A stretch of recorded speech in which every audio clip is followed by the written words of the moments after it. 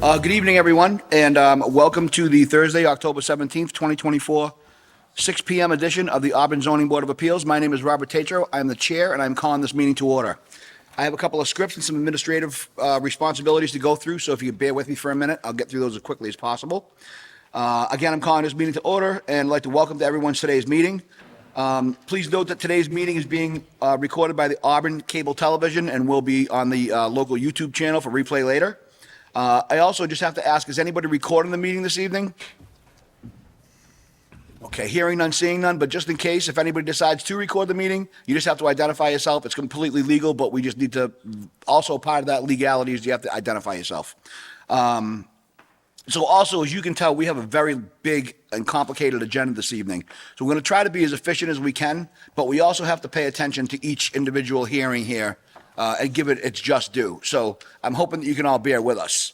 When it comes time to speak, we'll ask you for your name and address. You can come up to the microphone over here at the lectern. You can identify yourself and proceed with your comments. The only thing we ask, if they do get a little bit repetitive, you're certainly still welcome to come up and do so if you feel the need to. But if they're repetitive and you just want to kind of add your name to that, we can add those notes as most of the majority of the people are concerned with those issues or whatever it might be to make sure you are heard. Okay, I think we're pretty good right there as far as that goes. If you do have an electronic device, if you could just kind of bring it down to a vibrate mode for us, please, that would also be helpful.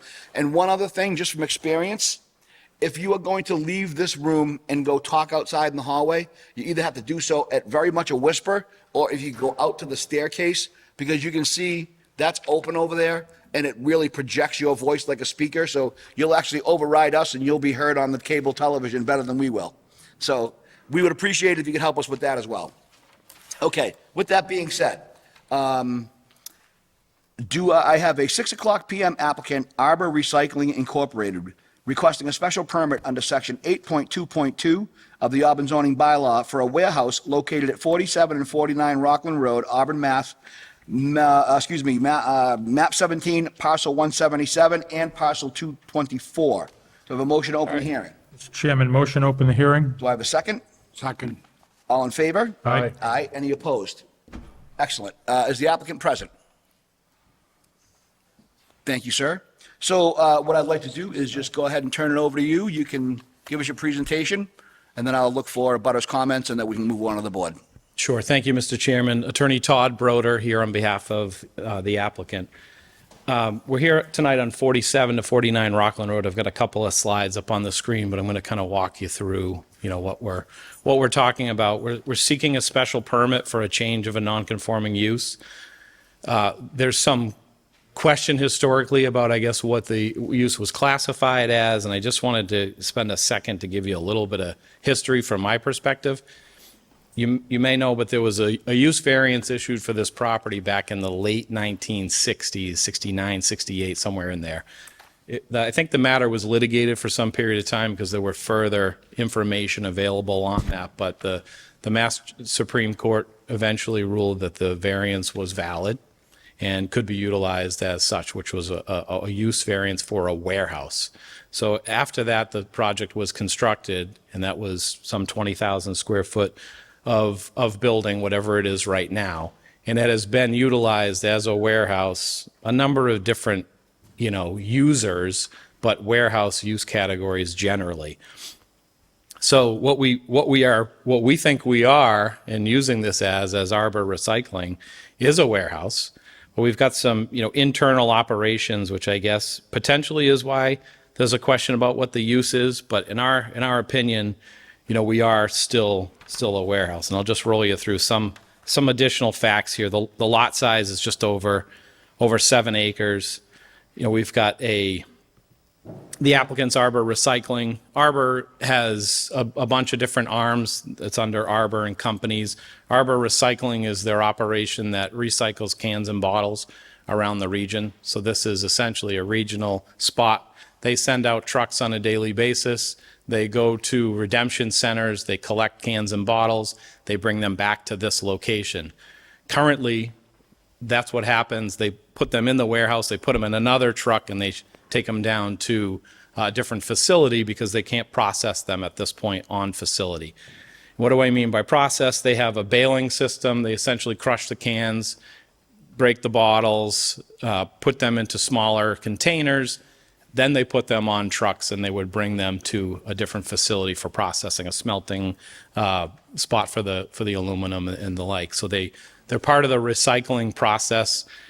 And here in Massachusetts, that's their primary role of this facility. Currently, they're not baling or processing those materials in the property due to, I guess, discussions with the building department and the need for permitting. That's essentially why we're here. But so Arbor is using this facility as sort of its regional spot. This is just a GIS map, so you have a feeling for where the site is. The driveway comes off of Rockland and the building's sort of up in the back, and you can see it in the orange. An aerial, this is a pretty recent aerial, so you see the driveway coming off of Rockland and the building in the rear with some trailers and the like on site.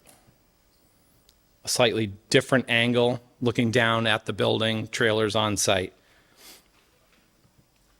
This was the previous entrance. There's right now there's been some work done to that area. There's a different gate that's up there, but this was the prior Google image you would have seen of the entrance. I put the zoning determination up on the screen because this is sort of where the story started for us. So back in the spring of 23, we were in contact with, Kevin and his company came to us and they asked us to look at the project, look at the site, told us how they operate. And I said, we should get in contact with Caleb. It was Caleb Moody at the time. We should get in contact with Caleb and see how he feels this fits into zoning use categories and what the current operations are there now, and to see if there are any particular issues. So we obtained this zoning determination for the property, and I don't know how well you can read it, but the provision that I keyed in on was the provision that talks about the previous warehouse use is considered an existing non-conforming use in the Residence A zoning district. To me, in our lingo, this is sort of green light. This is a warehouse. It can still be a warehouse. You should be able to move forward. And this was after explanation to Caleb as to what the use is, how these folks intend to use the property, the process that they go through, and what happens, or what would preferably happen at this property in terms of internal use, bottles coming in, getting baled, sent out to a different location to be further processed. So we went through all of this, received the zoning determination. Sometime in the fall of 23, Arbor Recycling, through a single-purpose LLC that we formed, purchased the property, started to move operations there. They had a location on Jolma Road in Worcester that they needed to get out of, started to move operations to the location. And I think that's where sort of the story begins with the building department. A number of permits were sought for internal renovations. There's very poor bathroom facilities there. There were haphazard other facilities there that they wanted to formalize into, men's and women's bathrooms. There's no women's bathroom on site currently. And to have office space within the facility. So that kind of sparked some of the conversation. Additionally, there was question about the utility and usefulness of the sprinkler system in the building. It was found to be, to need work, and work's been ongoing, I think, for some 6 or 9 months, and it's been quite a process with the fire department to get to a place, that they're at now, which is almost completion of that system to the satisfaction of the fire department. So I threw up here on the next slide the site plan. This is essentially what it looks like now. You'll see the building, loading dock spaces, employee parking area. If you went to the site, and I don't know how many of you made it out there, but it is not a paved site. It had been very poor pavement, throughout the driveway and the parking area. It had been it was in quite a bit of disrepair. A lot of, big bumps, big swales, big issues. and overgrown in places with vegetation. So that has been cleaned up. The lot has been, the parking area has been, and the drive area has been, sort of smoothed over, but it is not a paved facility at the moment. That would be something, we'd certainly be willing to talk about, but it's not paved at the moment. And it's essentially, right now in the position of a stop work, don't move forward until we're before your board to talk about this special permit request. So that's the history. That's that's sort of our perspective. I'm sure folks have questions. We're happy to try to answer those. Thank you so much. Okay, so before I turn it over to the board, I'm going to ask, are there any people here tonight that would like to speak on this particular hearing? Just kind of give me a show of hands. Okay, you two gentlemen, so if you'd like to approach the lectern, give us your comments, give us your name and address, and after that, I can turn it over to the board. Thank you very much for having us. Tim Daly, 25 Rockland Road. I have lived on the road for over 40 years. And yes, there's been a warehouse on that property. And we've never said a word, we've never complained, because there was not many trucks. Right, so when this first started out, we started keeping track of trucks and we started calling because the town told us to call when a truck goes by. So one of the days we had over 60 trucks that we called up here. Finally, they said, please don't call, we get it. And they asked us to stop calling. A couple of things I think that maybe hasn't been discussed. This property used to go out onto Witter Street to Main Street. And then somehow that changed and 49 Rockland Road became 49 Rockland Road and 47 Rockland Road became the building. And I know that's a long time ago, but in our neighbors, we don't consider this a warehouse anymore. All right. I was under the assumption that they're not even supposed to be in the building because they don't have any permits. And maybe I'm wrong, but this is far from a warehouse as far as the neighbors and we're concerned. It's more of a transfer station. And now that they're putting in equipment and they're going to stop processing things, it changes the whole property. Okay. I don't need to set my alarm anymore because I know at 7:01, Monday through Friday, I'm going to hear a truck either in or out. And I can hear it and I live in the back of my house and I can hear it. So there's at least 30 trucks that we have counted that go up and down that street every day. All right. There are 18-wheelers, there's large box trucks, there's trucks that have construction trailers on the back, and they're all going up to drop off their cans or bottles. The other thing is, there's a big loader truck that goes up and down the street, and I don't think it has a net on it. It's kind of dangerous. So there's a lot of issues, and in our neighborhood now, there's more and more children. Okay, so we're seeing more kids. And as I say, I don't believe that this is a warehouse anymore. And if it's going to be a transfer station or something like that, it certainly does not belong in a residential area where we're seeing, at least, 30 now. And then is it going to get more? Who knows? Once they open. But I'm under the assumption that the hours, according to the town, were 7 to 5, Monday through Friday, and 8 to 12 on Saturday. When I talked to the owner in New York, he said, no, that wasn't true, that it's 7 to 6 and on Monday through Friday, and the hours are 8 to 1 on Saturday. So there's a big conflict of, what's the right answer? We don't know. But the trucks start and they run all day. And just to make another comment is all the work was done before any permits were ever issued. They filled the road, they filled the wetlands, they did all the work. They put up the fence. And now they don't have any permits as far as we know, other than from the fire department. So they're doing all this work and they're running all these trucks and they have no permits at all, nothing. So that's kind of not really fair to anybody. We are a residential area, and I think that we should stay a residential area.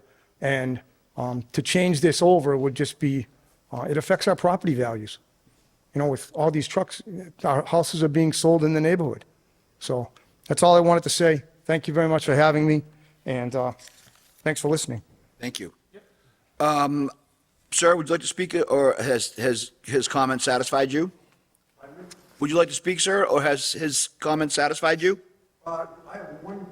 If you just go to the microphone, please, sir. And also, folks, I just wanted to remind you too, if you could speak up a little bit, it would kind of be helpful while you're up there too as well. Yes, Dick Chandler, 35 Rockland Road, and also 1 Brook Road. I own 2 properties there. My concern is the company has not, as of this afternoon, had any contact with DEP, and they continue to work in that wetland floodplain zone. And I'm concerned as to why they're being allowed to do that. All right, and hopefully that we can have that stopped, and they will submit plans that they've already done all the work, or most of it, and it just keeps dragging along. And the trucks do go all day long, all day long. Thank you. I appreciate that. Thank you. Would anybody else like to speak on this hearing? Yes, ma'am? Hi, I'm Ellen Ganley, 30 Rockland Road. I just want to reiterate what Tim said. I've lived in Auburn for 25 years. It's a residential neighborhood, and these trucks are constant and at very high rates of speed, disregarding the neighborhood. There are a number of young families, which is wonderful to see moving in. I sure as heck wouldn't want my kid standing out in the street waiting for the school bus in the morning when these trucks come by. And I've seen it. I'm an early morning walker. I see the drivers getting dropped off by taxi cabs or whatever, waiting for the gate to open. It's poorly lit, and it doesn't belong. It's absurd, the volume. When you noticed it right away, especially during the warmer months, windows are open, but they don't even have to be open for you to see the traffic. And again, the volume of speed is very concerning to me. Maybe that's more of a public safety, but it just to me shows a disregard for our neighborhood, and anything you can do to help make it fit in better would be greatly appreciated. Thank you for your time. Very much for your comments. I appreciate that. Anyone else? All right, so I'm going to turn it back over to the applicant's attorney, and we're going to have an opportunity to address those, and then we'll bring it over to the board. Sure. Thank you, Mr. Chairman. Just a couple of things, not necessarily in the order they were asked, but as far as the DEP, so the applicant has filed with the Conservation Commission and has had 2 meetings, I believe, with Conservation. The DEP file number is still pending. It's sort of a process. You file and you wait, and I think, that should be issued any time. But there is an ongoing process with the Conservation Commission. And just wanted to point out the work is buffer zone work. It's not in the wetland. It is buffer zone work. That doesn't, excuse or negate the need to be in front of conservation or anything else. But that is, it is buffer zone work. As far as the hours of operation, and I guess this is, look, it's part of the conversation at this point. The use variance that was issued many years ago doesn't have any limitation on hours of operation. Not suggesting that that is a reasonable approach. So I think the current hours that have been installed basically by the applicant were meant sort of in good faith to show, look, we're not trying to be a problem. We're trying to be, a good neighbor. And there is a little bit of obvious conflict between having trucks and having neighbors, but it is a warehouse use. It is permitted to be there. So we have to find some level of sort of middle ground on the approach. And the reason, I was talking to Kevin Kelly, the CFO, tonight. We sat before the meeting, and I said, "What's the process? I mean, why would trucks need to be leaving at early hours and coming back at late hours?"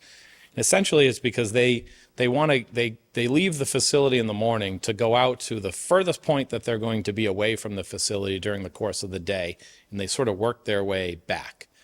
So in some cases, it's 2.5 hours away that they're going to their furthest point, and then they're making their way back, and they each cover an area. And they're trying to get back to the facility to offload so that essentially the next day they can do it again. So the early morning, starters mean that those folks come back earlier in the day. And the goal is right now to have them back before 6 o'clock. The gate closes right now at 6 o'clock for truck traffic. What's happening is that there will be some straggler on any given day that ends up not getting into the gate before 6 o'clock. And currently, the operator was able to work out an arrangement with an off-site facility that those trucks go there. Unfortunately, that's not a good business practice. It's sending trucks someplace they don't belong. It's not ideal. So we'd like to discuss, having some flexibility with that 6 p.m., return. And I think the later we send people out the door, the later they come back. So I'm not suggesting 5 in the morning is the answer. But if we send trucks out at 10 o'clock in the morning, they're coming back at, 8, 9 o'clock at night. And so there's sort of a, when do we want them to be doing what they need to do? And, the operation right now is seeing the most truck traffic that it will see in all likelihood, because what's happening is these trucks come in with cans and bottles, as you can imagine, you've all seen it. They go into a big garbage bag or whatnot, and they get thrown in the truck. Well, they're taking up far more space than they do once they're crunched down into smaller pieces. So the trucks going off to the further facilities will be decreased. Right now, we're taking cans and bottles off of one truck and putting them on another truck. So one truck to one truck. In theory, we'll have one truck, that will come in, that will get condensed down and only fill a quarter of a truck, a fifth of a truck, whatever it might be.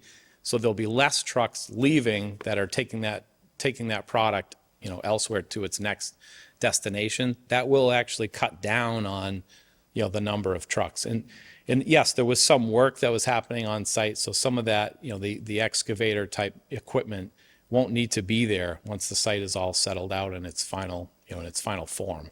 So hopefully that type of disruption will be less in the future. And Can I just interrupt you for 1 second? I just want to make sure it's clear here about the products they're talking about recycling in this warehouse too. So could you touch on those just briefly too as well? The Sure. particular products that will be coming in the door?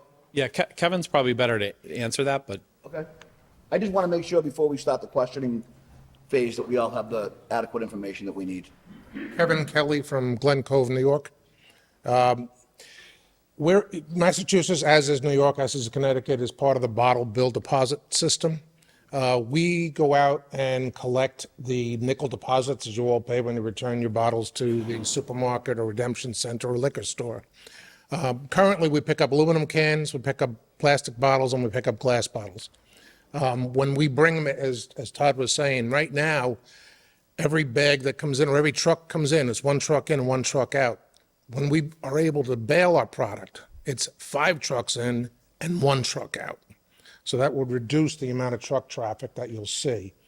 Our current, just I would like to add to a comment in this is when we were in Worcester on Joma Road, our operational hours were from 5 a.m. till 10 p.m. We cut that back dramatically to 7 to 6 to try and accommodate the complaints that the neighbors were giving on the amount of truck traffic. In conversation we've had with Gary Allard and with other members of the town of Auburn has been how can we kind of get to a point where I can even cut it back further. Ideally, our hours running this operation, we pick up all the bottles in both all of Massachusetts and all of Connecticut. So it's a huge volume when you think about it. It's amazing to me when you see how much bottles people actually do return.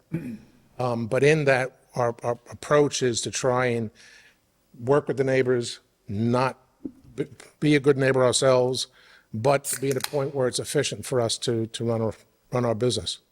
So. Thank you very much. I appreciate that. Are there any other of those previous concerns that we talked about that you want to address, or can I just go ahead and move it to the floor? I think, go ahead. Excellent. Okay, so with that being said, I'd like to bring it over to Vice Chair Maron, to you, sir. Thank you, Mr. Chairman. Before we begin, if I may bring us back into Absolutely. an administrative topic. So we've got one board member that isn't here this evening. So can we bring one of our alternates forward so that we can member as a 5 complement, we can vote as a 5 complement board this evening? Sure. So you're right. We didn't get to that earlier. We were kind of trying to get into the business of things here. But just for the record, Ms. Roach is not joining us this evening. So I'm going to be bringing up Ryan Garabedian here to my left as a full voting member. So we have a complete complement of the board this evening. Just for the record that we need to clarify that. So I appreciate you correcting my. Thank you, Mr. No error intended. Thank you, Mr. Chairman. And thanks for being here, Mr. Broder. I think I understand this, but for clarity, we're going, I mean, essentially the ask is to move from a special permit to move from a non-conforming use to a different non-conforming use. Is that non-conforming use the processing of the material that's not being done in the facility at this time? To be honest, I would defer to Gary on this. I think, Okay. you know, it was always my opinion that it was a warehouse and we're still a warehouse, so. Okay, and thank you, because, I mean, I heard that loud and clear, but if I could, I mean, if that's the case, then why do we need a special permit, right? So why are you before us? So, Mr. Allard, I mean, can you just give in the most succinct way, what are they moving from to? Well, as far as use group goes, it's the same use group, okay, for the type of use that's in this building. And, you know, the special permit's required to come in because it is a change of ownership and a change of say, business practices. So, you know, the other things have to come into account, you know, the noise factor, such as the trucks, you know, the lighting, and to limit the hours and the things such as that. That's why this is our refresh time here to, you know, establish a set of rules for this particular business that has different uses than the other business that was in there. Okay, so this is change of ownership. How long have they been operating in this facility now? They bought This the owner. facility in the fall of '23. Yep. Yeah, Just repeat that for the yeah. microphone, please. So November of '23 was the purchase, and there was moving over in April of '24. Okay, so at that point, there was a discovery of you didn't have the right permitting to operate the business? Yes. Is that, okay, all right, thank you. It wasn't even so much the proper permitting, it was the fact that when we came upon them, the life safety for the building was completely diminished. The sprinkler system had frozen, our alarm system was not working, and they had started some work in there doing repairs that it was just a little bit past having a permit, so we just took a pause. I didn't have to give them some time to get that start, but as far as it established by the previous commissioner, what was that they had right of use, but all life safety and permitting and this and I believe need planning board approval as well, for site plan approval before they get full operation. Okay, thank you for those details. So have those like, I'm sorry. Just for further background on the sprinkler, you know, it's a bit of an older system, and there's a little bit of poor flow in that particular area. So that was a bit of a challenge to figure out based on use category, how you use it. Technical things, I guess, probably beyond what we need to get into, but fire department related issues. And so it's been a process to work through that. We got a initial inspection of the system. There's a couple of little items that are, I would call cleanup items. They're pretty minor, but essentially that system should be, you know, fully functional, operational, and signed off in the very near future. Thank you very much. So, Mr. Allard, to your satisfaction, the things that had been identified are being addressed from a life safety perspective? Yeah, so yeah, we monitor that fairly regularly, and I'm there, you know, probably once every 2 weeks or so, checking on, and that should be going. And for use right now, all they do is come up to one door, unload a truck, maybe between door and process. Nothing's allowed to be stored on the ground, stay in the building. The building is empty at this point right now. Once they have that up and operational with the alarm system, we want to allow them to utilize the balers, just if nothing else, to cut the truck traffic down while we get this all worked out. All right, thank you both very much. Mr. Chairman, I'm going to reserve any additional questions, but I'm good at this time. And I need to, for 1 second, and I want to issue an apology, and I have to issue a correction as well. So just to be clear for the record here, I apologize, but Mr. Garabedian is going to be observing this evening. He's going to be our selected alternate, and I misspoke, and it's actually Ms. Bush that would be the primary alternate this evening because she's been on the board longer and she's more senior. So I do want to issue an apology to you. I'm so sorry for doing that, but in the midst of all the chaos that I'm experiencing trying to manage this, I made a mistake. So Ms. Bush will be the voting member this evening. Thank you, Mr. Chairman.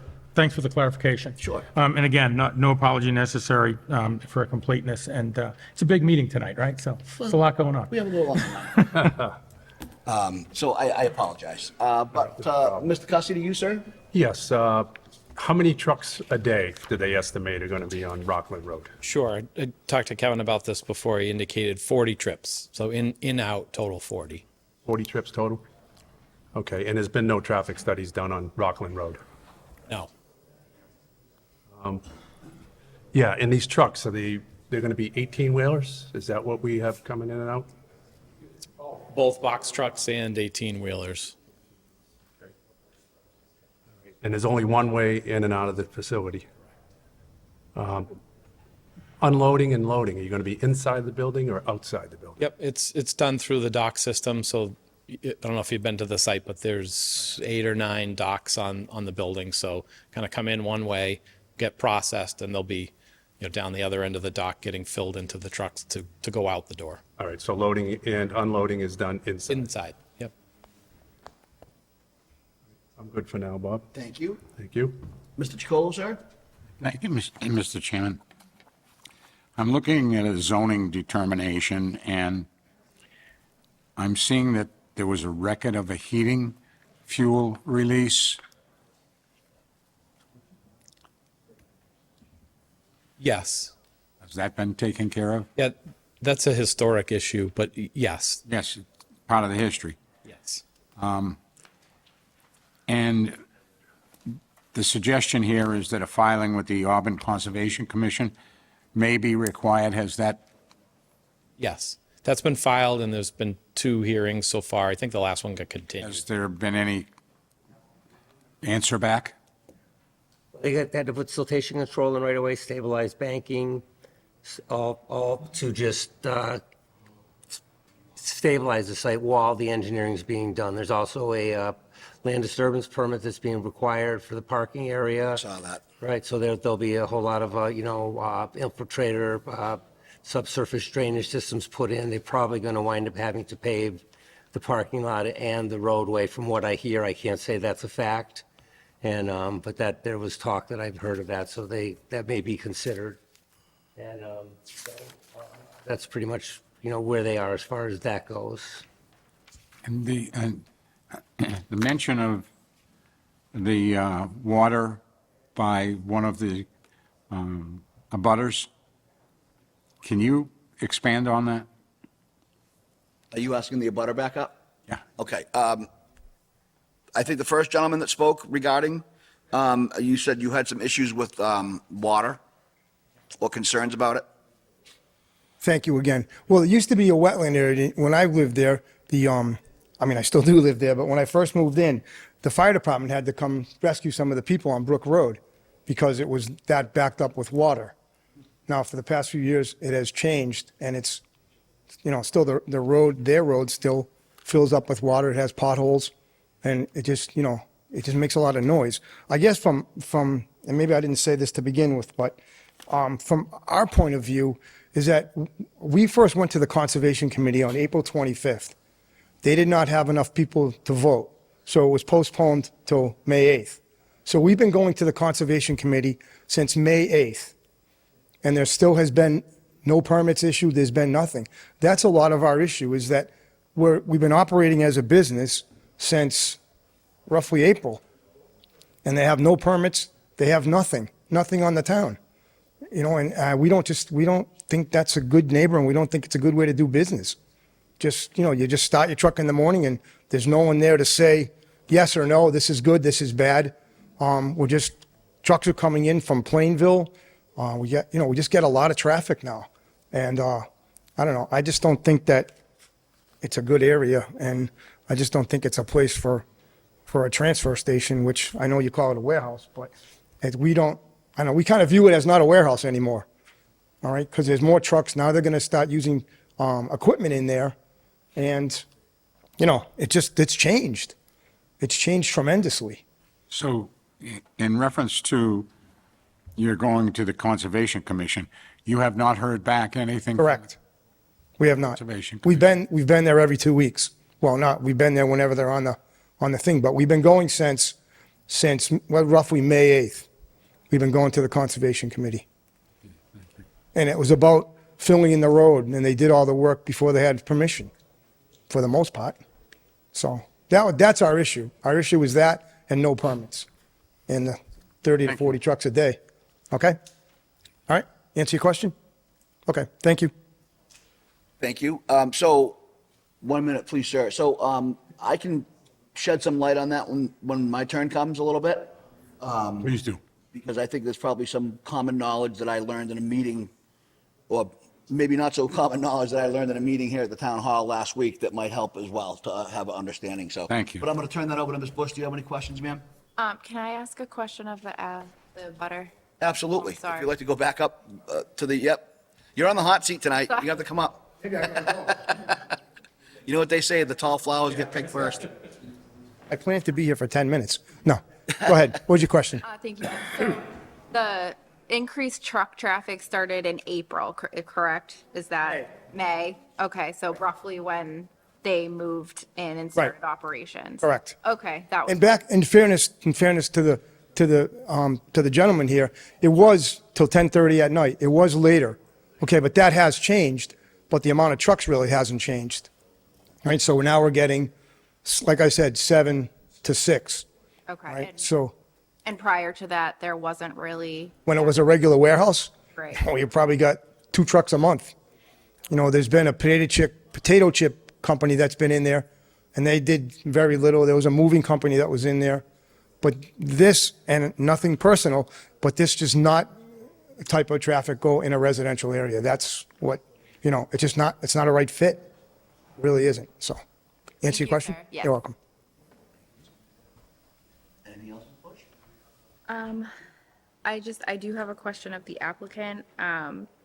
So you said that they're asking to start processing cans and, what is the sound and I guess maybe to the applicant, I'm not familiar with the process, so I just don't know like what the sound or how that would affect the neighborhood. Try that one, Kevin. You take a bag of bottles, plastic bottles, so tall basically. Right. Yeah, putting it into a baler. The baler is nothing more than something that just crushes. Okay, It's relatively quiet. It's internal. It's inside the building. Currently, all the way towards the back of the building, as far away from the loading doors as possible. They're parked there. They're not running because I don't have permission yet. The noise from that is actually minuscule. It's not that loud. Yes, it has motors. You'll hear the motors, but my guess from our other facilities, if you are 30, 40 feet from the loading bay, you can't hear anything. and that's the only processing that would That's be the only done? processing. We have 2 balers, one for aluminum, one for plastic, and they run simultaneously during the day and into the evening. Now, a work process when we were in Worcester was the trucks come back. We have a crew that works late afternoon into the evening that does the baling, and then they load the trucks in the morning, and the baled product then leaves and goes out to the smelters. Hey, did you want to address any issues, sir? No? You good? Okay. I have someone in the back with a hand up that would like to speak. If you could just go ahead up and introduce yourself, give us your name and address, please, sir. Good evening, Board. Danny Largis, 39 Perry Place. If I may give you a little history on the water, I have pictures of numerous storms where all of Brook Street, the industrial park, across Rockland Road to Goodno's house. The house is on Pearl Street, from Rockland Road all the way down to Perry Place is all one giant body of water. It's a lake. You could put, I mean, the pictures I have of Rockland Road is ridiculous. You're talking 3 feet of water just washing across because of the overflow at Stoneville, but there's also a spring that comes down just west of Main Street, and that ties in, and the spring comes down behind the houses on Brook Street next to Mr. Chandler's house. So it's happened numerous times. It's almost a yearly occurrence. So I've lived there 56 years. I was around when the mill actually burnt. So I've seen it, what it's changed, and as the years have progressed, it's gotten a lot worse. So I don't know if that will help your information for your decision. Any information is always helpful, certainly, so thank you very much. You have a good evening. Okay. Anybody else? Yes, sir.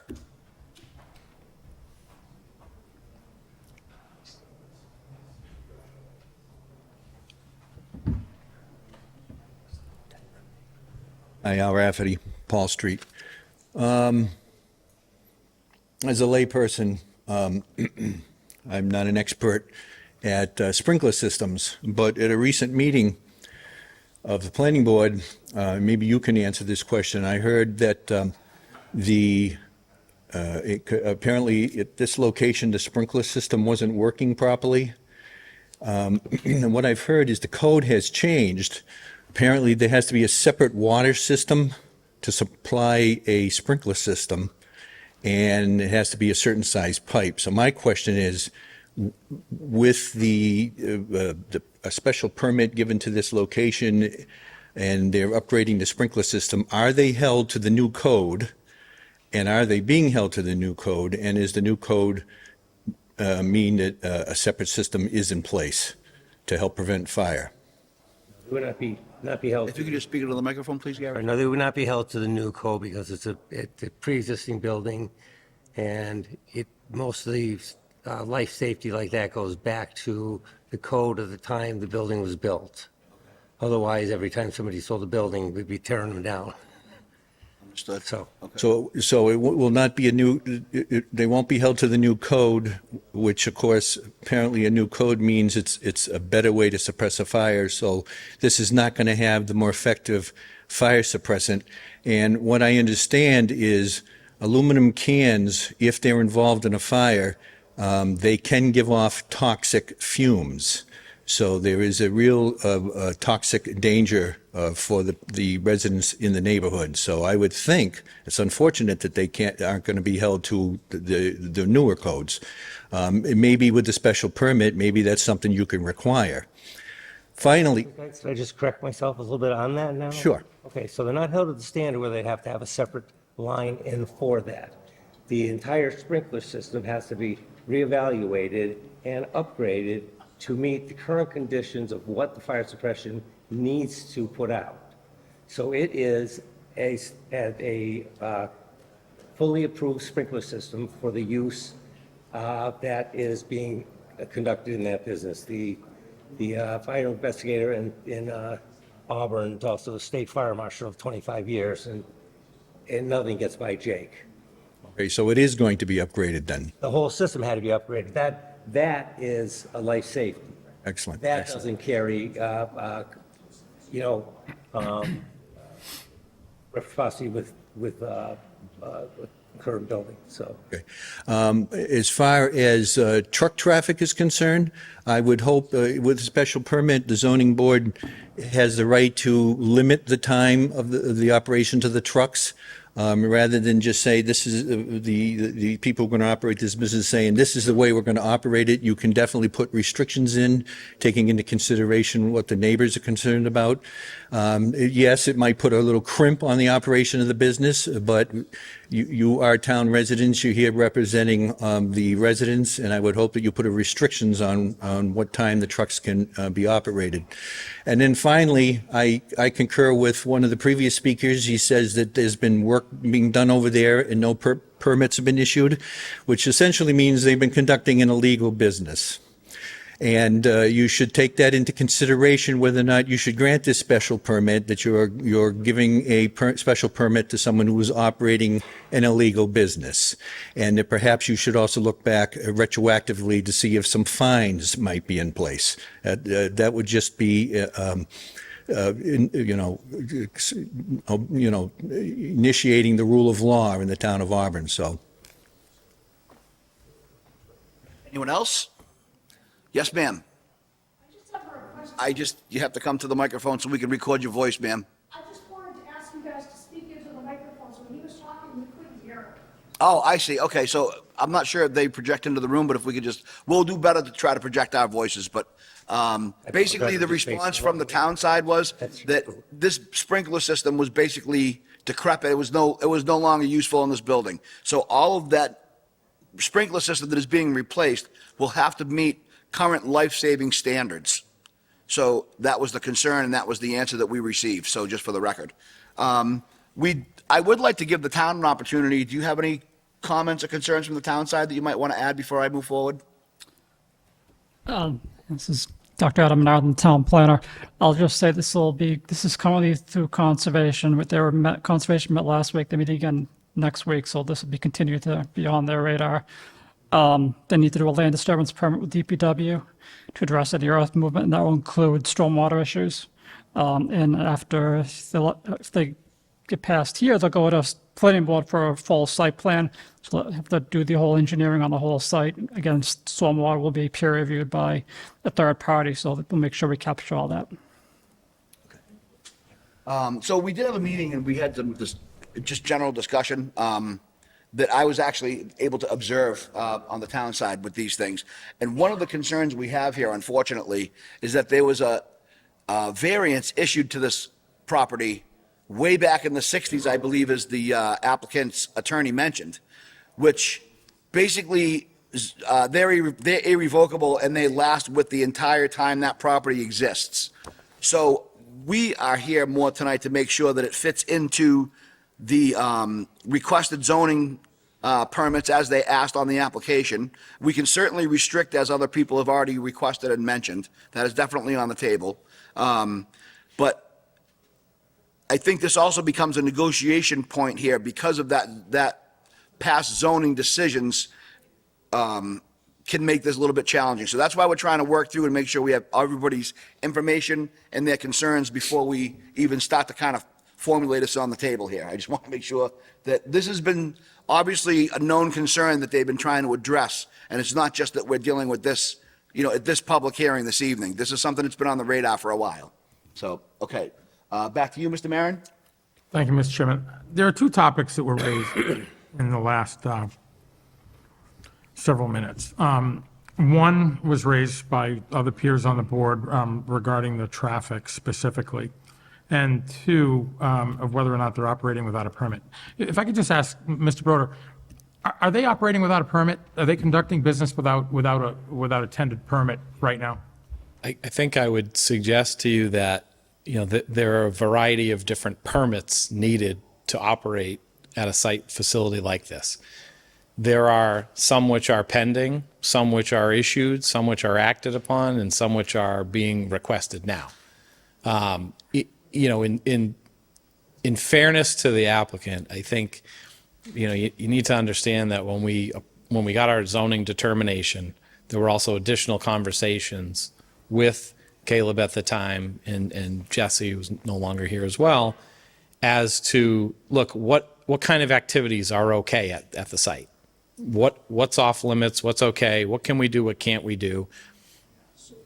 I think we're trying to get past whatever might have been said and try to deal with where we are. I would just tell you that we listened, and when we tried to walk the tightrope as to what can and can't be done, knowing that there was some pressure to leave the old facility, the landlord was literally throwing us out because he wanted to sell the building or something like that. So, we were trying to say, look, we're under some pressure. What can we do? What can't we do? And that's why we are sort of where we are.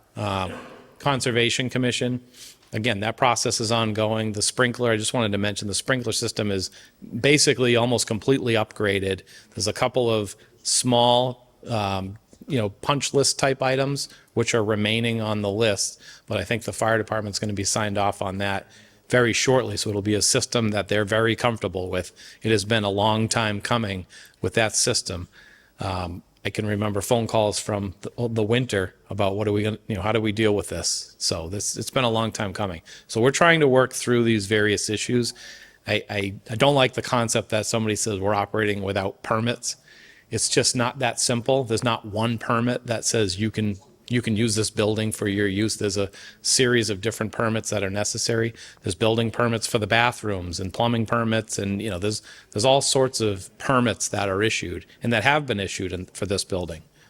Thank you. And to be frank, I mean, that's why I wanted to give you the opportunity to actually explain that. And this may be an oversimplification, but is it fair to say that any operating permit that's necessary to conduct the business of the applicant is either issued in place or has been essentially requested or applied for? I think so, but to be honest, Fair. there may be something on the list that maybe Gary could say, well, when you come in, you have to do this. I'm not entirely sure. I that appreciate we've- your honesty, but that's fair. And but I mean, there are business licenses in place and so forth. I wanted the residents to hear that, just for assurance that there's no, I think anybody that's done a project can understand that sometimes there's something that you didn't think was needed a permit or was, we thought it was this type of permit and it wasn't. understood. Okay, thank you, sir. The only other is, Mr. Chairman, for consideration, is if we might consider, I know there's been a great deal of discussion around hours of operation, the traffic study, and I think that Mr. Cussie had brought it up first, but just out of curiosity, why haven't you engaged in a traffic study? Recognizing that whatever was happening before, and we've certainly heard it from the residents today, whatever, the traffic's increased, the volume's increased. So is that palatable to you at all? To take a look at what the traffic is now compared to what it might have been before? We're certainly willing to say that we think we have about 40 truck trips a day.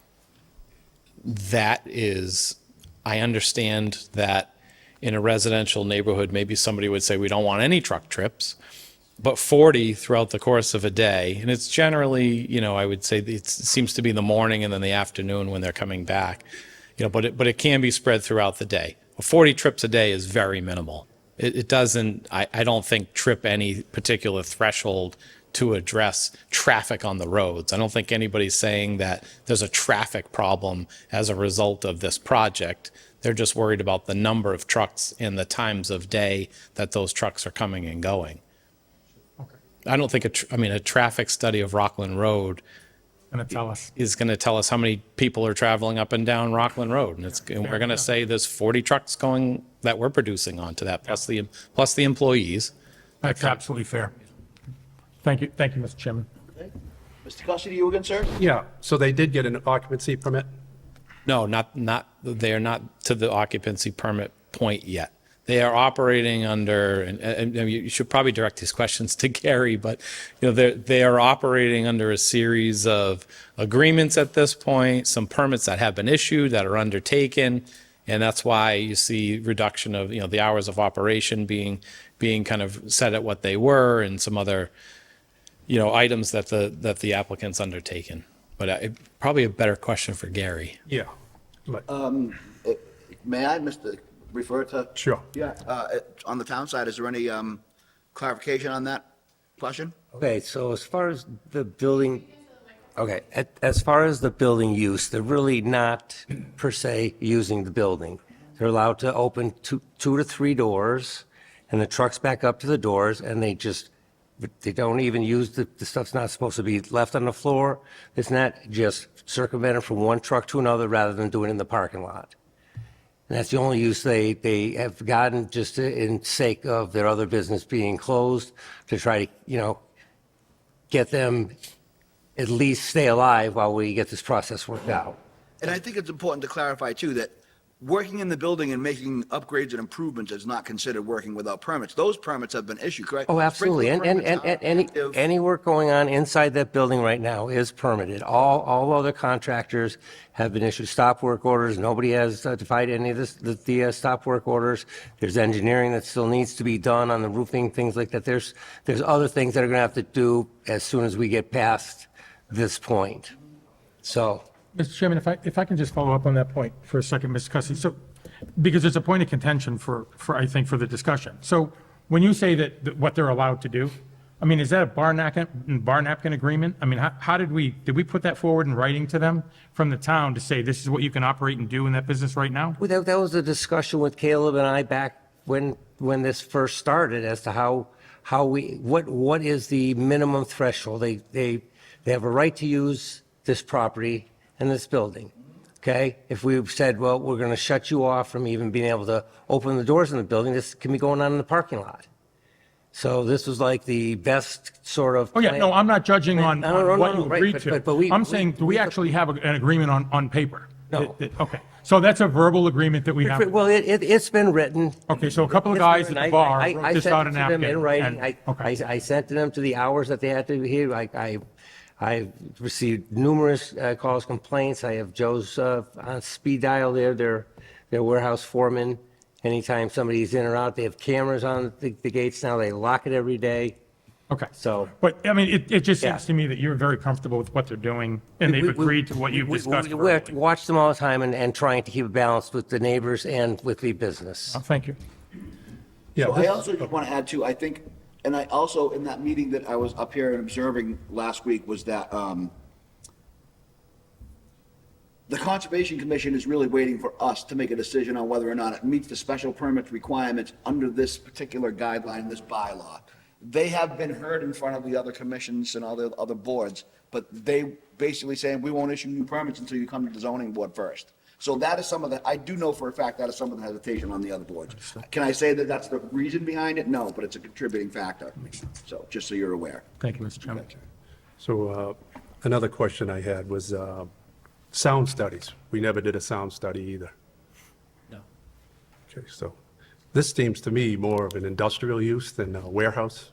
I mean, there's an operation going on in there with machinery and, compactors and crushers. I think the sound could be a big issue with backup alarms with the trucks backing in and out. Also, I feel that fumes from diesel trucks, when these newer trucks go into D-rate and everything, the smell is terrible. So being in a neighborhood, noise, traffic, pollution, I think it all comes into play, in my opinion. Thank you. Smart. I'm good. Mr. Chacolo, to you, sir? Nothing further at this time? Ms. Bush? I don't have anything right now. Okay. Mr. Garabedian, while you're here, sir, I think it's important to include you, even though, you won't be participating in the vote, but do you have any questions or concerns? Yeah, I actually do. First, just a concern I want to highlight for the board. Throughout the water discussion, I don't know if everyone's realized, on the last page of their application, you can see the high water marks, the floodplains, and a wetland that kind of crosses Brook Road. Just wanted to make everyone aware of that in case you haven't seen it. And then to the applicant, I had a question for you. So there's been this whole discussion of whether it's a warehouse or whether it's a receiving center. I'm looking at the 1969 variance, though, and it says industrial purposes for light manufacturing. Would you agree with me that light manufacturing would encompass both of those? Would encompass both of what the. Either a warehouse or a receiving center? I'm not sure, to be honest. I mean, your bylaw's pretty specific on what a warehouse is, and it has other industrial use categories. I think, in all likelihood, they probably struggled with what to call whatever was going in at that time, and they used a little bit of, both uses in their decision.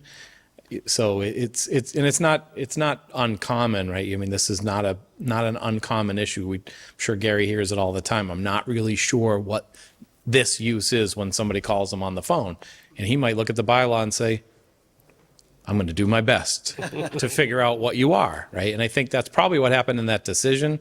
And that's somewhat why we're here right now, because we did have the discussion with Caleb. I mean, I want to make sure we kind of reiterate that. I mean, purchasing the building, when we were in our contingency or what we call due diligence period, had that conversation. Here's what we're going to do.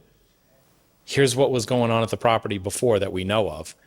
Do we fit into this? Because what we don't want to do is buy it and have this problem. And we bought it and we have this problem. And so, that's why I struggled in the beginning when I think Mr. Marin said, well, why are you here?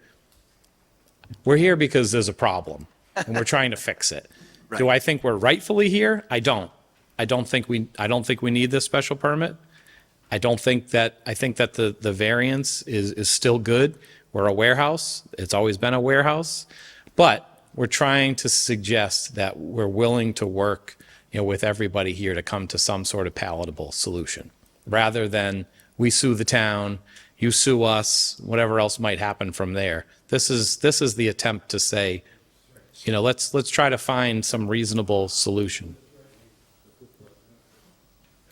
I appreciate that. And I just want to point out that I don't think that is a threatening statement from them. I think that this is being honest about it, because the variance that was issued back in the 60s is really the hand tying for us, because that variance stays with that building and that land until our paperwork no longer counts sometime in the future. So really what we can do here this evening is, I think it's more of a negotiations at this point, whether you like it or not, because that gentleman just spoke the truth is really what he did. He wasn't threatening, he was being honest. That's just my opinion again. So you'd like to speak again, ma'am? Please go ahead. I have two questions that are kind of concerning when you're talking about the fire suppression. So that hasn't been signed off yet. I'm sorry, ma'am. Could you just do your name and address for me? Yep, one more time? Ellen Ganley, 30 Rockland Road. The fire suppression system hasn't been signed off yet, but they are bringing aluminum cans into the facility without a full-service fire suppression. Microphone, please, Gary. They're taking aluminum cans from one truck here over a bay to another truck. The cans are not going into the buildings, and aluminum cans are not very flammable. It takes a lot to get aluminum can to be burning. There's nothing in there that's flammable around it. I could see no realistic way that those aluminum cans could catch on fire in there. And the suppression system is working. It just wasn't upgraded to a status that would cover this use throughout the building. So we would not allow them any use of bringing that into the building, other than to just not make them do it out in the parking lot. So they won't be in the building until the fire suppression Absolutely. system is fully upgraded and signed And the off. fire alarm is signed off and 100% operational, absolutely.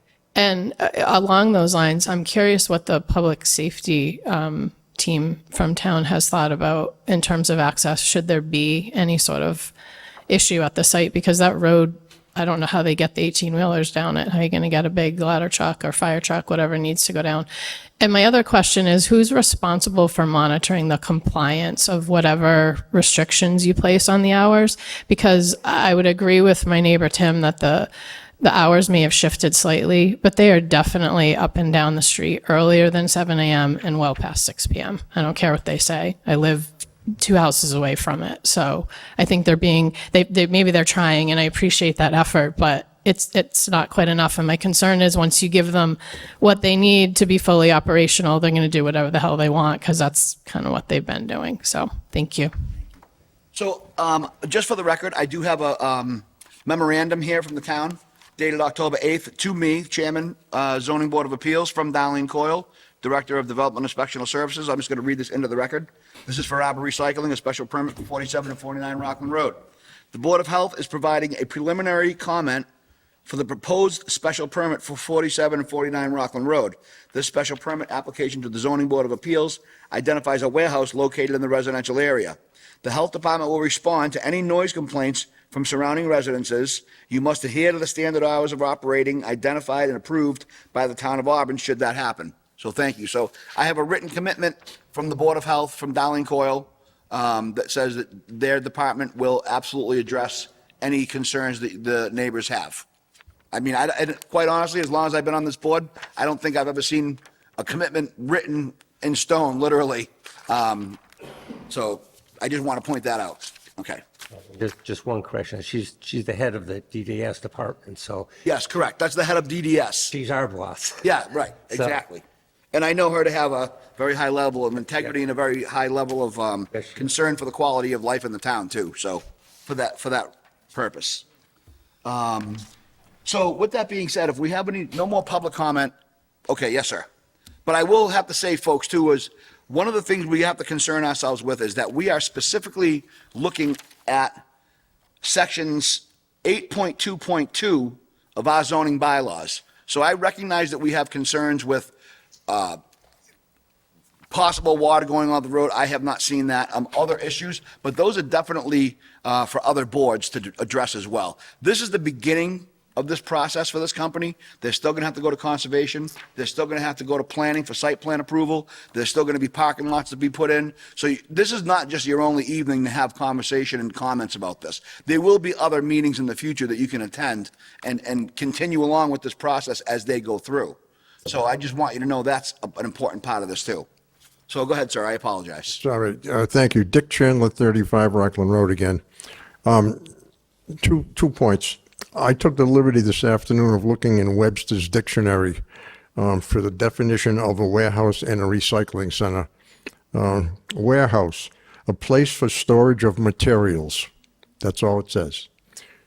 Recycling center, a process as of glass or cans in order to regain a material for human consumption. That's what a recycling plant is. So that a warehouse and a recycling center are 100% different, right? And they are not warehousing cans or bottles. Right? The second thing is in regards to the sprinkler system, the updated system. Where are they going to get that increased water volume? That's a engineered calculation. Okay? I'm sorry, that's done by the engineers with all the calculations you have to do for the limited use. They can't get to a threshold right now to do plastic as they wanted. To even get to the threshold, the minimum threshold to do aluminum cans and glass, they had to change this from a dry system to a wet system to gain some additional capacity, initial capacity in the system for that flow. It's all been calculated out. I can assure you, the fire investigator that handles the sprinklers is the best in the state, and he scrutinized this right to the level. Correct me if I'm wrong, but I believe they get their water right now from Main Street in Auburn, You could be correct. I really don't know the answer to right? that. And that is a very small, old pipe capacity. So where do they intend to get additional water for this updated state system? Sir, that water has been calculated with the flow from that pipe. That's the first thing they have to do is determine what the flow and the pressure is. Everything stems from that. How will that affect the people on Main Street and Whittier Street where the line comes down? I couldn't tell you that. Thank you. Thank you. And again, I recognize this gentleman's concern, but that really isn't the purview of this board, unfortunately. Calculations of sprinkler systems is really something that should be directed to the fire department more likely than the zoning board. That's not our area of expertise. So with that being, okay, so I appreciate that we are all concerned and we're trying to work this out, but I'm just kind of wondering if all of these comments are just becoming additional to what's already been said. So if we don't have anything else to add, I'd like to be able to move forward with this particular part of the hearing. Yes, sir. 30 seconds, not even 30 seconds, 20 seconds. My question, I think, for all of us is the trucks going up and down the road and leaving the property. So is that permitted already, or is it a gentleman's agreement? That's all I want to know. Do you have? I'll allow Gary to answer that through the chair. So actually, you know what? I'm going to take that one and say that I am comfortable in saying that we can control that traffic flow. And it seems to me that they're willing to work with that. Right. I don't have a problem with that, but I just would like to know, is it a gentleman's agreement? So for the next 6 months, we're going to be going through all these boards and they're still going to be running trucks? All I would like to know, is it a gentleman's agreement? Is it a handshake? Or do they actually have a permit for the trucks? Gary, if you want to just answer that to the mic, can you, I don't have this first. No, that's fine. They have a right to access their building. Okay. Okay, and to get to agreements on the hours, that is an agreement that we made between us to keep this to a level, but they have a right to access and use their building. They just can't use the building for what they want to use it for until they meet all the life safety. All right, so that comes under the such as that. gentleman's agreement that this is what you're going to use? That's by right. All I want to know. Okay, thank you. Right, and I think what you understand too, when they say gentleman's agreement, this is referred to as by right. Right, so I'm not speaking to you directly. I want everybody in the room to understand what we're facing and what we have to use to make these decisions. That's all. So if there's no other questions or comments, I'd like to make a motion to close the public portion of the hearing. Mr. Chairman, make a motion to close the public portion of the hearing. Do I have a second? Second. All in favor? Aye. Aye. Any opposed? No. Okay. So folks, just so you recognize, now this is our opportunity to have the conversation, so we don't take any more comments from, outside in the audience right now. So, Mr. Maron, your questions, concerns? No questions, Mr. Chairman. I think Mr. Cussy raised a really good point of just based on use. I agree. It was a warehouse before, now it's a warehouse. But they're adding processing that wasn't done before. Neighborhood's obviously feeling the change based on the volume of trucks. I did hear the applicant say that, so once the, yeah, of course, thank you. So I did hear the applicant express that once the processing begins, there's an opportunity to actually reduce the outgoing number of trucks based on the volume and the density of what they crush. But I do struggle with, just for the board's thought. I think Rich Cussy brought up a really good point of this is industrial. Not just a storage warehouse. The processing that they're asking for is industrial. But I took a look at, the language in our bylaws and industrial use, warehouses right underneath industrial commercial use. So it's certainly a point to be made that this falls under the category of a warehouse. But there's an industrial component to this that feels like it wasn't there before. And that impacts me because it impacts the abutters. Okay, I absolutely agree. Any other comments, concerns? No, thank you, Mr. Chairman. Right now? Okay. That's fine. Mr. Cussy? Yeah, the bylaw, when I read it, it says, the use that was used for before should be in harmony with the neighborhood.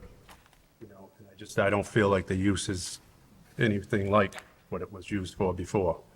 It's more industrial and, I think it's hard on the neighbors. It's not in harmony with the neighborhood. Okay. So that's just my. Mr. Chacolo, sir? Nothing further. I have nothing to add. Mr. Garabedian, over to you, hiding in the corner over there. Yeah. I would just push back a little on the idea of this use being really that different. If you look at the 1969 variance, like I had asked earlier to the applicant, they used the term light manufacturing. And in our zoning bylaws, I don't know if it's changed since 1969, but we do define light manufacturing. Of course, I can't find it now. The process of converting raw, unfinished materials or products into articles or substances of a different character or for a different purpose. With that definition in mind, I think what they're proposing to do fits squarely within the definition of light manufacturing that's used in the 1969 variance. Thank you. Mr. Chairman, it raises a good point. Even, in my view, what they're doing now and what was done before in this warehouse is different. The experts that live next to it are here. So it's different. However, what the bylaw covers and what they were permitted for before, even though they might not have done it to the T and the I and all the parameters, they were permitted for it based on your description. So the point is our job. What were they permitted before? And is that in sync with what they have? Now, I do struggle with the harmony word because I picked up on it myself. And Mr. Cussy, I think you're absolutely right, is that this is having a detriment to the neighborhood. But, fall down conservatively on what they were permitted before. And is this the same use? Even though they didn't do what they were permitted for. And it's covered. I would also just recommend, not just permitted, granted a variance for. Thank you, sir. Yeah, Only because I just want to make sure we're talking about a special permit here that only exists with the time of the ownership and the, you know how that works. You're absolutely. Then variance doesn't ever expire and we can't get out. Right, it's a steep climb to get, and when you achieve it, it's permanent. And so it's an important clarification. So given the fact that variance does cover all of that use, even though they weren't operating to all of that use and that extent, they were varianced for it. Correct. So that in harmony with what they're proposing to do is consistent from a legal perspective. And I use that word very lightly because I know there are a lot of attorneys in the room.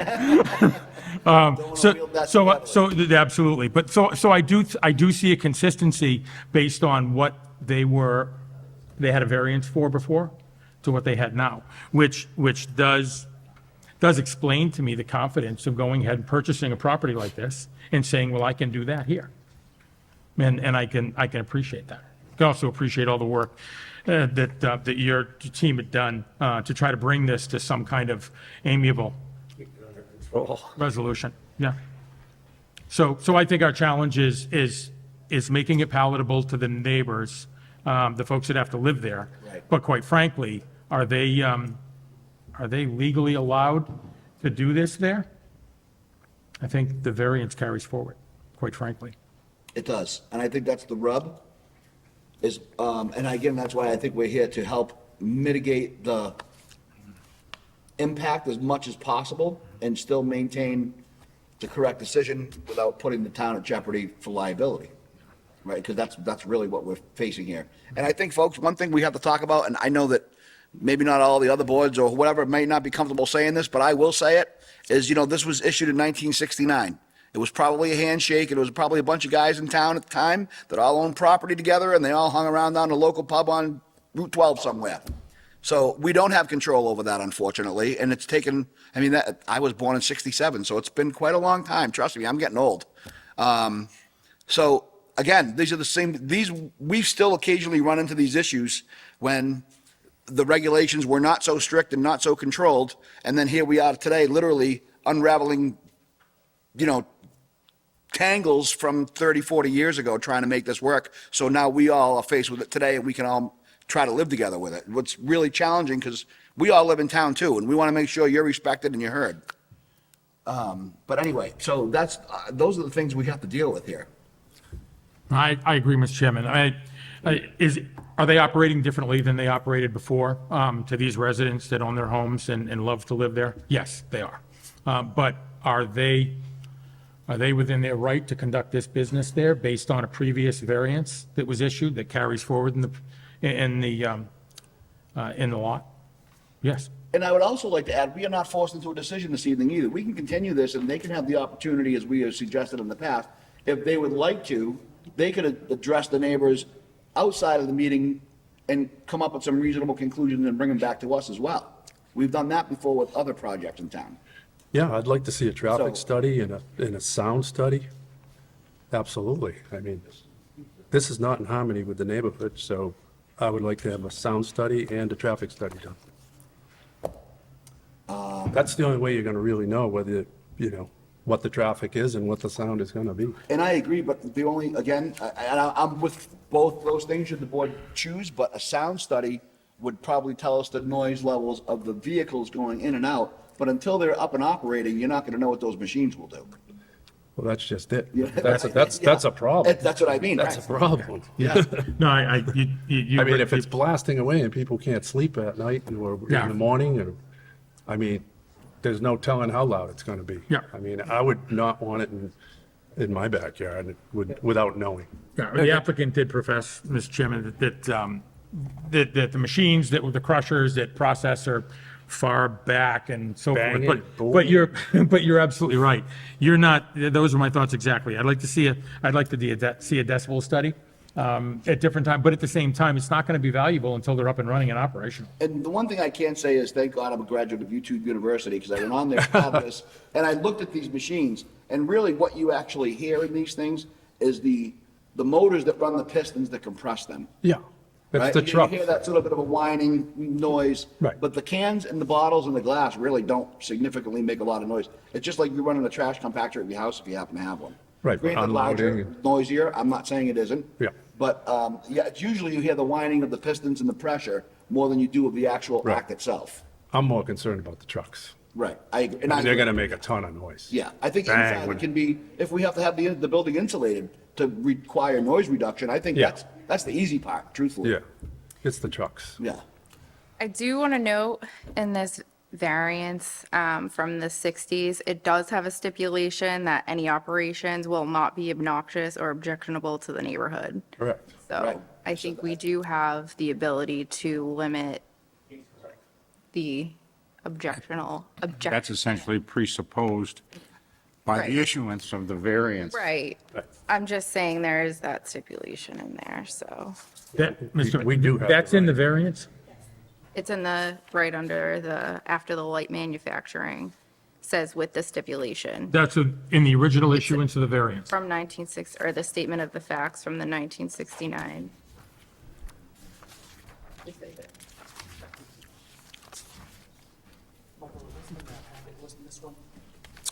Which is why I can't find it. Thanks, guys. Yeah, I avoided reading most of this because I couldn't.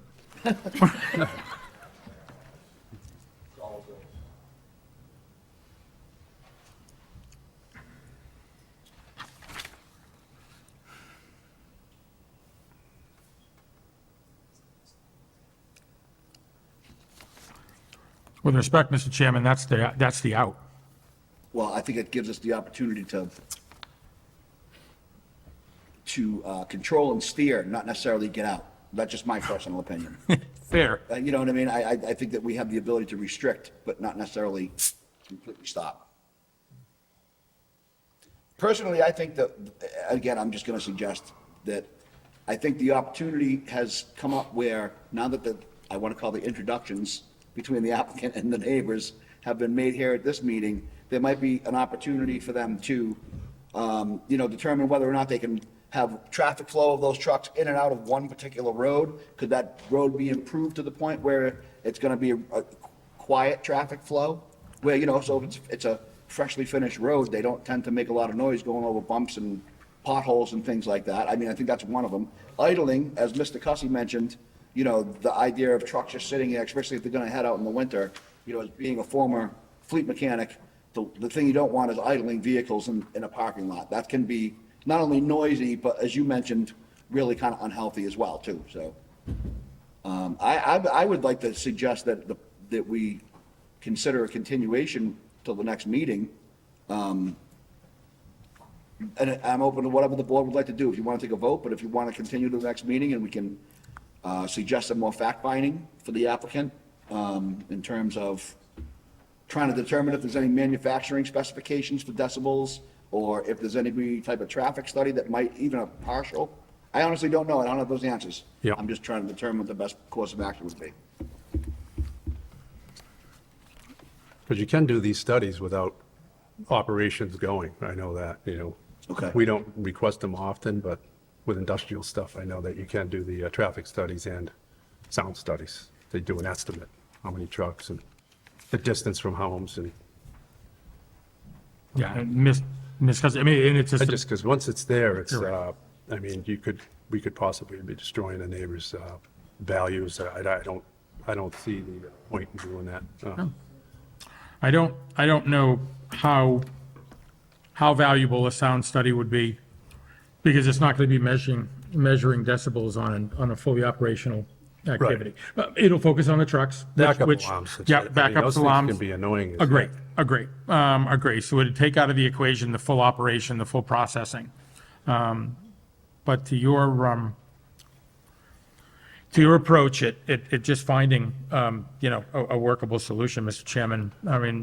I think the challenge is, how do we find this less obnoxious, less objectionable to the neighbors? Unfortunately, I think and- that's where we are. Yeah, It's and- damage control. And give, And I know, again, I think I really do believe that the applicant has the best intention for the property. I can't say that it's gonna be the perfect location, but it does present the fact that they are here to try to at least mitigate and cooperate to me. yeah, I don't think there was anything illicit or No. mischievous Sure, no. on the part of the applicant in any way. But we can make a decision if we want Absolutely. to deny, if we chose to, without being litigation. Because it says right there that we can do it. I don't want to be held to, worrying about getting sued or this and that. If it legally says we can make this decision. Based on those parameters, that's it, as it, like, So I we're said not it, I held- think, we're in a not little held too to street anything. level, but that's our out. But to your point, Mr. Chairman, yeah, it does give us the opportunity to weigh in the value of the neighborhood. But I would like to see a middle ground, So, especially with all the work that we've already done with this applicant, quite frankly, to make this work through. Mr. Chairman, if I may, you may. I've seen, just the discussion of the sound study, I've seen some situations where they do the proposed sound study of the hypothetical, and then there's a confirmation for the final issuance of the permit. we could try to fashion some sort of condition like that.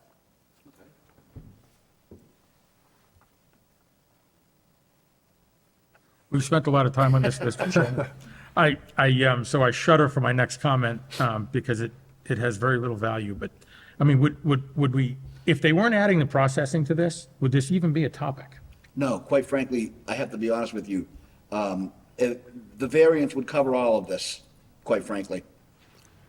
You see a And process? I honestly believe that if they took it to, again, I don't want to put myself in a position or anybody else, but I don't think a judge in a courtroom is going to disagree with that, to be quite honest with you. I mean, and I think that's the town's concern too, that they expressed.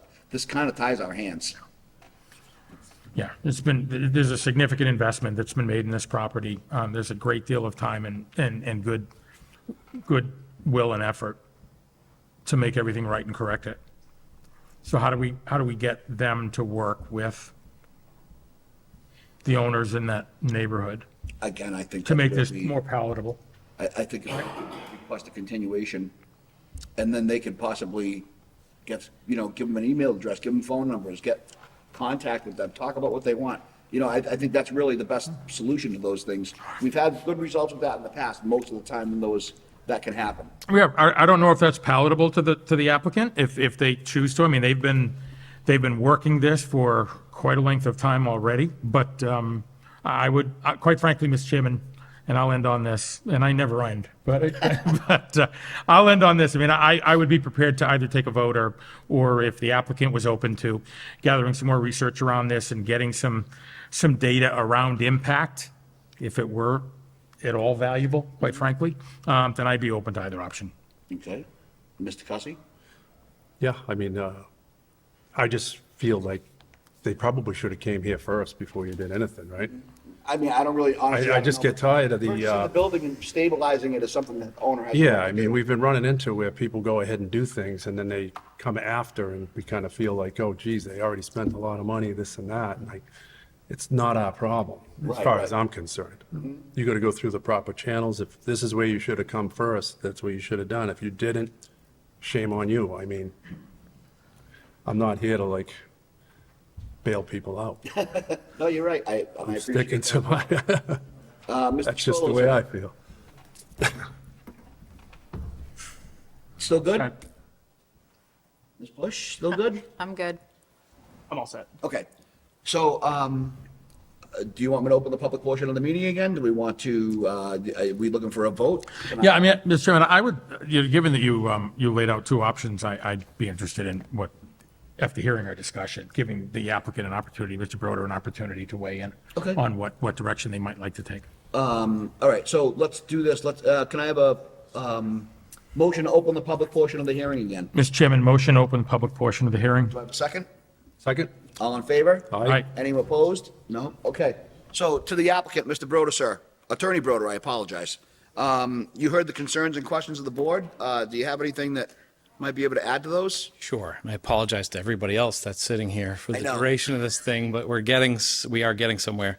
I appreciate the comments. I think, in talking to the applicant, there's a lot of different things that have been raised, sound study, traffic study, and the like. And I think it really all revolves around impact or perceived impact at this point, because we're not even sure what a sound study would say. But we do know that 40 truck trips in and out produces noise. Trucks moving around the yard produces noise. How do you mitigate that? Part of the way you can mitigate the impact anyway is to limit the hours of operation for those trucks in particular, if that's, the particular concern. So our suggestion is that we stick with the times that are available now for truck trips, which is 7 a.m. to 6 p.m. Monday through Friday, and 8 a.m. to 1 p.m. on Saturday. The only thing I would suggest to you is the operation does need to have the sort of sorting / bailing component, which runs in the late afternoon to early evening, so that the material then gets out the next day. So the warehouse piece, so trucks can be limited to those hours that I just talked about, but they do need the warehouse to be open from, say, 6 a.m. to ideally about 10 p.m. And that would be a handful of workers who come in. There's not a second shift per se. It's more of a swing shift, but there are folks that would be, wrapping up sometime between 9 o'clock and 10 o'clock on, I guess, Monday through Friday. So, and I think, the sound study concept, the traffic study, I think we talked about the traffic study, putting 40 truck trips on the road each day. I don't know what the traffic study would really gain as a reading or some sort of, what would you do with that number? The sound, I think, again, the sound is really, I think hours of operation would be the best mitigation. Otherwise you're talking about sound walls or, some sort of, some sort of improvements such as that. And I think, if we sort of go backwards, and I'm not suggesting that this would be ideal, but the warehouse type operation, if the baling concept is the issue, in theory, they could take cans and bottles off the truck, put them in the facility, put them on another truck the next day, and you still have the same amount of truck trips, the same amount of activity, and we're using it as a warehouse, which, would be, inside of, I think, well within side of the historical usage. So, if the baling is the thing that's tripping the desire to control this a little bit, I think the hours of operation is probably the best way to go. And I think that's where we would get to after a sound study. So I guess I'm just trying to fast forward to, to that point. Any responses to that? Yeah, it is the operation that's making it, where it's not permitted. That's why he needs a special permit. But I do think that the trucks, the traffic is, and then you're going to have employees, and business could increase. What happens when business increases and you have 80 trucks? There's a chance of that happening, We're estimating 40 trucks. What happens when it's 100 trucks?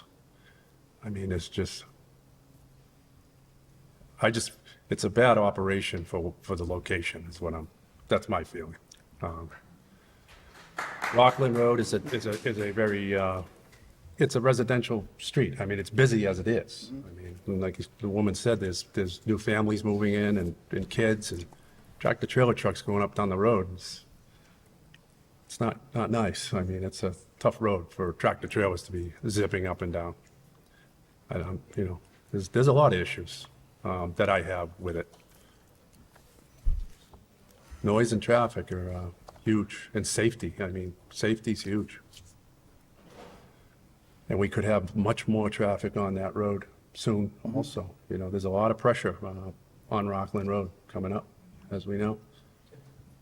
So Okay. that's my feeling. So with that being said, I feel like the board is sort of divided, and I was trying to figure out, an opportunity and continue. Do we want to, take a vote this evening? What, are you ready, are you prepared for a vote? I think really, what should I ask? I am. We could It's up certainly to have. everyone else. Yeah, no, I could certainly take a vote, Mr. Chairman, but I think we could certainly offer that opportunity to the applicant if there's anything that they feel that they want to do. I think Attorney Broder clarified the position of what are the changes that, what are the things that we could condition? And really it's hours of operation. Well, it's hours of operation, it's traffic flow, it can be idling, it can be other things. I don't know what else we could actually condition, quite frankly. And if they need their operation to run until 10 o'clock at night, that it's really, for me, all going to come down to how loud is that going to be? Right. How loud are those? Well, can and cars? also we have, and I agree, and we know from the dealerships up on Route 20, it's also, lighting can be an issue, and that can be disturbing to people trying to sleep, that kind of thing too. Yeah, all of that. So, back to the applicant. Would you like to request a continuance, or would you like to request a vote? I'm just trying to get your feel. I think you've seen the consideration of the board here and where we have to be. I'm not Trying to sure. volley to you. I Yeah, think we all seem to be at a standstill right now. I'm not sure I understand if there's a deliverable that we could provide that we think is reasonable to provide that's been suggested that would change the conversation or the evidence that you have in front of you. So I think, I think we put our best foot forward in terms of what we, would suggest is reasonable. I think I'd go back to, again, pre-purchasing this building, we did have the conversation with the building inspector, who is the appropriate person to consult in that situation as to the use. Said it in writing and many times in conversation. And that's why we didn't come to this board. There wasn't a need to come to this board. So, in our opinion, we kind of followed the protocol. I mean, they never would have bought the property if they thought they were buying a problem. Never. And that's why you get a zoning determination prior to purchasing, so that you can rely upon that to make your investment. So, I don't have much more to add, Mr. Chairman. Understood. Do we want to entertain any more public? I think we. All right. Honestly, sir, if you have anything new to add, I'd be happy to hear you. But otherwise, we need to continue on with these hearings. We have a lot. We still have other things to do. Tim Daly, 25 Rockland Road. Maybe I don't understand the word negotiate, but you folks talked about us negotiating, and now we're operating, now we're going to be open till 10 o'clock at night. We're not negotiating, I don't believe. I think that now we're expanding the hours of operation, and it's worse than what we have now. Are we willing to negotiate and talk about it? Sure. Right? But now we're adding to the crushing hours and the baling hours. So I'm not sure the word negotiate really fits in, because there's no negotiations. That's all I have to say.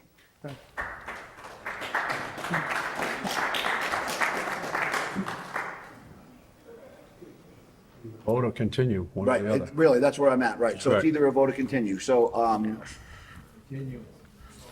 Mr. Chairman, I'm going to recommend, unless the applicant has anything further to add, I'm going to recommend that we take a motion to close the public portion of the hearing. yep. I accept that. Do I have a second? Second? All in favor? All right. Back to us for the board. I think it's clear, Mr. Chairman, that the applicant doesn't see a value in continuing, so I think it's up to us to take a vote. All right. So, with that being said, here we are.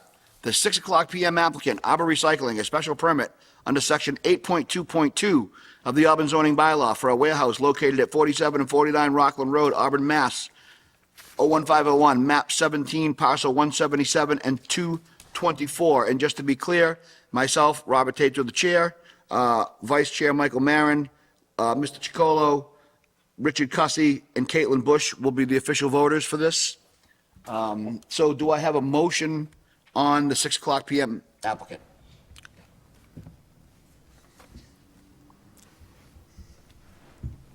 I'll make that motion. I'll make a motion to deny. Do I have a second?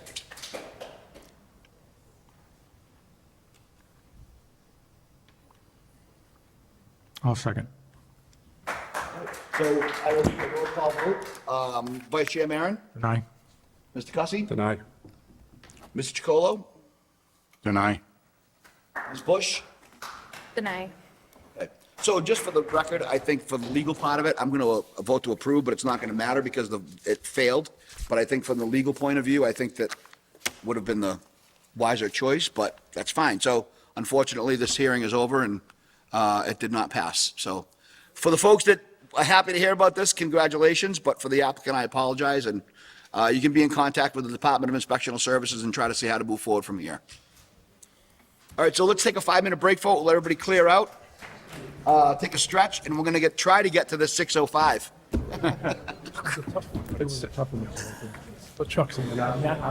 Can I have a motion to close this? Mr. Chairman, make a motion to close the hearing and for a 5-minute recess? Yes, and do I have a second for closing the hearing? Second. 5-minute recess. Thank you.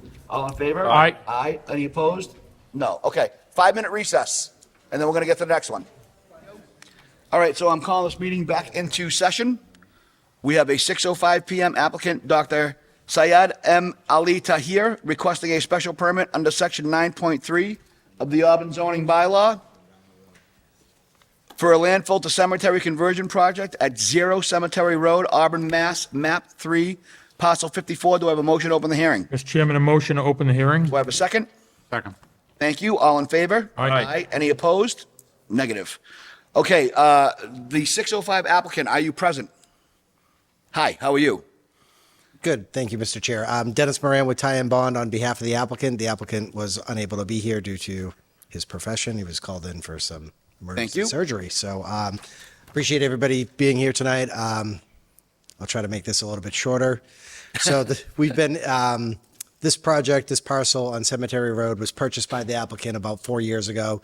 It's about approximately 30 acres. A portion of the site after the applicant purchased the property, it was discovered that it was used as a dumping ground for waste in the 70s and 80s. There's been no activity since the 80s. It's been overgrown, but after he purchased the property, realized that there was waste on site, has been working with Mass DEP to clean that up.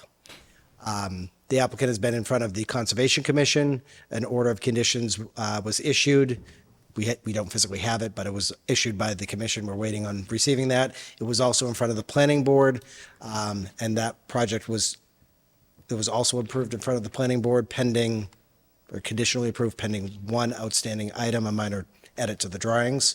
So we've already gone through planning, Conservation Commission, and today, I don't think Dr. Allen has seen it yet, but the permit for the major land disturbance to the Department of Public Works was applied for, so that's been submitted.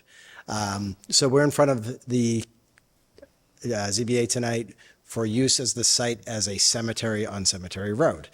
So in proximity to this parcel, there is, I believe, 4 other cemeteries. So the end use after the site is remediated is to use this area as a cemetery on Cemetery Road. So that is why we're in front of the ZBA tonight. Excellent. Thank you. So I can get into the details of what is happening for the remediation, but it's the reason why we're here for the special permit is for the use as a cemetery in the residential district. Got it. Do I have any abutters here this evening that would like to speak on this matter? Yes, sir. If you could approach the lectern, give us your name and address.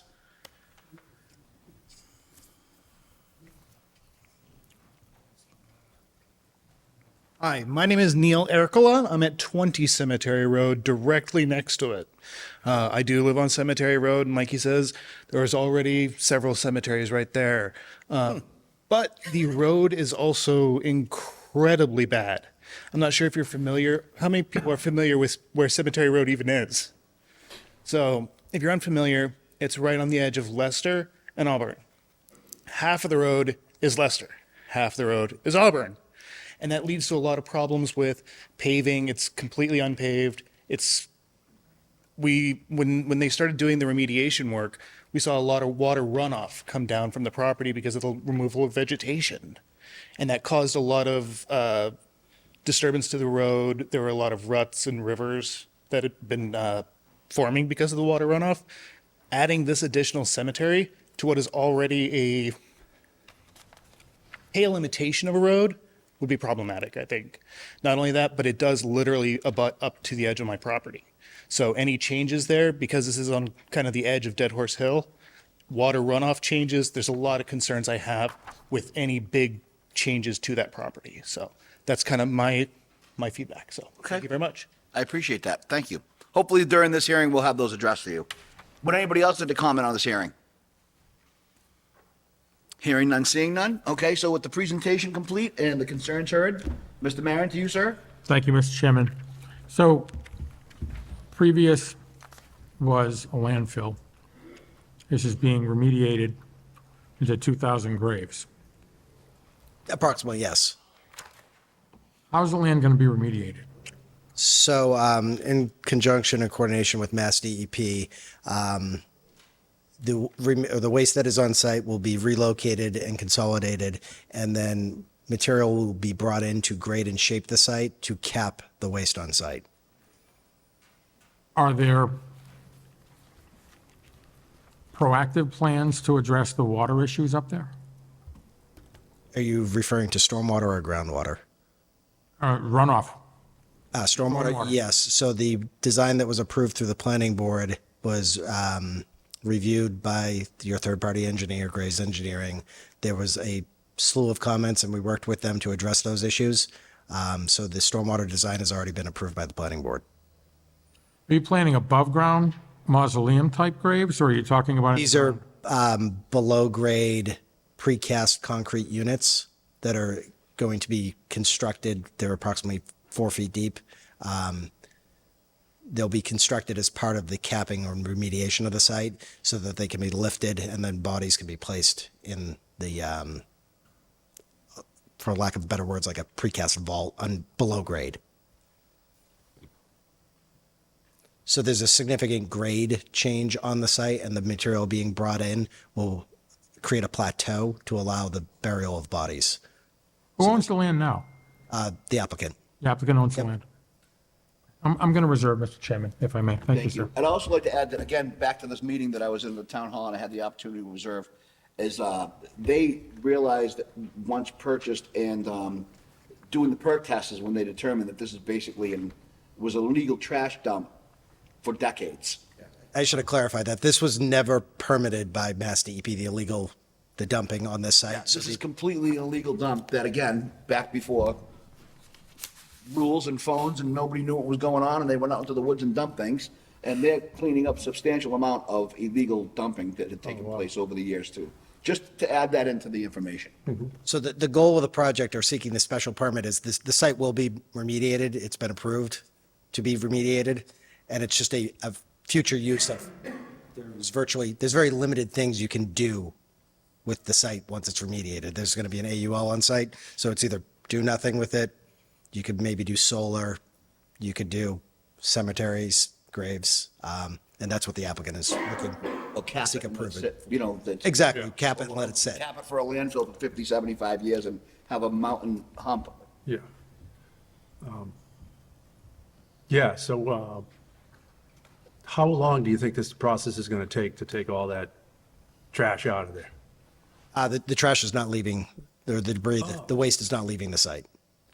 Ah, okay. So, given the nature of the material and in coordination with Mass DEP, the best or least environmentally impacted way to handle this waste is to cap it in place.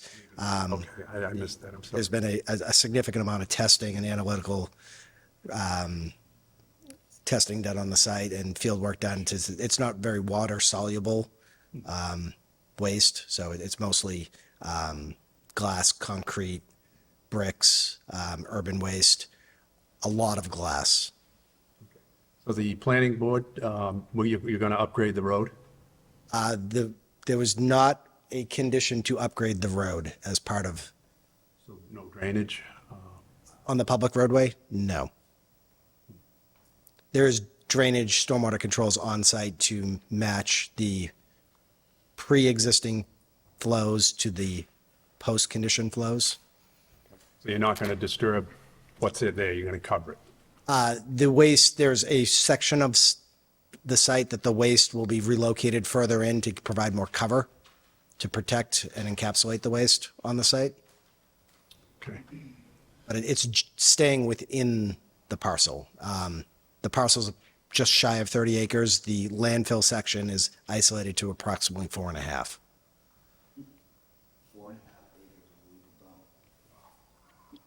And it's quite messy out there right now. It's very overgrown and kind of a safety hazard, like just from physically walking out there, in addition to the environmental hazard. I'm good for now. Thank you. Okay, Thank you. Mr. Chacolo, sir. How much of the area will you be capping? Approximately 4.5 acres of the site will be capped. And you will be capping it with 8 feet?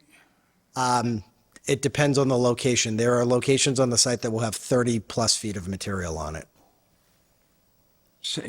Would you repeat it again? Approximately, it varies from 0 feet to approximately 30 feet.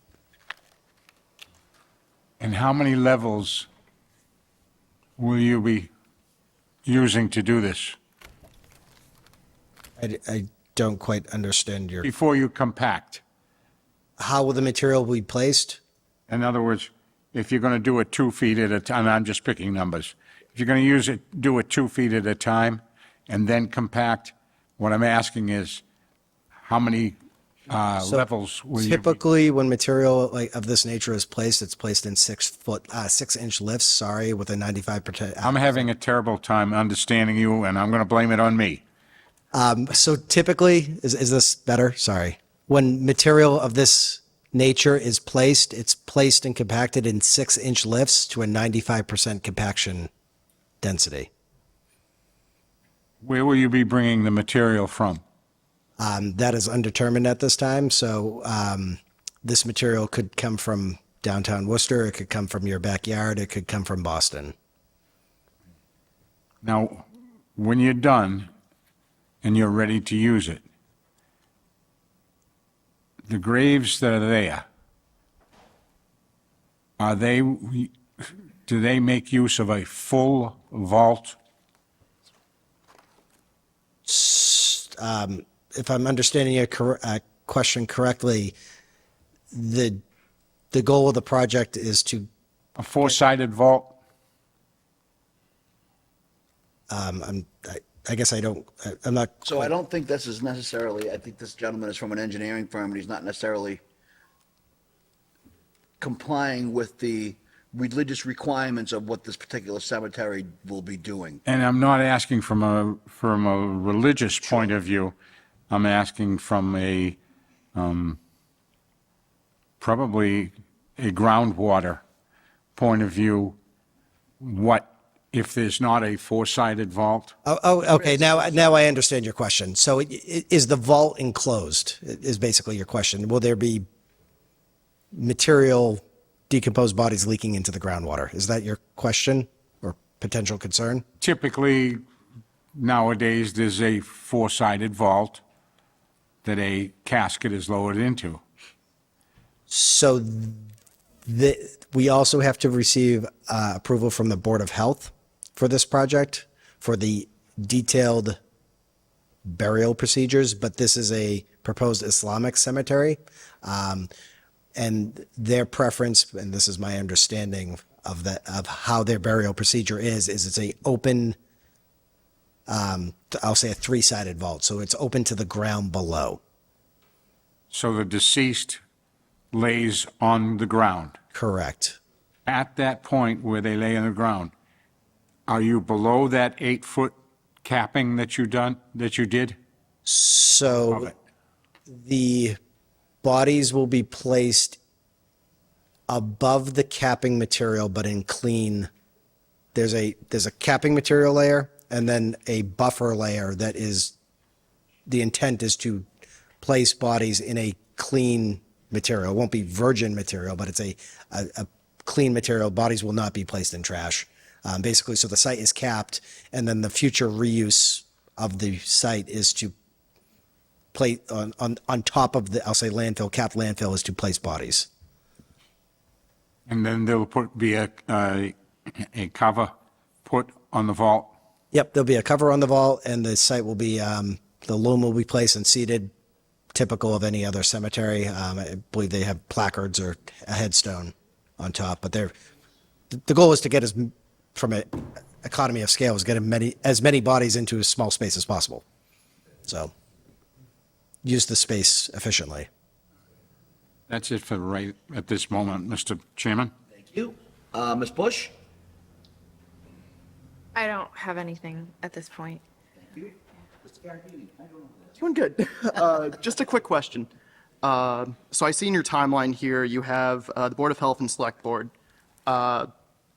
I'm not sure if you're aware of this, but generally the Supreme Judicial Court has interpreted under Section 34 approval of the town to mean town meeting in terms of cemeteries. So when would you guys be going to town meeting with this proposed cemetery? Relatively soon. So we're kind of walking through the steps. First was Conservation Commission, kind of in conjunction with the Planning Board. Now we're in front of the ZBA. The DPW permit, I don't want to say it was a box checking, but it was a much simpler application to submit. since we already have approval for the planning board and went through the third-party review. So the applicant is very interested in moving this along for the use of the cemetery. No, I just know generally we have one town meeting this time of year, October, November, and one in May. So would be like now or the May one probably. So from a remediation standpoint, the project could, once we get some additional paperwork from the town, could start relatively soon. And then the applicant could deal with the use as a cemetery down the line. So it's going to take some time to get up to speed before the site is ready for the final use. That's all I have, Mr. Chairman. Thank you very much. I guess to answer further, it's at least 6 to 8 months out before they're even remotely getting ready. I just have one quick question. Do you have any idea how many yards of fill you're bringing in? Plus or minus 100,000 cubic yards. So a lot of truck traffic on the road. So this road is going to be totally destroyed by the end of this. I can't say on the quality of the town's road. Yeah, it's going to. God help it if it rains. I do agree with the abutter that the road could use some upgrades. It's All right. Again, I just want to caution the board here. We are really speaking on section 9.3. The road is owned by the town. Yep. The town would be responsible for any upgrades or negotiating with the applicant at some point in the future, not in this meeting, to have that road upgraded and partial help with them or whatever it might be. But also because of the religious aspects of this, I think people need to understand this is a very widely accepted practice of burial. It's also a religious protected right in the United States of America, thankfully, because we have that thing called the Constitution. So we really have to abide by 9.3 of this particular request. I just want to remind that. And I also see the fact that this person is going to be remediating and cleaning a 4.5 acre illegal dump that took place in this town for who knows how many generations. So, and I just caution to stick to 9.3 on this is what I really would like to ask. That's all. Yep. I get it. Any other questions, comments, or concerns? There's a gentleman. Anybody from the audience? Yes, sir. Just back up to the lectern. You got to reintroduce yourself every time. I apologize, but. Hi, again, Neil Ericola, 20 Cemetery Road. So I want to make sure I understand your design enough. You're going to be plateauing the side of Dead Horse Hill to put the fill above this 4.5 acre area, basically putting a wall right next to my property. Because that 4.5 acre property is the part that lines Cemetery Road. Trust me, please, sir. I'm Paul. You have to kind of, the way this works procedurally, you address the board, so there's no conflict. Sorry, my mistake. The way this was just described is that this is going to be putting a terrace on the side of Dead Horse Hill that abuts my property, and he's describing filling it with anywhere from 0 to 30 feet of fill, basically creating a wall against the edge of my property. And I'm just trying to make sure, is that description accurate? Because that sounds very obnoxious, to be honest. To the applicant, if you can address that, please. So there is I was just looking at the drawings, if you could tell, there is a fill on the north side of your property. Yes. So that is where the proposed access road is there. So, yes. I wouldn't say it's a wall, but there is a significant fill against your property. Okay. And then one more question. This has been here for how many decades? What is the exact impact of leaving it as is, considering this is a 30-acre parcel of which 4 acres would need to be remediated? What is the need to remediate it, let alone continue to use the other the other portion of the 30 acres as residential? I don't think anything is going to be used as residential in this particular. Go ahead, I'll let you add that. Go ahead. Sure, there is the potential that the applicant may build a house on the other 25 acres, plus or minus. That's actually not accessed off Cemetery Road. It's accessed to a road to the west, I believe, through Leicester. We're not talking about a housing development, we're talking about a single home. as far as I know, there is At the no, present time, at least, that you know of. correct. And that was just I might build a home out there. That's not like I'm set to build a house. The remediation kind of like sidebarred any future home development for him. But now speaking on behalf of the applicant, I appreciate your comment, Mr. Chair. He purchased the property for a significant amount of money, and then he spent a lot of money trying to get here to remediate a problem he was unaware of. So, And to address the applicant, once an illegal dump is determined to be existing, it has to be remediated. It's not something that can just be left there. If it was, granted, if we never knew about it, then it's no harm, no foul, whether we like it or not. But once it becomes aware from the property owner and the town perspective, and especially the state, it has to be dealt with. yeah, so it's in the state's purview. It will be remediated when it happens, as they could issue it a consent order to force it. But instead of getting to that level, they're working hand in hand with the state because it's a little bit easier and less costly. And it also gives us the opportunity to explain to the abutters in the town and what this project really is. So, yeah, I appreciate that as well. The cemetery wasn't the main goal of this project. It was to remediate the site and stop potential groundwater pollution and et cetera. So, Any other comments, questions, concerns from the board? No. And we've heard from the abutters, so do I have a motion to close the public portion of the hearing? Mr. Chairman, motion to close the public portion of the hearing. Do I have a second? Second. All in favor? Aye. Any opposed? Hearing none, seeing none? Okay, thank you. any conversation? Mr. Chairman, if I may, is this, and I apologize for not doing this research before this evening, is this zoning district where they're proposing to put this cemetery within our aquifer? It's in the third district. I don't know your exact terminology. Yes. Issue for this. Why? It's a allowed use. It's Cemetery Road. There's already cemeteries there. Not of this design. Not of this design, no, but I mean, we don't know what goes under the ground when the dirt's on top of it.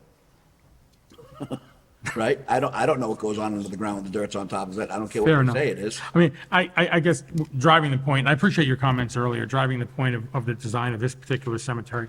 I have every faith in the Board of Health to vet this.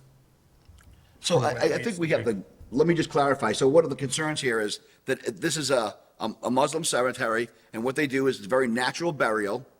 They wrap their deceased loved one in cloth. Everything is very clean. They do not embalm, and they go back to the earth naturally.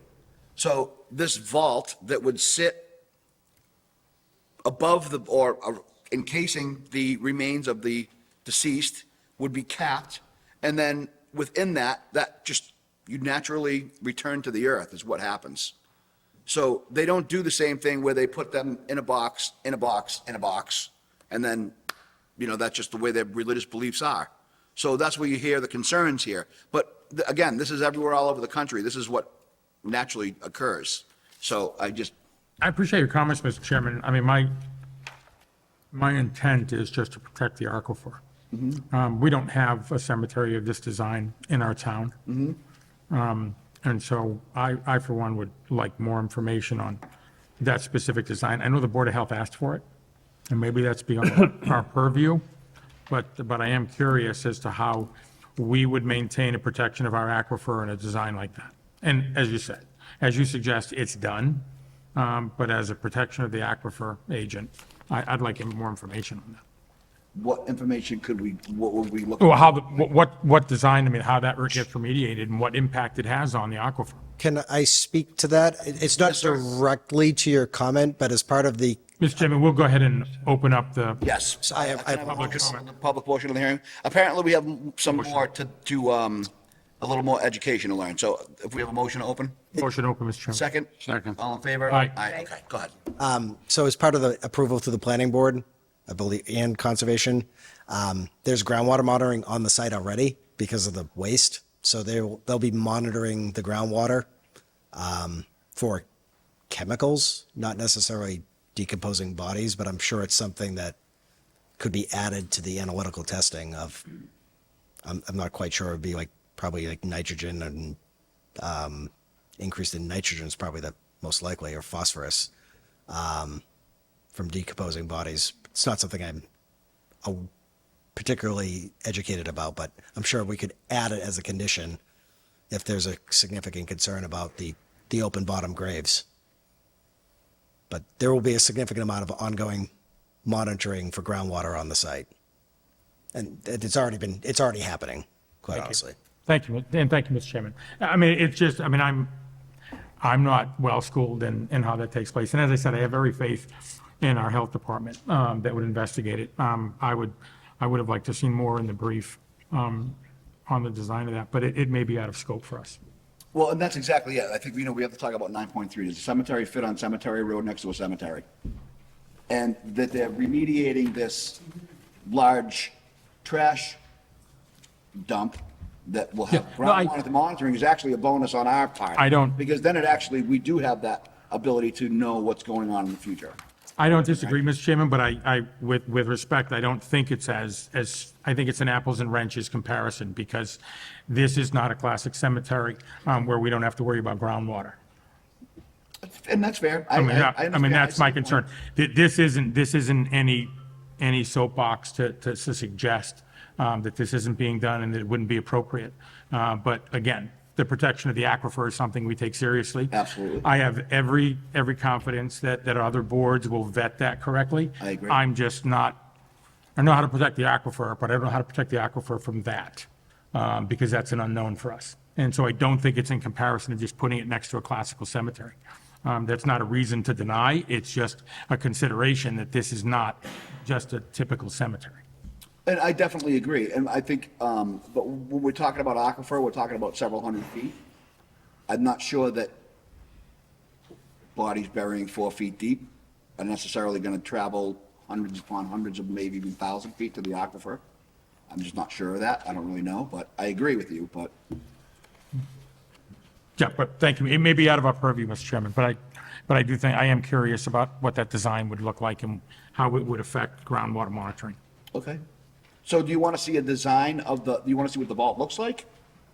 No. Well, when you say design, you. No, want to I see mean, design. I want to see how, you're right. No, thanks for clarifying that. It's not the design of what they're doing. I think I have a general understanding of what they're doing. So it's not that design, it's really design of the water remediation, the groundwater remediation and how they're going to monitor that. And what they're going to do if it does in fact seep into groundwater. Can you speak to that, sir? For So I think the first thing is what's going to happen if one of your wells hits on a toxic chemical being leached into the ground when you have people in their final rest position there, I think would be the most delicate way to put it. Sure. I'm going to try to speak to two different aspects. There's been groundwater monitoring done on the site for a long time at this point. And there have been some very low, sorry about, it's very sensitive. Is that better? Yes. So there's been groundwater monitoring done on the site for a decent amount of time. There's been some low-level hits of some, I believe, VOCs and solvents on the site. Minor. And the goal of the site the goal of the project is to bring material in to cap that, to reduce stormwater rainwater from infiltrating into the waste mass to then leach out. So, given the fact that the bodies will be covered by a concrete cover, there's not going to be a lot of rainwater infiltrating through the bodies. So the material or the fluid leaching out of the bodies is like, 70% water. So it's that fluid. I think it's very, very unlikely that by the time that percolates through the capping material of, we'll say 10 feet, 15 feet on average, that it'll negatively impact the aquifer to the point where it's a very small volume, even though there's a lot of bodies, but it's over a long period of time to negatively impact the groundwater. I don't see it being an issue. It's certainly something that can be addressed or monitored. But other cemeteries, although they're in a sealed casket, over time they will leach out as well. Like anything like the caskets do decompose over time, and the fluid in there does leak out. And also, I mean, we had precast right there on Route 20. I'm not sure if you realize that. Chase Precast made those vaults right there. And, they do fill with water. They're not completely sealed.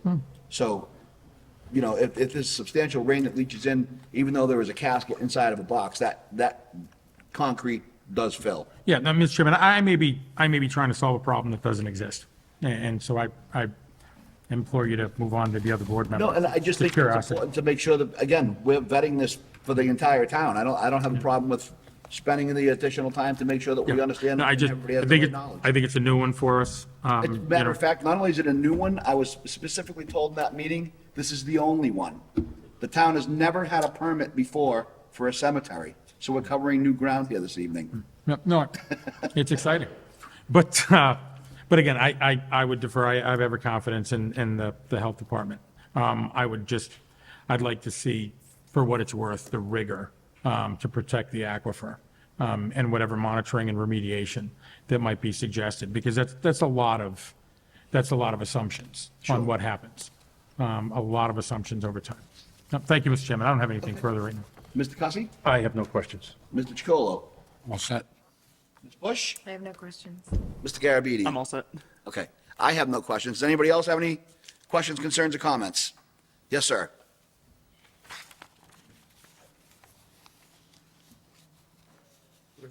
First, Al Rafferty, Paul Street. First, I'd like to say what a great subject during the Halloween season. Actually, Mr. Marin makes a good point. The Conservation Board member went to the Planning Board, and she had concerns for two reasons. One, because she was concerned there was an aquifer nearby, a body of water nearby, that I believe supplies water to the town. And she says, once you allow this to go through, they can monitor the contamination, but if it contaminates the water, it becomes the town's problem.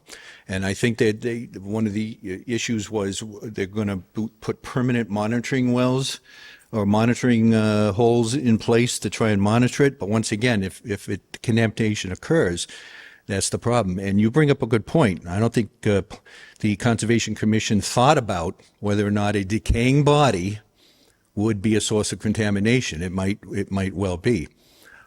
So you bring up a good point, and that should be you should take that into consideration whether or not. I would wonder, Mr. Chairman, what was the decision from the Conservation Commission about? I don't have that in front of me, to tell you the truth. But he might have the information, Mr. Chairman. He might, yeah, correct, he he could- might. Do you know what the decision, or was any concerns with the Conservation Commission?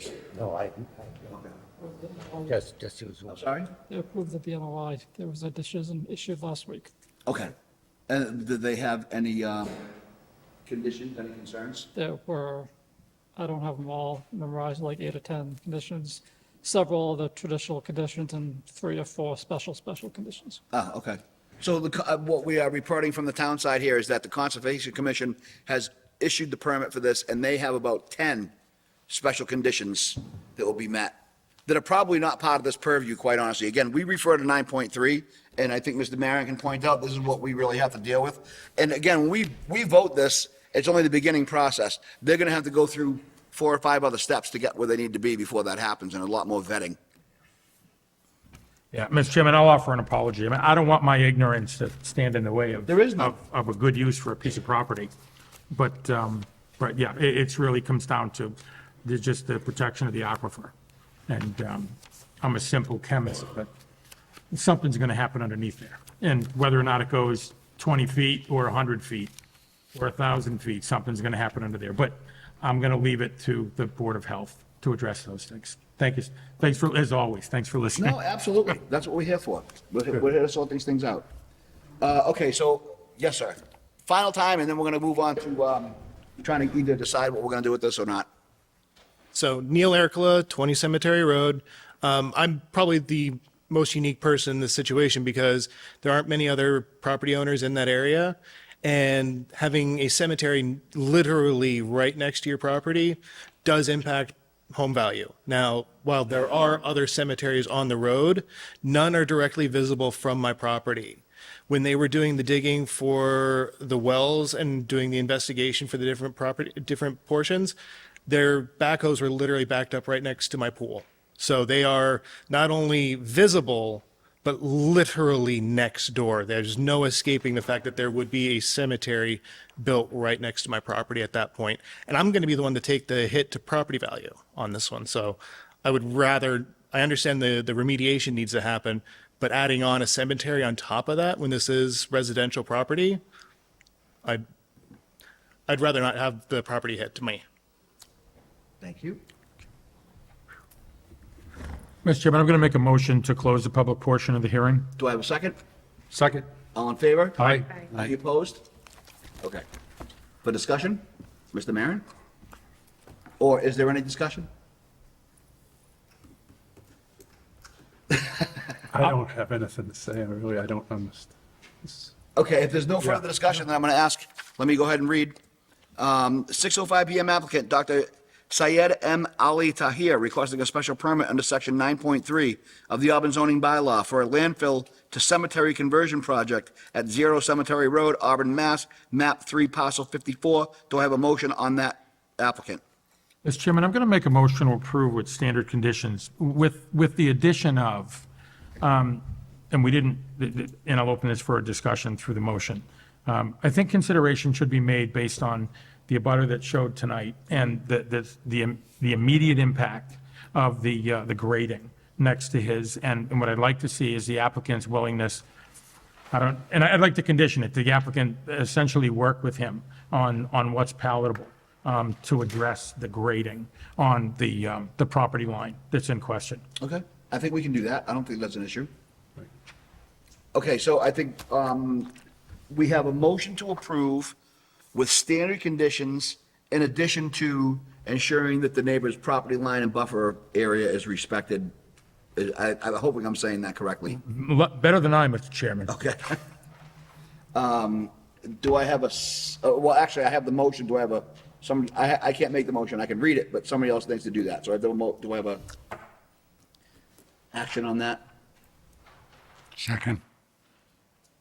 So I believe Mr. Chacolo was seconded. Okay, oh, he did. I couldn't hear. You said second? Yes, I did. Okay, thank you. So just for the record, let's do a roll call vote for this one. Vice Chair Maron? I approve. Mr. Cussy? Approve. Mr. Chacolo? Approve. Ms. Bush? Approve. And I vote to approve. Okay. So with the standard conditions and the conditions that we respect the buffer for the abutter that spoke this evening. Understood. Good Thank luck. you very much. Thank you very much. I know you have a long, arduous process ahead of you. So Getting I'm not there. really sure how that will play out, but I hope it works well for you. I think there's only 2 more boards we got to get in front of. Good luck to you. Okay. Good evening. Does Thank anybody you. need to stretch? We're doing really good. We have 2 hearings down in 2.5 hours. Jesus. Oh, my God. But.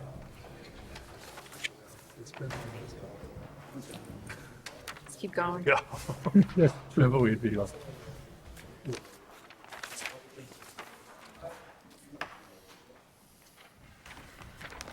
Okay. Still Lemansky.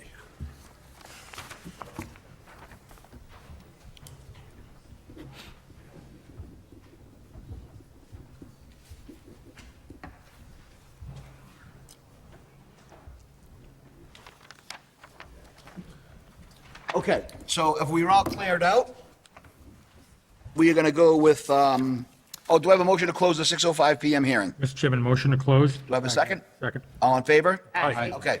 The 6:10 applicant, Robert Lemansky, requesting a special permit under section 3.2.2.1 of the Auburn zoning bylaw for a 2-family dwelling at 253 Prospect Street, Auburn, Mass., map 72, parcel 100. Do I have a motion to open the hearing? Mr. Chairman, motion to open? Do I have a second? Second. All in favor? Aye. Any opposed?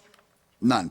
610 Mr. applicant. Chairman. Yes, sir. Mr. Chairman, in the interest of full disclosure, the applicant is known to me because both of us were involved with a youth hockey league on the board many years ago. And yes, the kids have all grown up. Yeah. Thank you very much for that, but I don't think that represents a conflict. Want to But I be do sure. Appreciate the full disclosure. Thank you. So with that being said, I see that the applicant is present. Sir, if you'd like to give us an overview of what you're trying to accomplish, and we can take it from there. Sure. Hopefully I can work on your schedule. Good evening. Robert Lemansky here, Charlton, Massachusetts. The subject property is owned by Seth Miles and Ross Lemansky. I will be presenting the project and by the way, again, my name is Robert Lemansky. I come in front of you today to request permission to build a two-family home at 253 Prospect Street.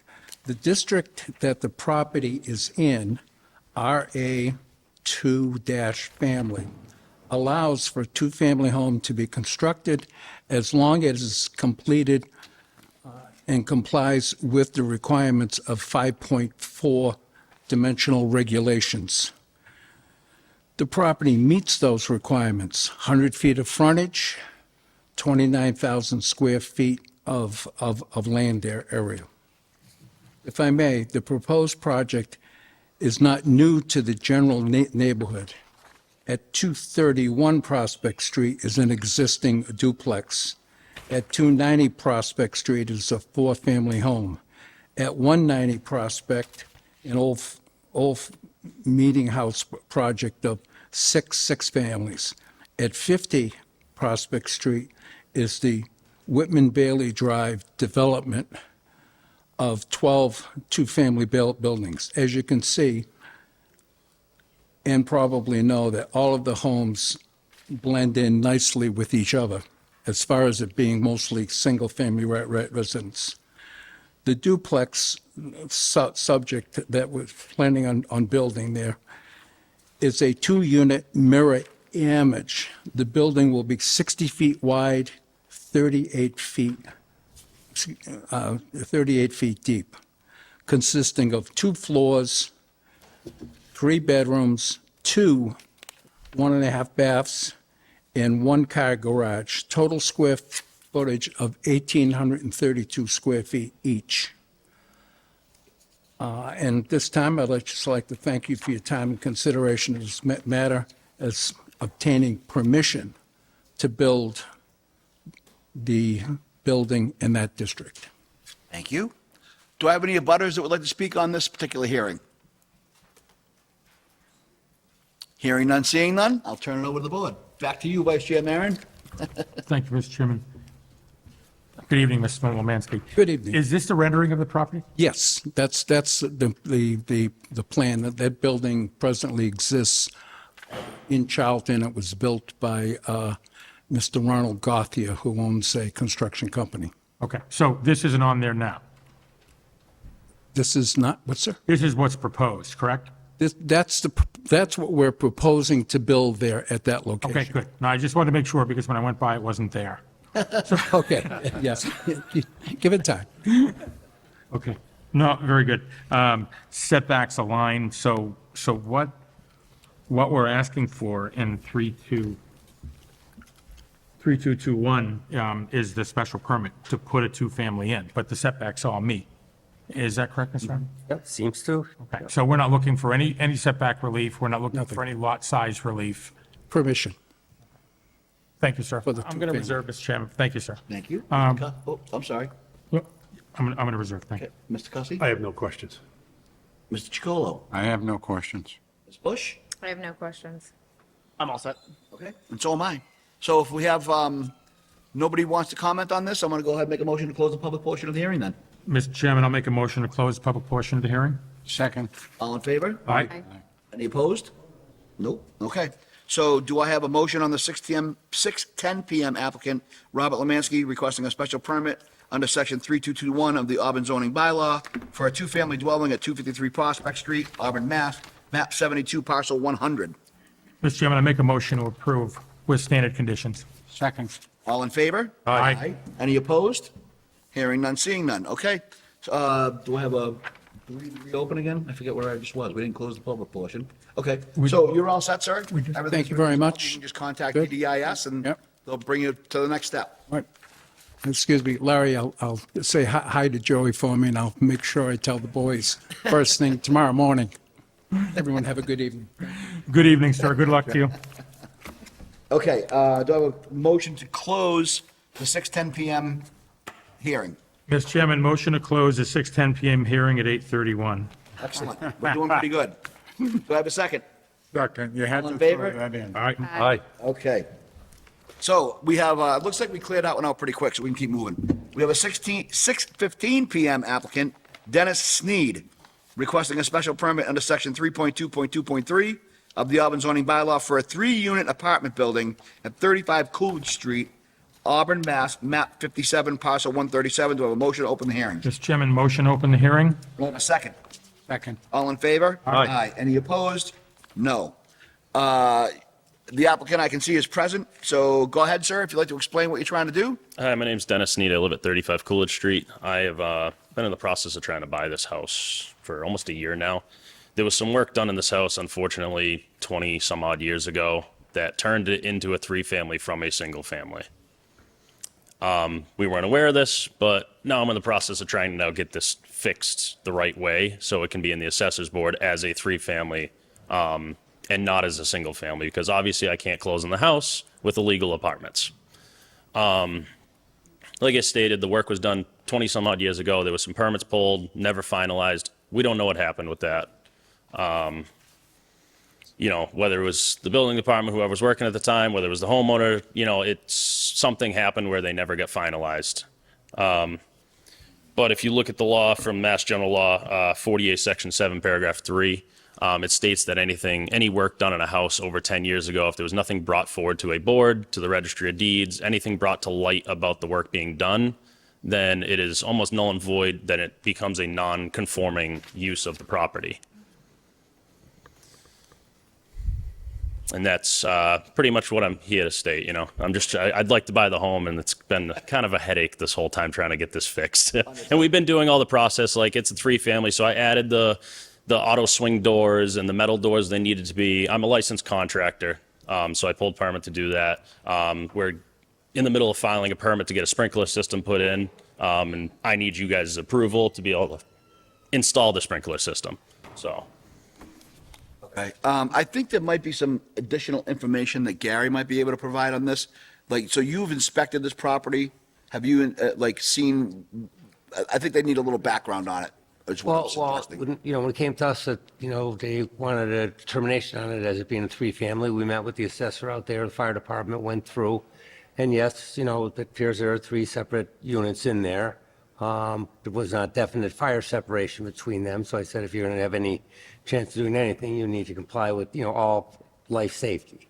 Okay, so fire separation, he pulled a permit, he put in all the proper doors, did all the fire separation requirements on the walls, updated the smoke detector systems in each of the units, and then he came before me with this law stating that yes, by right, he doesn't have to, conform with the zoning bylaws. But I said, yeah, that means I can't come and give you a ticket or anything. It doesn't mean I can give you any permission.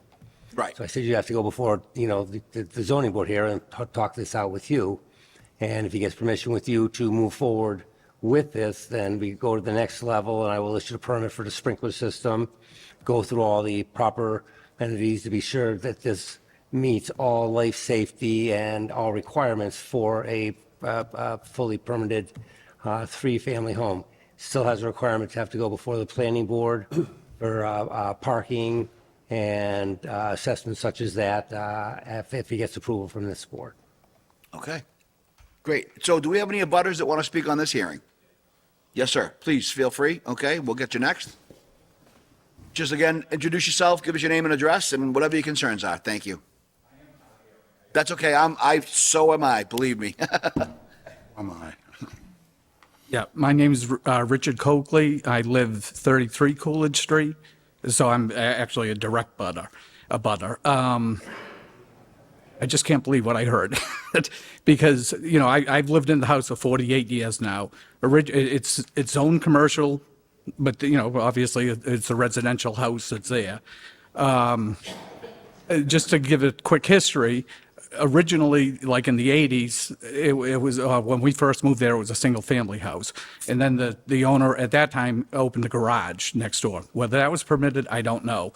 When he sold in the 80s, in the 90s, it was the guy, it was not lived in, and it was, they made mechanisms for the convertibles. He had really rebuilt them, and he in about 2000, he moved to Florida. And the previous, actually, he's the current owner, right? You do not own the property? I do not own that. Okay, so they're actually in the process of switching houses. You know, 37 is renting from 35. Well, actually, I think he owns. Okay. He's done, yes. What's that? Yeah, no, that's all right. I can't have you Okay. guys directly Yeah. talking to each other. You got to talk to the chair, so we'll sort that out. Okay, yeah. So I believe they're in the process of switching houses. And like in May, you got a zone to, you know, a zoning permit, special permit for an in-law apartment at 37. Just to give the history of, you know, so the guy that lives in 37 now, he actually has owned the house. So I just find it hard to believe that he doesn't know the history of how that, you know, all the improvements have come about. And that basically, when the current owner, because it hasn't gone through, bought the house, he built a in-law apartment downstairs and it's basically been family, you know, and when he put it on for sale, currently, they termed it as a multi-generational house, figuring that it would be, you know, a family with, you know, an in-law or a son or whatever in the apartments. And that's why he never went and got it zoned. But, you know, so that initially it was the first apartment. Then, and maybe 15 years ago, and I couldn't tell you that, he was going to add a two-car garage. And with the grade off of the road, it was too, you know, I remember looking at the house and just saying, there's no way the car could get up because it was too high off the road. And eventually I actually was right. So they ended up closing in the garage, and he was going to build a family room, you know, a bigger room, addition. And I remember, the current owner, you know, he had a contractor, and he could literally move the walls. And it was a company that ran did pools during the summer. And I don't think they were licensed. So Rick, Howard Cooper, he went and, you know, he literally could move the wall that was being added onto. And so he contacted the building inspector, and he was there 8 o'clock the next morning and threw the guy out, you know, because, like I said, he was an illegal contractor. And I know Rick had to go through, you know, the owner had to go through an architecture. He had to hire an architect for the building. And eventually, and like I said, I don't know how it ever, you know, how it ever became another apartment. But you know, when Rick was getting ready to move out, it was actually his stepdaughter was renting for several years. And like I said, for the most part, it has been his family. There was a period of time, because they ran a business, Care with a Heart, which was home health aides, but essentially. So they had very few people coming. But, you know, they actually have an office in one of the apartments, and you know, people would come for their checks or whatever. So it really wasn't much foot traffic. But the woman that ran, because they were snowbirds, and so when they were in the winter, the woman who ran the office essentially lived in the other. You know, they built the apartment basically for her, I think.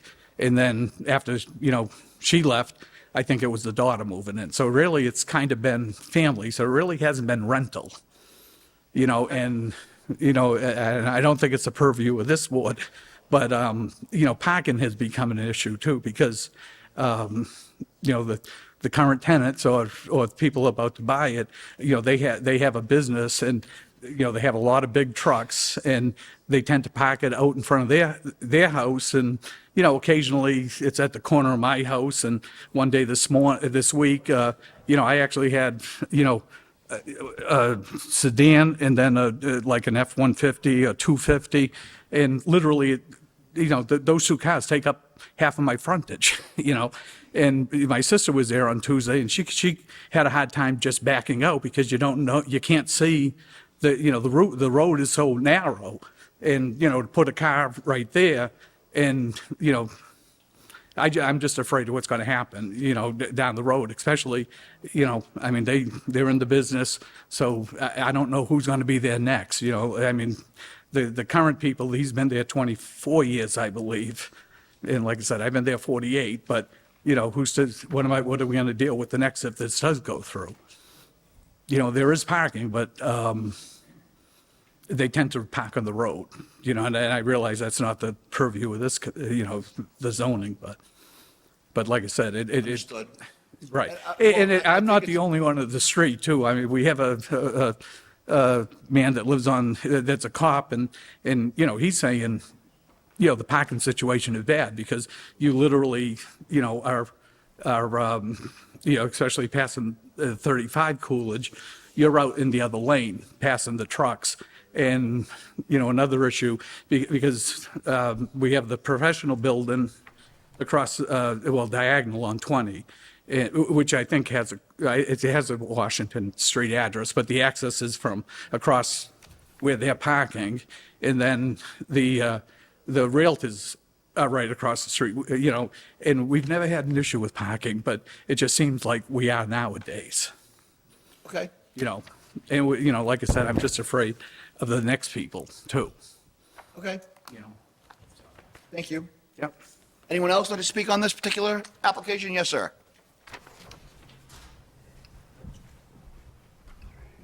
Yeah, my name's Timothy Sear. I live 31 Coolidge Street. I hope everything goes through for this. I really do. Get it straightened out. It's been a mess for years. But we do have a parking problem.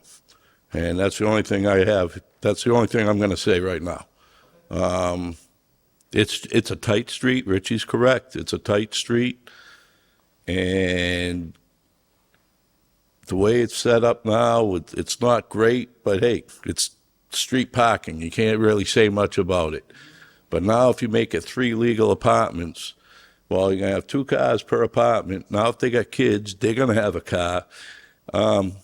Parking's an issue. You might be able to stuff 4 or 5 cars in the backyard, but that's going to be about it. I would just like that to be taken into consideration. Like I said, I know you can't stop street parking, but parking is an issue. Thank you very much. Thank you. Anyone else? I'll let you add one more and then we're going to go. You have to go back to the microphone and do your address and name again, though.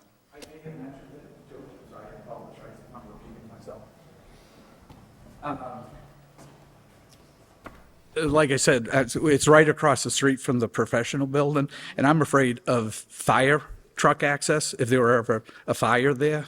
If the cars are parked there, I don't know if the fire truck would actually have enough angle to get in there. Maybe depend upon which way they come, but I'd say they should have it both ways. Okay.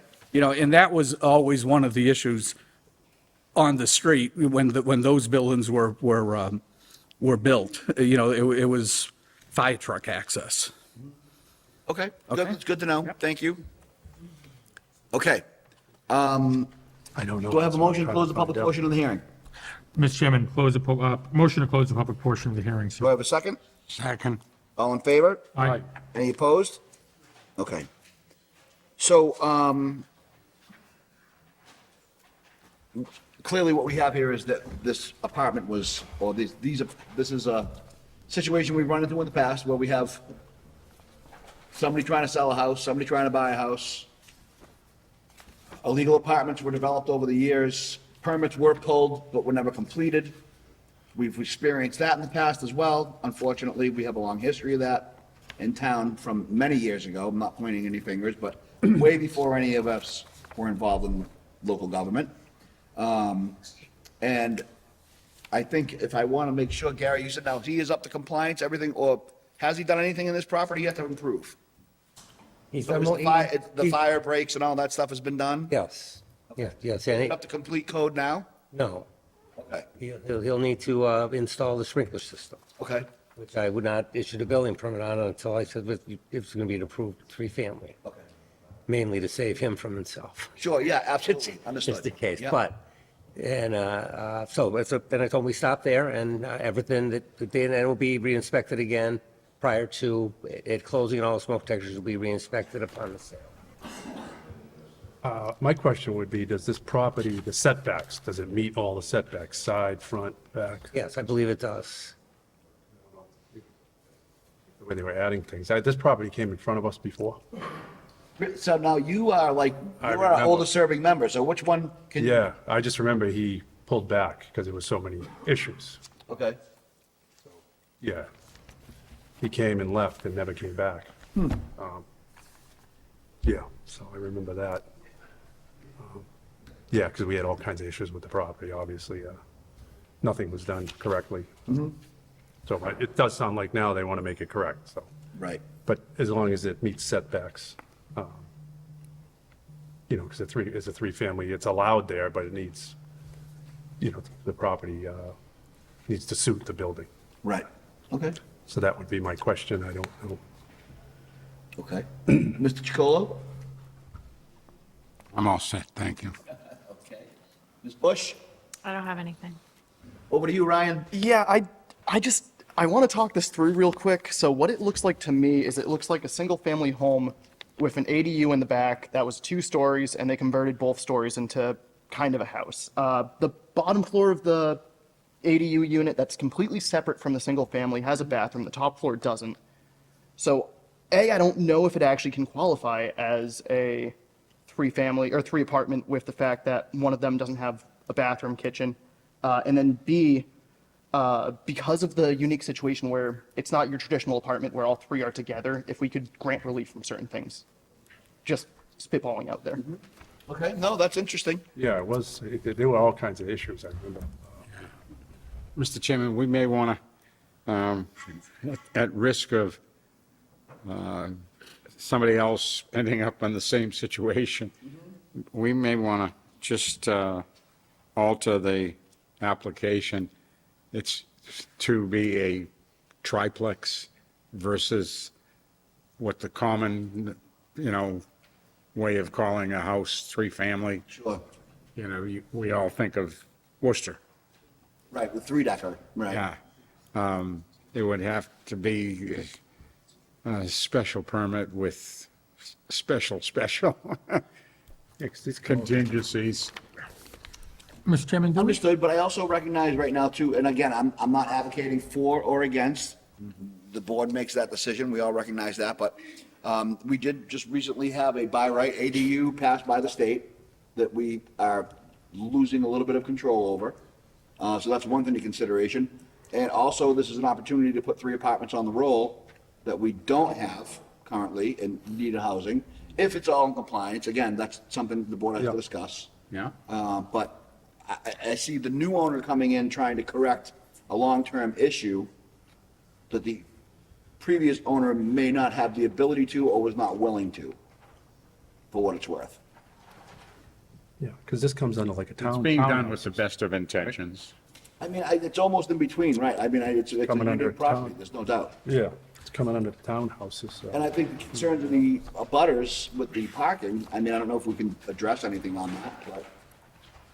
It has to go before planning. And that's, so that site plan approval would be handled by Correct, planning. absolutely. That's good to know, 'cause I do, believe me, we want to make sure that the abutters are heard. That's really all Yep. our own concerns. Mr. Chairman, if I may, oh, 1 sec, yep. Mr. Chairman, so I believe the third kitchen is in the lower level?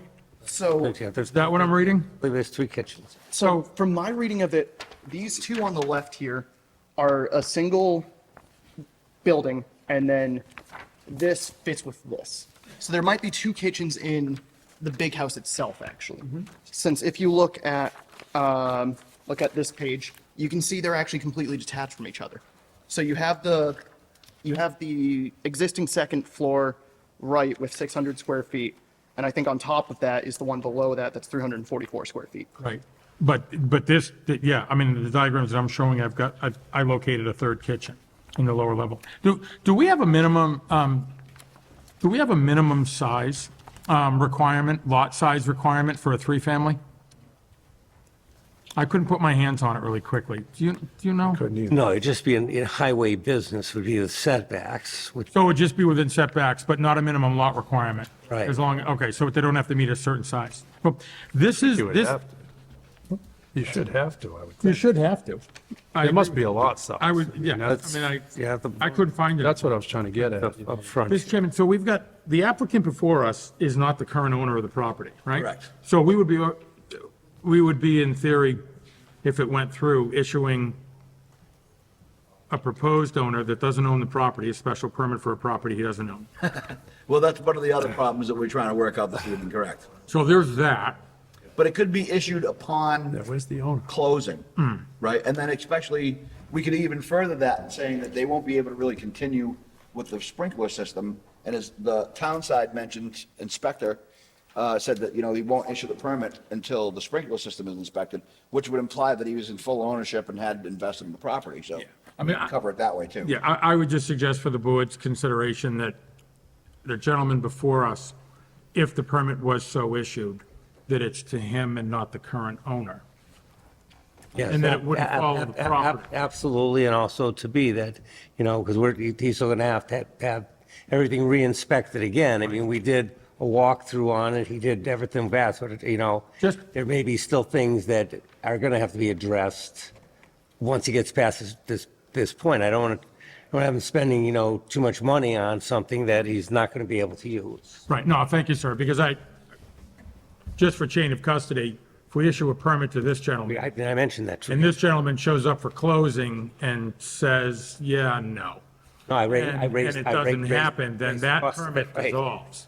Right. It doesn't fall back so that the original owner now has a legal three-family, Exactly. right? Right. Absolutely. That's a very good point. And also, I agree with that, and I also would like to point out that this kind of fits into our amnesty program as well that we've been trying to do for illegal apartments, because this particular building to me would be a perfect example of a walkthrough with a fire department to know what's in there. And then with the sprinkler system, that makes me even more happy, because I don't want anybody rushing in there and being injured, killed, There, whatever. yeah, there was some, yeah, and I think and Mr. Colo had mentioned it earlier. I mean, I think that there are some really good forward attentions here, to essentially correct the rear view. I will suggest, and again, this is for the planning board to work out if we move forward, but the parking situation at that property, wow. So, the abutters, I think, that spoke eloquently, I think, understated the parking problems, at that property. And I don't know if I assume it's fully occupied now? Yes, I can speak on the parking if, give me a second. Sure. But the parking issues, now, and if it progresses with additional families or what, again, beyond our purview, Mr. Chairman, but the planning board, respectfully, I would want to condition it, if we move forward, that the parking is addressed up front, because wow. It's really impressive what they're doing over there. I think conditional that they get approval from the planning board prior to, and that this only be transference upon, approval of the closing. Is that street, it's been mentioned before, but we don't have the ability to limit on-street parking, do we? In any way, shape, or form? Okay, because it is. The police can if it creates a If it creates a safety yeah, hazard. There's a safety hazard this afternoon. I mean, The only opportunity to do that is when they do the parking ban for the winter, if they do issue it, then the police can address it then during the parking ban time. Thank you, Mr. Chairman. I know the applicant had motioned that he might want to say something forward. I mean, I think that frankly, I think there are good intentions here, but the parking needs to be addressed through the planning board. I'd like to see us if we move forward with this, at add a condition in that space That- and condition it to this owner, this proposed owner. This and proposed owner is the only one that can take occupancy. Okay. Yeah. My thoughts. Sir, if you'd like to go back to the lectern, you can talk about your parking proposal. Mr. Just Chair, so- I'll make a motion to reopen the public portion of the hearing. Make a motion to reopen, Second. please. Thank you. All in favor? Aye. And again, because I think with the abutters here, I'd like to be able to give them the opportunity to Yeah. hear what your plan is. Yeah, so with the parking, I think I looked at it, it's 1.5 spots per unit. If you look at the house, the driveway on the left side, there's 2 spots there. Driveway on the right, you got 2 spots for that apartment. You go around back, there's 2 more spots for the apartment down back. And then there's another spot next to the garage, and then there's a 3-car garage. To address the issue of parking in the street, it's just because on-street parking's allowed. So when I pull up to my house, I leave my truck out front, I go into my house, I come back out. My parents, they come and visit, they stay with us. I'd love for them to live with me at some point. They're getting old. That's why I kind of want the house.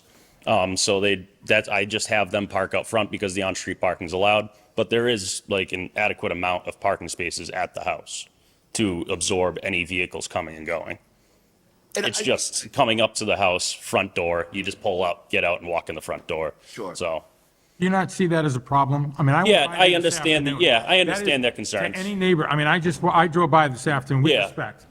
If you've got ample parking around there, then why are you, this is. Why you just, parking I like understand their concerns. I absolutely understand it. And I try not to do it for night. I like to try to park my truck down back, around back. But when my parents again are visiting, it's, they just kind of pull up where they can. It's something I can address to them and say, hey, we can't park in the street. It's kind of bothering the neighbors and we got to use the driveway. It is something I can change for them if it's, if that's the deciding factor here. I have no problem working with them on the parking, just not leaving. Chairman, I don't think we can condition.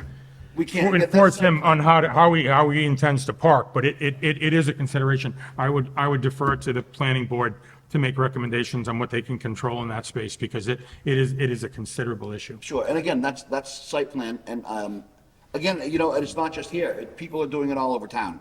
Street parking is becoming much more popular for whatever reason, and I don't know why, but you can go through every neighborhood and see it much more frequently in the last few years. Well, Mr. Chairman, with respect, I don't allow it on my street. Okay. I had a question. So you mentioned you're planning on living in this house? Yeah, I'd like to live there for a very long time, actually. I like the house a lot. It's just been a lot of problems I've been living there now for almost a year, renting from them. And my brother actually owns the house next door. That's how I found this house. Rick Howard is the owner. He said to my brother, hey, I'd like to downsize. Can I buy your house? My brother moved to Florida. He's been down in Florida waiting for this closing, waiting for his money, living in an apartment instead of buying a house. And so it's a huge situation, and that's why I'm just working with Rick back and forth. He's just too old. He didn't want to come out to the meeting. He's 81 years old, that type of situation. So we're just kind of going back and forth, really trying to get it fixed. So Rick can downsize. I can move in with my girlfriend and my dog and, be able to afford the home, getting the extra rent. It just helps. I don't have anything further, Mr. Chairman. Thank you, sir. Anyone else? I'm good. All good? All good over there? Okay. Mr. Chairman, make a motion to close the public portion of the hearing. Do I have a second? Second. All in favor? Aye. Aye, okay, so I think, have we vetted this enough? Do you want me to read? I believe we have vetted it, Mr. Chairman. I think there's good intentions, and I always, as you bring us to the point of, it's great to have the town's eyes in a property like this that's been mismanaged in the past. Correct, I agree. Okay, so we have the 615 applicant, Dennis Sneed, requesting a special permit under section 3223 of the Auburn zoning bylaw for a 3-unit apartment building at 35 Coolidge Street, Auburn, Mass, map 57, parcel 137. Do I have a motion? Mr. Chairman, Mr. Chairman, I'd like to make a motion to approve. I'd like standard conditions, but I'd like to add some context around things we've discussed. So particularly that this permit follows this intended owner, applicant alone and only, and that we make considerations at the planning board, consider the parking challenges to what they can control. And I don't know how you're going to paraphrase that in a motion, but those are my thoughts. Fortunately, I don't have to. These guys have to. Okay, so with that being said, do I have, that was an emotion, do I have a second? I just gave it to you. Yep. I didn't hear, okay, thank you very much. Second from Mr. Chacolo, all in favor? Aye. Aye. Any opposed? No. Okay, so you're all set, congratulations. You can be in contact with DDIS, they'll get you to the next stage, and we appreciate you working with us. Thank you very much, good luck, have a good night. Good luck to you. Okay, so I do have a motion to close at 6:15. Mr. Chairman, motion to close. Do I have a second? All in favor? Aye. Aye, okay. So I'm going to suggest a 5-minute recess for this next one, if you don't mind. I'd like to be able to use the facilities. Yeah. So do I have a motion for a 5-minute recess? Mr. Chairman, motion for a 5-minute. Do I have a second? Second. All in favor? Aye. Okay, 5 minutes, folks. Try to reconvene here. We'll get this show on.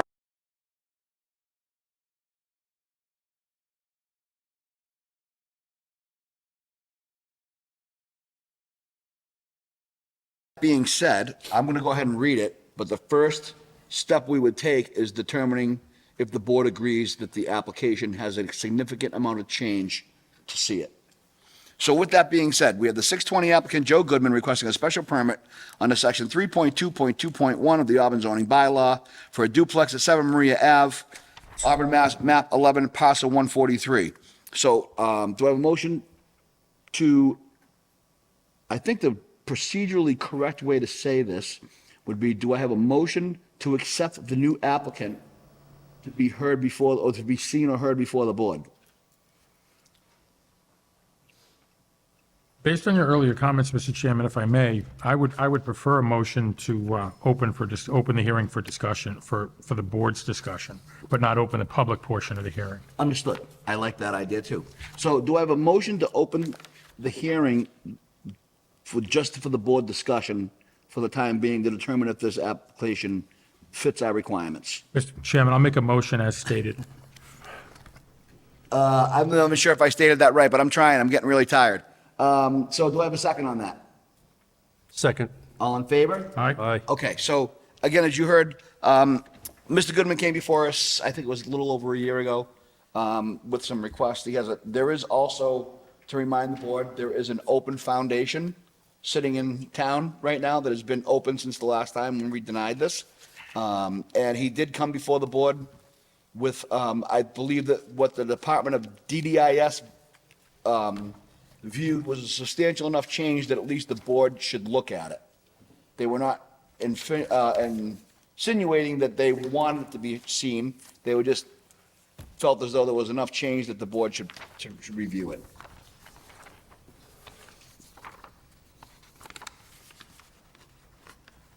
Respectfully, Mr. Chairman, I don't have much for plans on this. Okay. Can I refer to DDIS on that? Well, it's the same plan that we had last time, with the exception of he had a foundation in on a single-family lot, which then he came before to convert that to a two-family. Correct, duplex. By taking a sliver off the back of that lot. Right. And then adding this backland that really, by the board's opinion, did not make it a duplex lot. It was a single-family lot with a little sliver off to something to make up the difference, and you didn't agree with it. Yes, sir. So that's what we denied. Correct. So what's before us for this application? That was Lot 7 and Lot 9.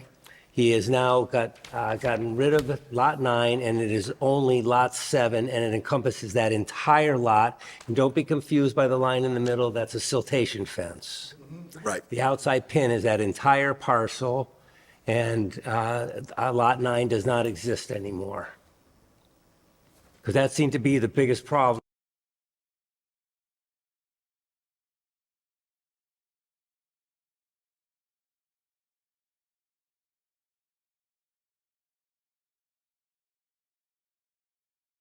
So, go ahead. To me, the lot didn't change where the house is going to be. Well, you can't change the foundation at this point, but the area is contiguous and continuous. And so he more than meets the dimensional requirements. And if you were to look at the side setback at, say the one that was just put earlier, that only had the minimum 10 foot, this one even has more on the other side. So dimensionally, it has everything it needs to be there.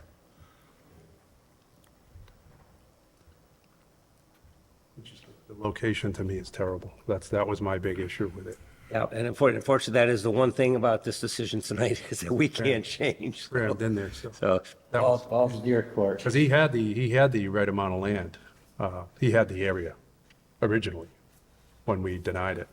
But you didn't deny him really on the land, you denied him on the way it was proposed, because it stayed as a single-family lot with a sliver off to some backland somewhere else, and you didn't feel that made it contiguous. Is the applicant At present? least as much as I remember. I don't know. I don't know. Is the applicant here?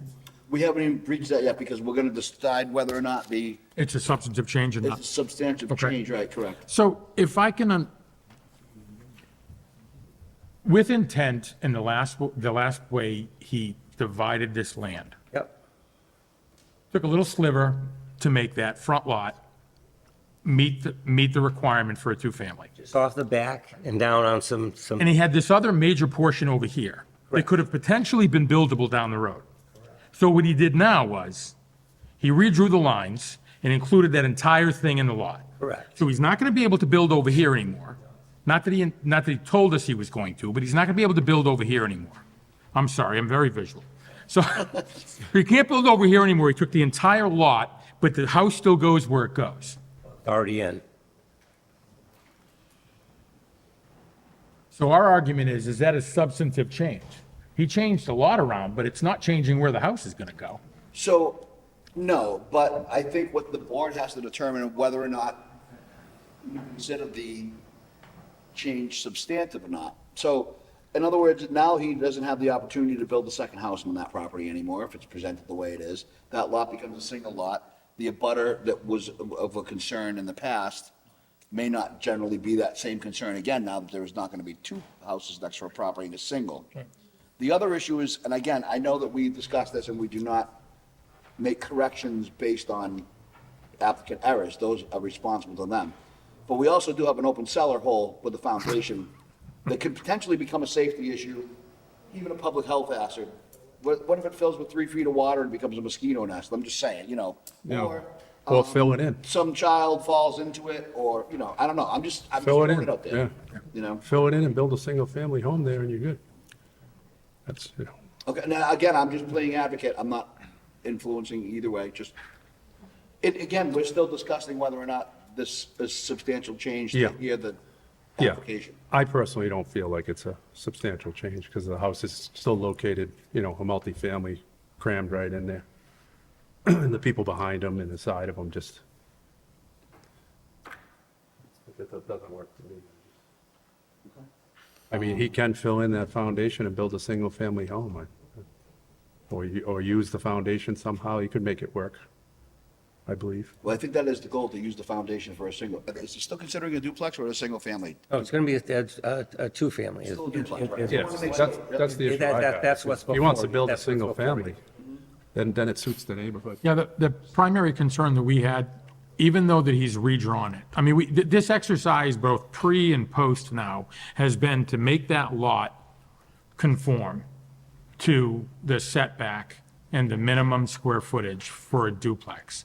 But the issue that we had at the time was that that house, on the frontage and the way that foundation is situated, is shoving two families close to the road in a tight spot. Now they just have a bigger backyard. But it's the same dog of a design that it was before. Yeah, I mean, he put in the foundation before he came to the board. But I'd be interested in what the other board members Yeah, feel. Sure. Mr. Chacolo, any comments? Yeah, I have a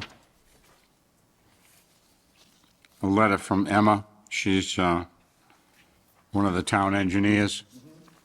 And I believe this went to you, Adam. Joe, the applicant, being the applicant. Following up on our phone conversation earlier this week, and this is dated October 3. We conducted a site visit, and the slope to the south of the site appears to be stabilized. However, as the limit of land disturbance exceeds the major permit threshold, you are required to submit a major permit application, including the review fee, design plans. As-built plans should include the southern slope with fill materials specified, in other words, tree stumps, mulch, etc. Stormwater management plan and long-term operation and maintenance plan per the major permit application requirements. And then there is a URL to go to for the town's checklist. Further, following up on the land disturbance permit requirements, the previously issued land disturbance permit was for a minor permit. The site work conducted to date, especially with regards to the clearing and grading to the south of the existing foundation, falls into the major permit category. And then there is a URL for the major permit requirements. This is a different permit, apparently, that he is going to have to get. The site and issue, the whole category of things is still the same, though. So I don't know if it's sufficiently different to bypass, what is it, the two-year rule? Right, correct. Yeah, I don't know if you would consider it sufficiently different. I'm going to ask Adam if there is anything that he would like to weigh in on this, being that it came, I have your letterhead here. I included that just for information purposes to determine whether it's major or a major change or not. It's really discretionary. Oftentimes it's 25% or more of a change is a major change, figure of things, but in this case, it's really subjective. Respectfully, it's the same build. I mean, Mr. Chicolo, I'm very sensitive, Mr. Chairman, to the fact that we've got a giant hole in the ground, and a lot of money has been put into that, and a lot of consideration for the betterment of that area. But, I mean, this is from the applicant himself. So the initial plan that was used for the land disturbance permit is the exact same footprint of the building that's in place. It's the same build, exactly the same build. Well, we can't change the foundation. He just, no, I'm not challenging your determination by any means. I think it's quite smart. But it's the same build, it's the same building, it's the same intent. He just redrew the lines around the property. Well, he just gave that it seemed the last time everybody was struggling with the fact that the frontage and the area was staying consistent with the single-family home, with the exception of a 5-foot path. Yeah, no, respectfully, like that. that was part of the argument. But the other part of the argument was, the reason why, I'll speak for me, and I think, but the reason why I had contention with the way it was laid out and borrowing this little sliver of land over here was because the way it was laid out was, it was crammed over here as a two-family. And then you had all this land, and he borrowed a little piece to make the lot size correct. So now he just borrowed a bigger piece to make the lot size more conducive rather than borrowing a little piece. It's the same crammed in two-family in the same space. That density isn't going to change. So respectfully, he redrew the lines. I don't see this as substantive change, gentlemen, and ladies, excuse me. Okay. Ms. Bush over there, how you holding up? Good. Any questions or comments?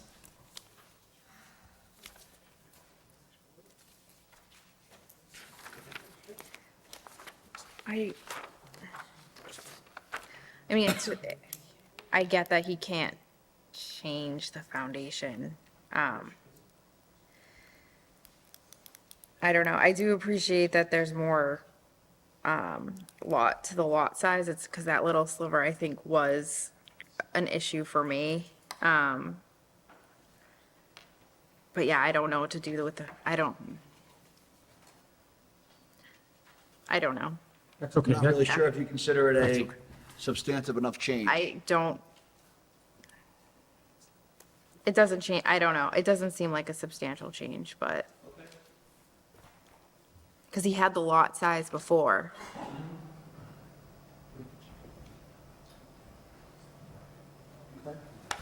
Ryan, to you over there.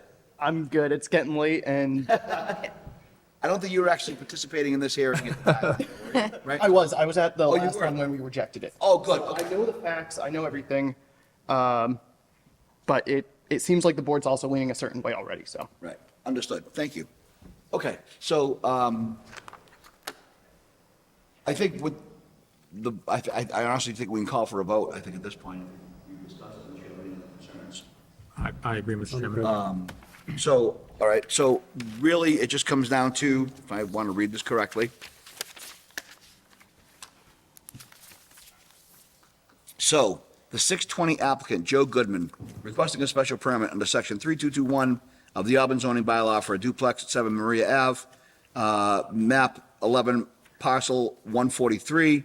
I'm asking for a vote of whether or not the board considers this application a substantial enough change to open a hearing. Mr. Chairman, Accept, I should say, accept the application and then open the hearing. Mr. Chairman, I would vote, I would make a motion to consider this not a substantial enough change and to deny, to review. Do I have a second on that? Yeah, I'll second. Okay, all in favor? Aye. Aye. Any opposed? A comment, Mr. Chairman. Go ahead. I just don't want us to run into trouble on it. He's asking, the permit that was originally asked for was for a single-family home. But when viewed, we all could see that there was a two-family foundation already put in. This particular application is indeed for a two-family. Trying to come at it probably from what I would call the back end, to say, oh, okay, it's there, so I'm going to ask for two-family because I had asked for a single-family. I think that he's looking at this saying, it's definitely a significant change because I want a two-family now. Okay, I'm not opposed exactly to what this motion is at all. Matter of fact, before I go any further, okay, I am in favor of Mr. Maron's motion. However, like I said earlier, I don't know if we want to table this until we get a whole list of the other information that was going to be required in a major land disturbance permit. He's severely deficient on it. I can't talk tonight, huh? It's getting late. He's deficient on it, so that without committing us to either approval or denial, we can table it and just not act without the proper documentation. Mr. Chairman, if I may, and I'm certainly willing, based on, I think those are excellent points, Mr. Chacolo, and I'm certainly willing to retract the motion. I don't think we've made a final Not yet. vote on. Yep. But I recall the past hearing that we did in fact vote on the intent of a two-family. Because during that hearing, I believe we gave the applicant an opportunity to tell us that he would make this a one-family, and he did not. Correct.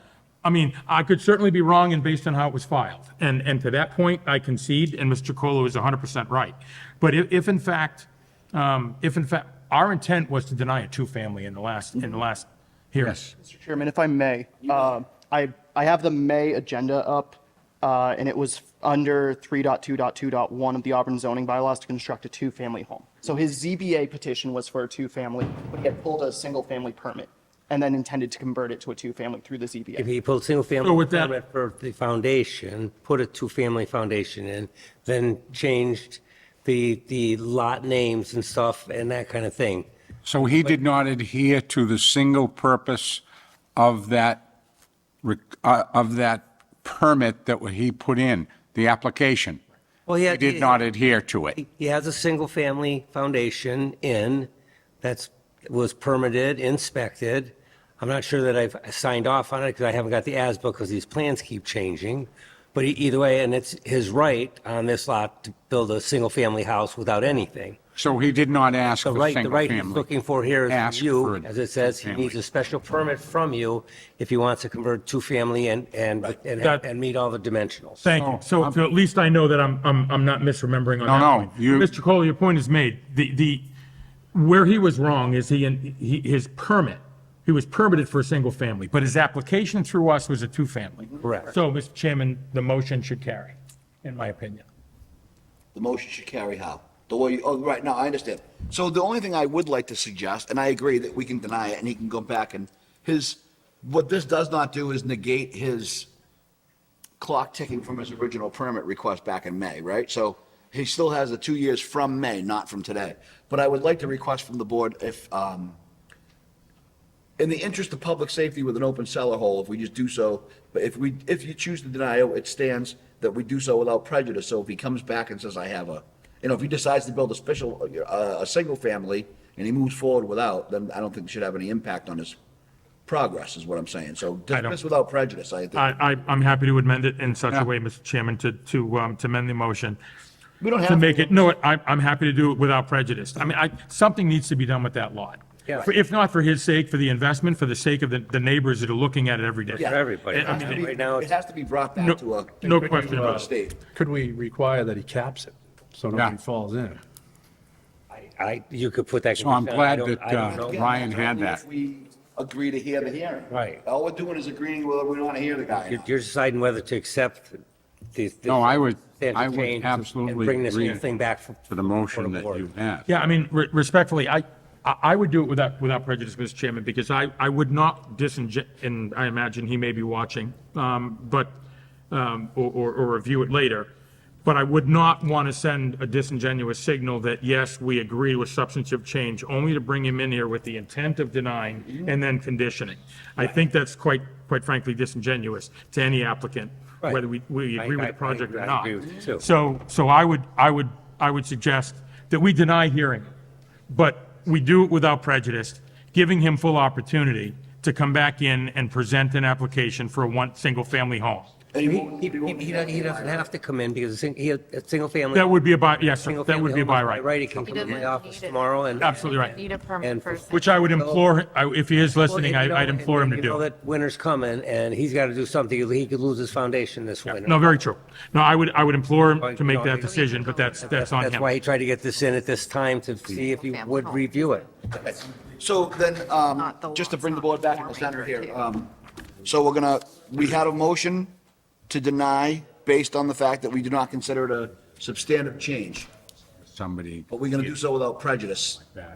So just for the board's sake, that we had demonstrated to the applicant that we wanted to come up with a solution, we want this lot put back into a livable condition again. Yeah, for clarity, Mr. Chairman, I'll make that motion as stated. Okay, do I have a second on that? Second.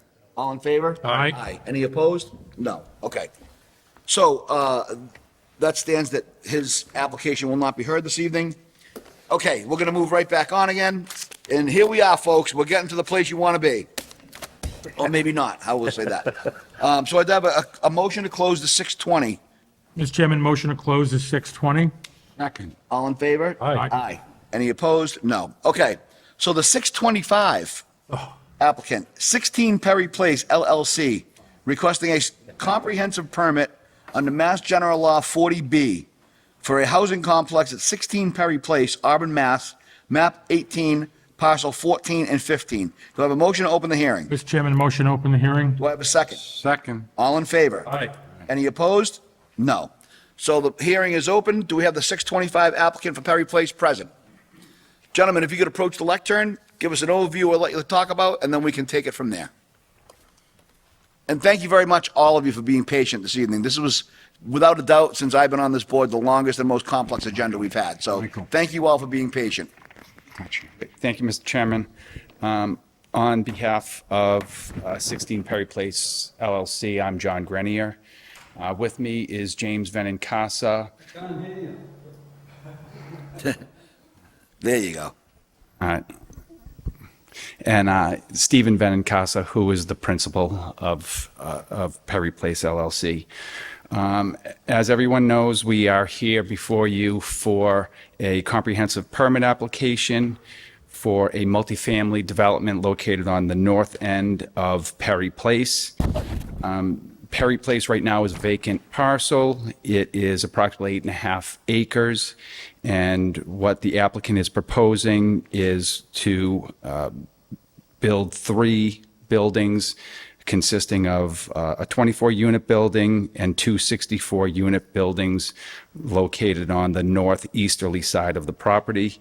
As I stated before, this parcel is located at the very dead end of Perry Place. It is abutted to the east by 290, and the Water District owns property to the north, and then there are 2 single-family residences, residential homes located on the westerly portion of the property off of Perry Place. This area has sand and gravel. It is flanked by a wetland to the north and also to the south. There's been substantial soil testing. It's all sand and gravelly material in this area. It's been vetted by multiple town departments, DPW, fire department. There were suggestions made by the fire department regarding the width of access to the site and making sure that they can have adequate driving aisle widths for circulation for emergency vehicles. The parking that is provided is located at the center portion of the site. There's a total of 247 parking spaces that will service the 152 units that are part of this proposed project. Also, in addition to the outside parking, there are 3 separate garage buildings that would provide covered parking as an amenity for the residents of the development. I know we're looking to just open the hearing. It's going to be a longer process. Obviously, different consultants, whether it be for civil, for traffic, as well as any other review from different departments. Obviously, those plans have been sent out to all the various departments, so that we'll be getting review comments. So this is, as everybody knows, this is the first step in what will be a multi-step process as we get comments back from different consultants. We'll be looking to obviously address those adequately and make sure that we're meeting all of our requirements, whether it be stormwater, traffic, circulation, as I said, which was reviewed by the fire department, as well as any other comments that this board would have. So that's, from 10,000 feet, an overview of the whole project. I'm sure people have questions and comments, and we'll start the process with giving it off to the chair with any questions, comments, or anything that the abutters would like to know. Great, thank you very much. Okay, so obviously we go to abutters first, and I know that we're going to have a lot of comments, questions, and concerns here. So I'd just like to remind you all that if you've signed in already, that would be great. It's just helpful if you're making public comment. When you come up to the lectern, name and address, give us your concerns. If you are one of the folks that have already heard those concerns and you don't want to repeat yourself, that's perfectly fine. Willie will take all of that down and we'll make sure that we have correct numbers. So who would like to go first? I'm assuming that must be somebody. Go ahead, sir. Come on up.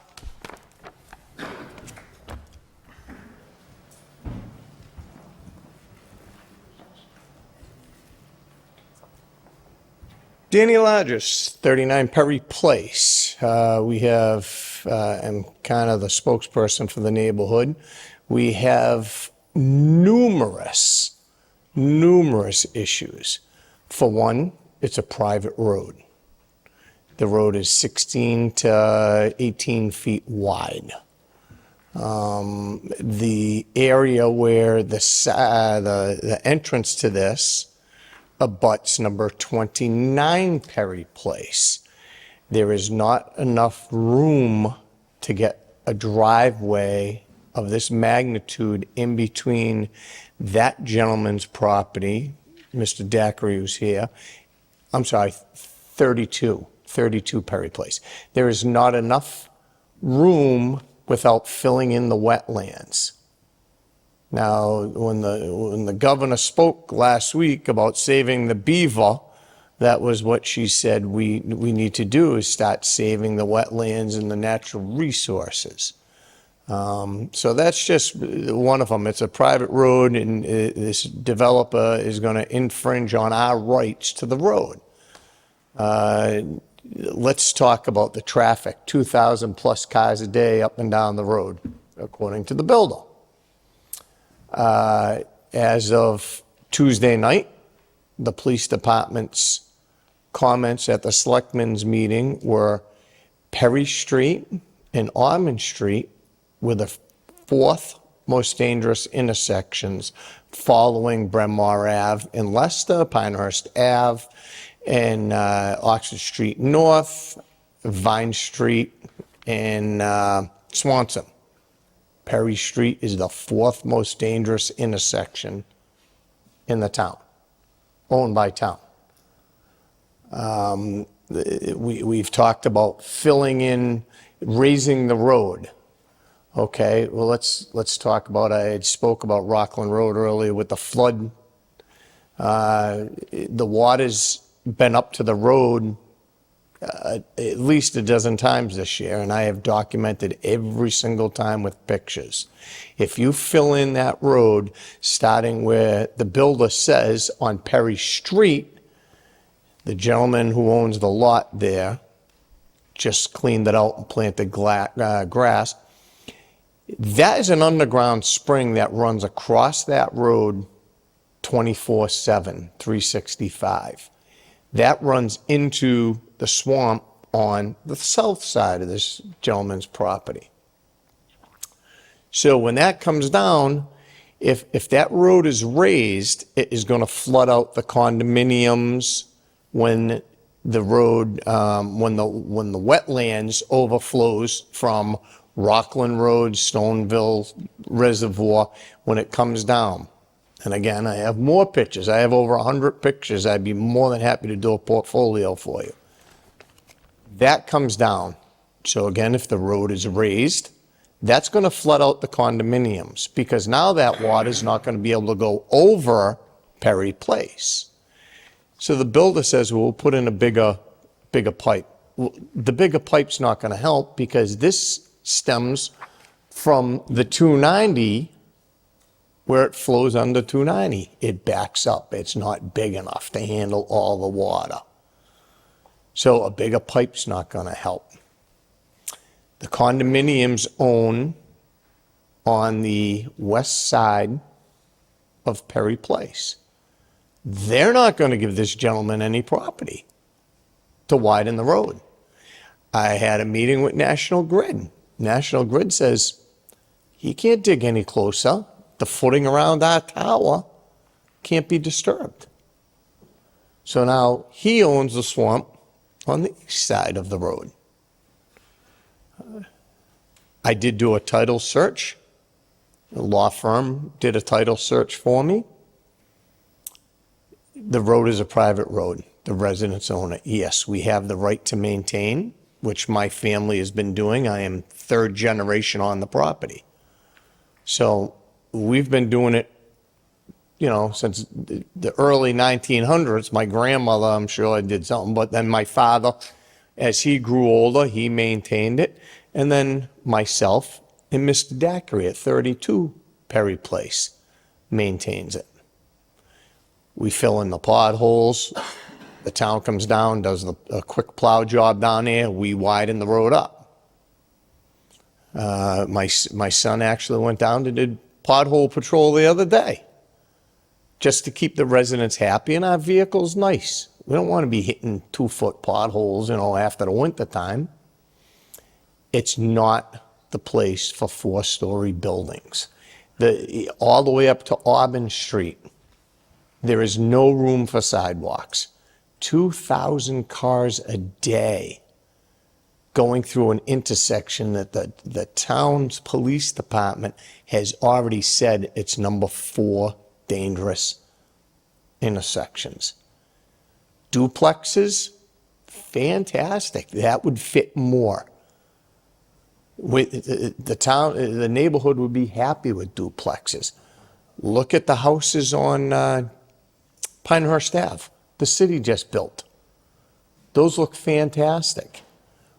Look at Pheasant Court over by Auburn Youth. Those would fit the neighborhood. A 66-foot building is not going to fit the neighborhood. Not to mention, and I believe, and I don't know who, the overusage law for a street. The street was not designed to handle not just the cars, but now you got the trash trucks coming down, which would only come to us once a week. Now you're going to be talking about how heavy they are, emptying the dumpsters. Then you're going to have the Amazon trucks flying up and down, and then the FedEx trucks, and then the UPS trucks. And they're all going to be going up and down Perry Street to all of those families that have young kids. And some of the families, there was one gentleman here, his family's been there for the last 60 years. And now his kids are being grown up there. It's not the place for it. The builder was all set to sign an LIP that Selectman Corain negotiated, and then they thumbed their nose at him at the last minute and said, we're going hostile.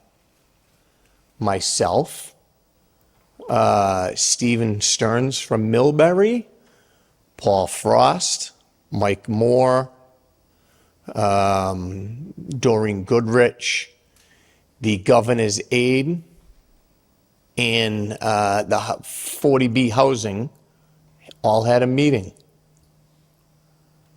They all agreed. If you folks got a packet, you're going to see that Senator Moore and Representative Frost said the same thing. This is not the area for a buildings this magnitude. And I will be more than happy if you tell me what you want for information. I will be more than happy to present it to you at a later date. I just need time to get everything put together and do a packet for you. You know, you're talking about putting 20 pounds of poop on a 5-pound lot. It's not going to fit. Mr. Daiquiri's facing, you know, all of those cars right by his house within 10 feet. You know, I'm looking at a 66-foot building 15 feet off my cow pasture. And then I was told I had to play nice with the builder? Excuse me? And that was a town official that said that to me. I have to play nice with the builder. No, I've lived there. I'm 3rd generation at 39 Perry Place. My father started the farm in 1958. I'm not going to listen to somebody going, oh, well, the cow poop smells, or your chicken's crowing. It's just annoying. Look, you want to move into the country? Deal with it. But it's not the place. Not to mention flood insurance. When he starts damming up the road because he wants to raise it 2 feet, where's the water going to go? It's going to flood the condos, potentially flood Mr. Downer's house. I'm a little higher in elevation. It's not going to affect me that much until I have to leave my property. So it's a lake from the high tension towers all the way to Rockland Road. I can look out my window, and again, I have pictures, all dated. You can look right out my window and I can see water all the way to Rockland Road. I have pictures of Rockland Road underwater, where the fire department was pumping out Gary Goodno's house. Brook Street. How many times has the Brook Street been underwater? Those houses have been underwater, and this gentleman will contest to that. Those houses had 8 feet of water in their basements on a good storm. It's not the place to be constructing and doing roads over that do not belong to them. I think I said my piece. I don't know if there's any of the other people that are here from Perry Place or the neighborhood. Does the board have any questions for me? I'd be more than happy to answer. I don't myself at this time. Does anyone else? I'd like to see if there are any other abutters that want to speak, Mr. Chairman. This gentleman has spoken. One question I have is the road, is that deeded to you?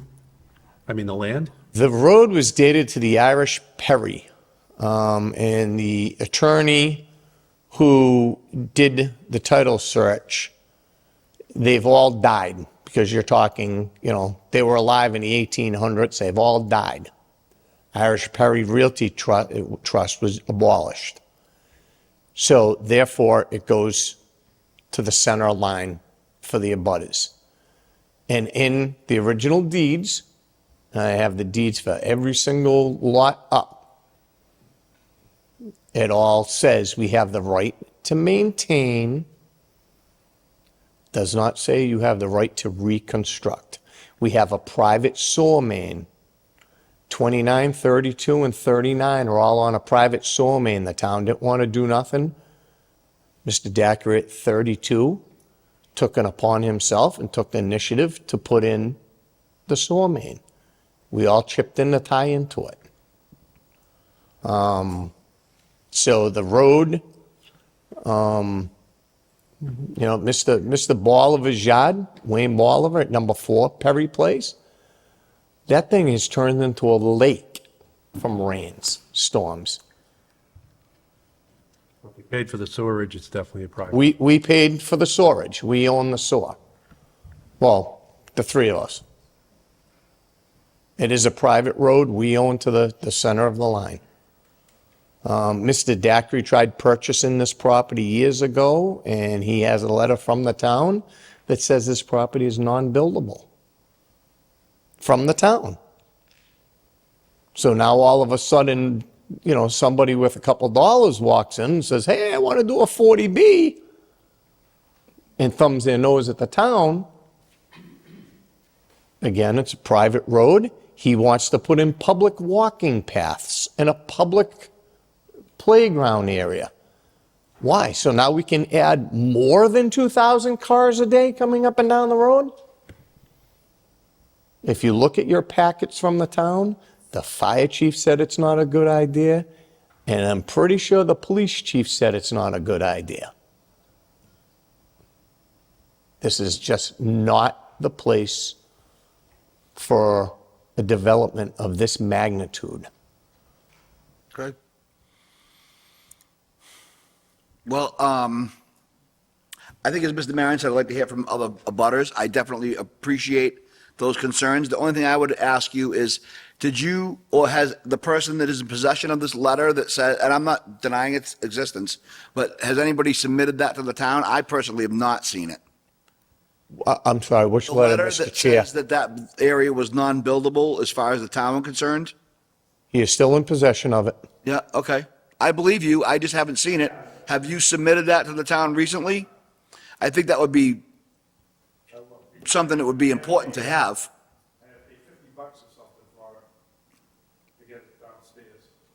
Okay. Again, I don't know. I'm sorry to interrupt you, Mr. Chairman. If we could have this gentleman go up, because Yeah. I'd like to actually ask him a follow-up question. Would you be willing to approach the microphone, sir, and introduce Thank you, yourself? Mr. Chair and Thank you and very board. much.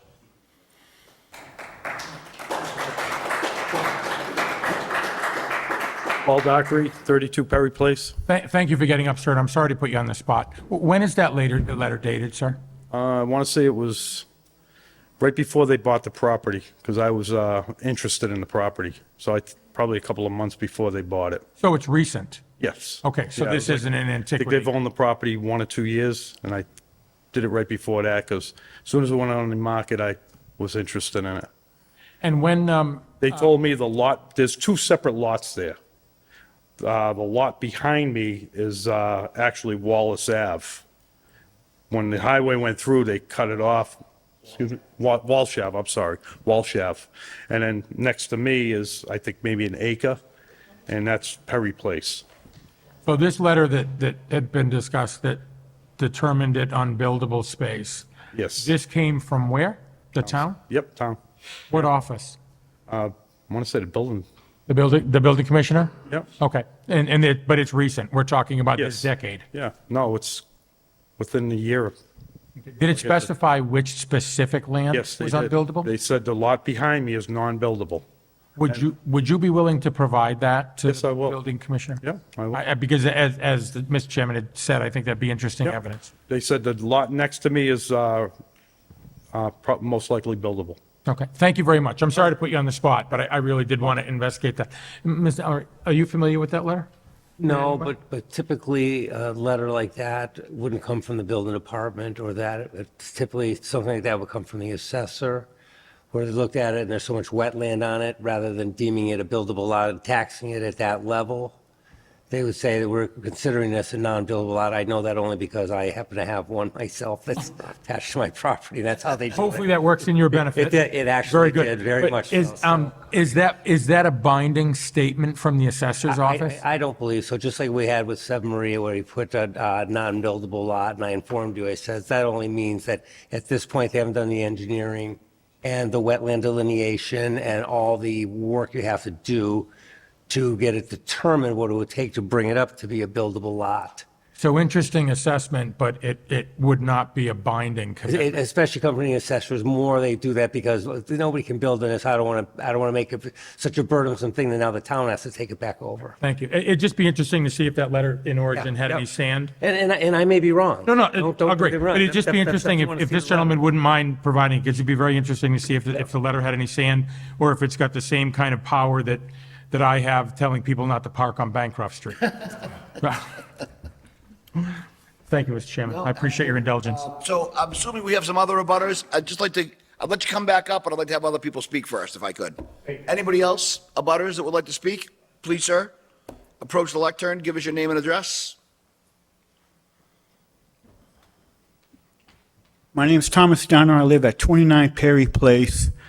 I got three things I'm concerned about. First, I'm concerned about, I have flood insurance because of the land that abuts my area.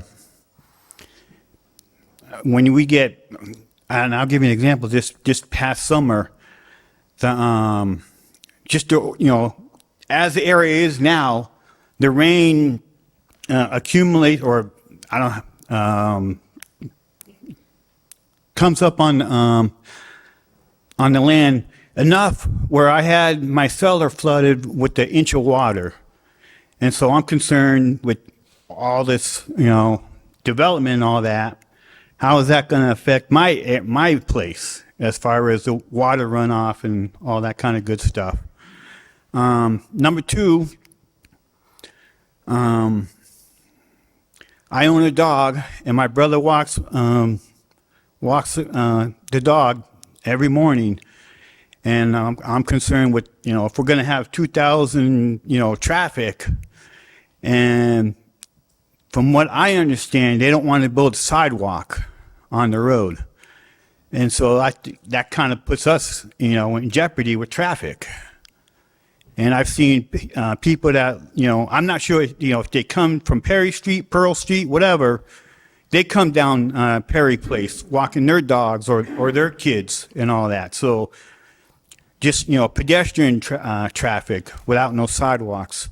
The third thing I'm concerned about is, again, traffic coming out. When we go out of Perry Street, if we turn left, there's a traffic light that goes, I think is it Vine Street? Vine Street, and then the traffic comes off of 290. We can be sitting there for like 5 or 10 minutes because where our street is, the traffic light is right there.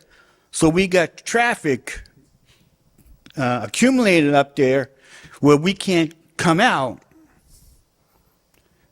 And and now again, if you're going to put 2,000 more cars, how long are we going to be at, sitting at Perry Street trying to get out on Auburn Street? So that's my concerns. Thank you. Thank you for your time. So I just want to do a quick recap.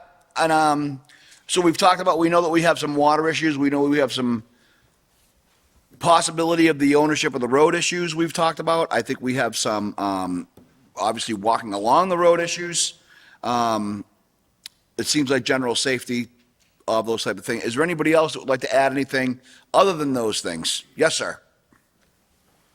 My name's Edward DeRosa, 27 Colonial Road. I'm a Buttman. I have a beautiful piece of property. Beautiful. A lot of wildlife and everything. Now, these people are going to come in, put up a building, and I have to live there. I've been there 54 years. When they build it up, they got their money, they gone, they go to the next spot. They don't care about me. They don't care about these people. All they're concerned is about building this and go, and that's it. Just like these other people living on Perry Street.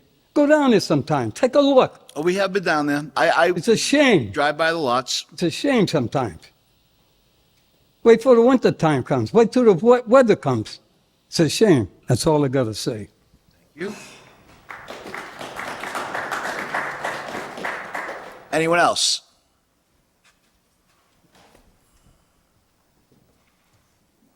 Good evening, everybody. Dean Hazis. I live in 11 Pearl Street. If you're familiar, you've been down there where Perry Street meets Perry Place. Pearl runs up. I'm on the corner. So I abut to the private road. I'm literally the corner house. I can show you videos, I'd really like to, of the flooding and the raining, right? I know we talked about it, but it's not just some water issues or some traffic issues. It's a huge issue. And I think, honestly, you guys can save everyone a lot of time and money and vote on this and kill it now, because it doesn't make sense. And then the guys, who's been down there? Raise your hand, please. Oh, yeah. We've all been down there. It's a dead end. You want to put, Danny talks about one building. Well, no, he said a 64-foot building, but it's 4 of them. And then today we just found out there's 3 more parking structures, multi-level. That's 7. Who knows how many more, right? Pump stations, parking lots. I just don't want to beat a dead horse, right? But I want to show you the rain. When it rains down there, my yard floods. If he builds up that road, I'm dead. Seriously. I'm going to have flooding in my basement, in my house, my garage, my yard, which I have now anyway. It's just going to be much worse. The traffic, I don't know if you guys did a traffic study yet. We've been asking for it. I think that would be enough evidence to say this can't work. But not to mention the size of it. It's a dead end. In the state of Massachusetts, we're right in the center of this little area. You have the whole state to build these things. Why in a dead end with a road this wide? Oh, here's another video I wanted to show you. A school bus couldn't pick up the kids because there was a car parked on Pearl Street on one side of the road and the other parallel to each other. So the bus couldn't fit in the middle. A fire truck pulled up behind it. I was videotaping. And then here's the flood. But again, I would gladly give this all to you. Thank you for your time, but please, 20 years from now, we're going to look back at this decision and say you saved Auburn or you killed it. Thank you. I appreciate that. Yes, sir. I've been here 25 years now. I have to talk twice. Tim Daly, 25 Rockland Road. I think that not only does it affect their lot and their property in Perry Street, but now when people are going to come out and they can't get out Perry Street because of the traffic light, they're going to go right onto Pearl Street, which then they might take a left onto Highland Street, which is a whole nother development. They're going to come straight. They're going to try to go onto Rockland Road. So those, after the first trips, when they can't get out anywhere, they're going to go into other parts of that neighborhood. So you've got Pearl Street, you've got Highland Street, now you have Rockland Road. And sometimes the traffic on Auburn Street is backed up to Rockland Road because of the traffic lights. So I think you have to just think that it's not only that, it's that whole neighborhood. It's the whole neighborhood that will be affected. And those 4 streets and those 4 neighborhoods who will eventually, maybe not the first week, but eventually, they'll find other ways to get out from their property. So I just wanted to add that, okay? And thanks for listening. Okay. Anyone else? Yes, sir?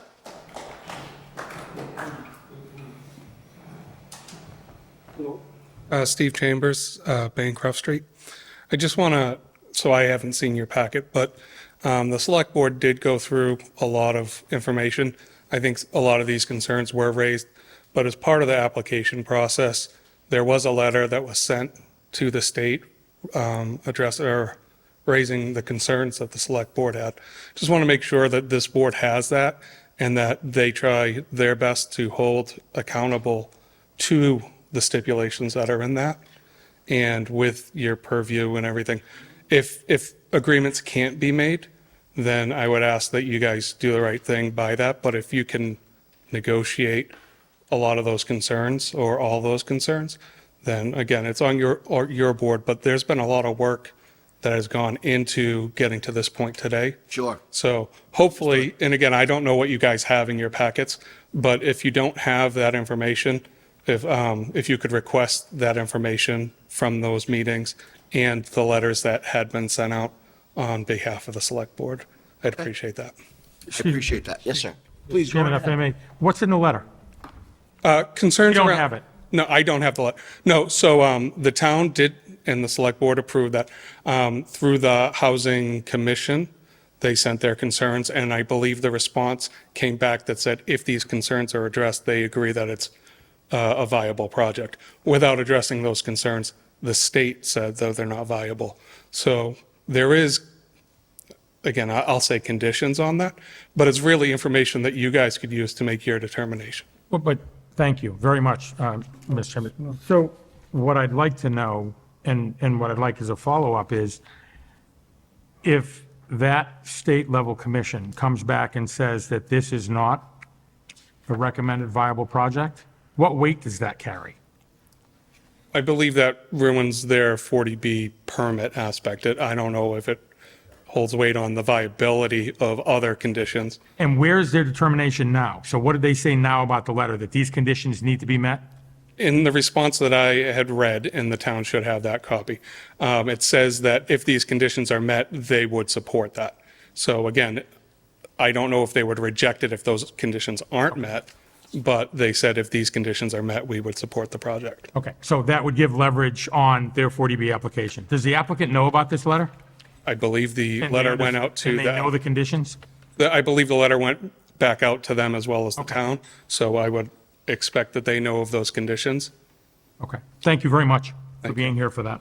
Can we get a copy of that letter, Mr. I'm Chairman? pretty sure the response is this mass housing letter that we have. We don't have the letter initially from the town to mass Right, housing. this is the response letter, correct? Okay, and that was one of my concerns. I just want to make sure you guys had that in there and do with that information what you will, but appreciate it. Thank you. But this articulates the points that were raised as far as conditions? If you see at the bottom of the first page and top of the second page, there's a municipal comments. I'm assuming that that's mass housing responding to what the select board sent to them. I'll spend some time on this later. I apologize. I thought we didn't have it. This is way past my nap time, so. I mean, I'm on the back nine for a while here. No, I appreciate it. And again, you I guys, apologize, but I'll take a look at this. there was a lot of work done to this point, and the builders will tell you they've done a lot of work as well to get to this point. But a lot of the concerns that we are hearing tonight have been brought up to the other boards as well. So please use that information as you will. Very, very helpful. Thank you so much for being here this evening. And Mr. Chairman, if I may, I'd be very interested if the applicant does have their response to these conditions. If that were. I don't think we'll reach that level tonight. I think this is more of an introductory, and I could be wrong. I'm certainly. No, don't be wrong. Introductory is good. Introductory is good. Because I think this is going to be discussed over several months. No limit. It could be 3, it could be 6. I honestly don't know. That'll give you We're some in this time. for the long haul, though. Yeah, that'll give me some time to review the letter. It'll definitely not be the last hearing on this matter. Thank you, Mr. Chairman. Anybody else want to comment? Yes, sir.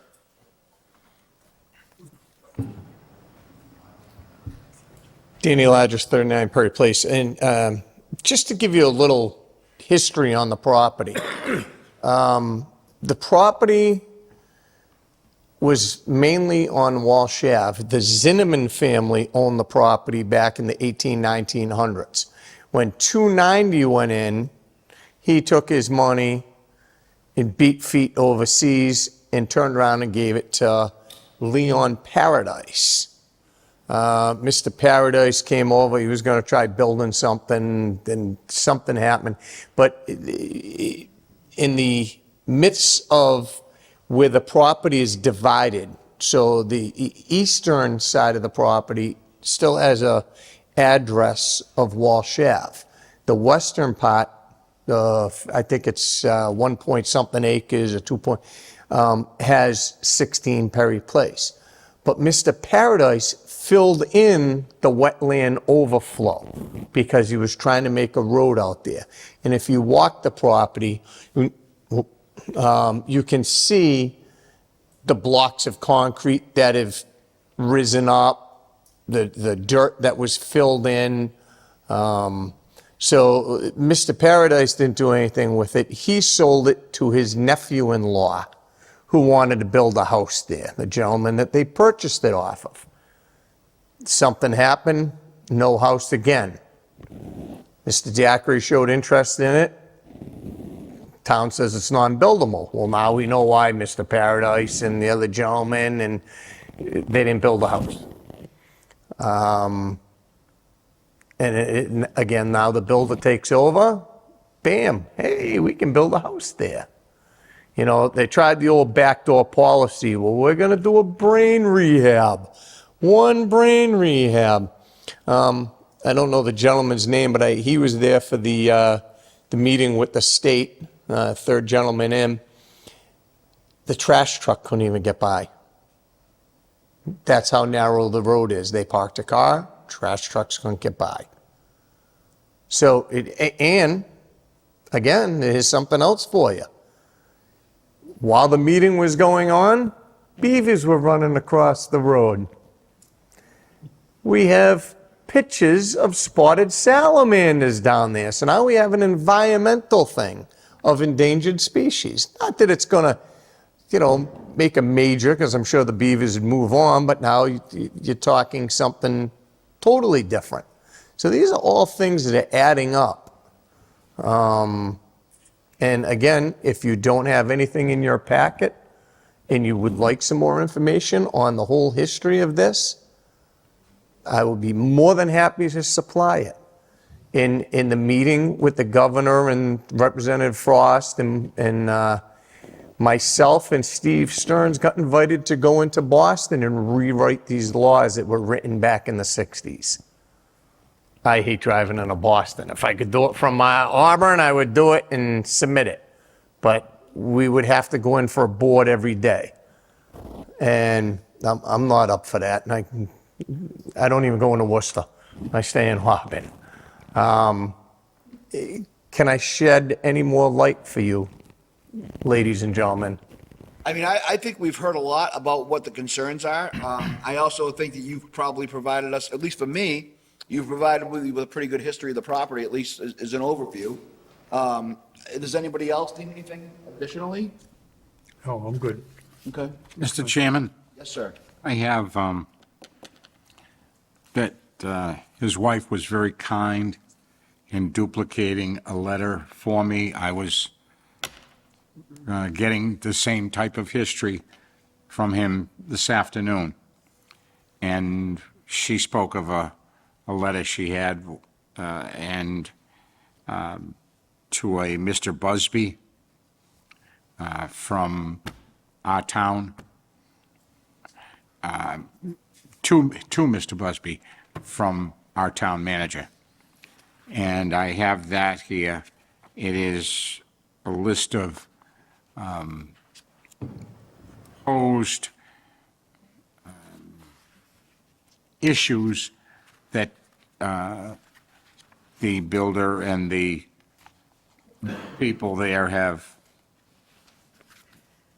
agreed that will be taken care of. Now, this is an agreement. It's not signed. It is just blank where our town would sign it along with the developer. and I will provide copies of this to everybody here. Thank you.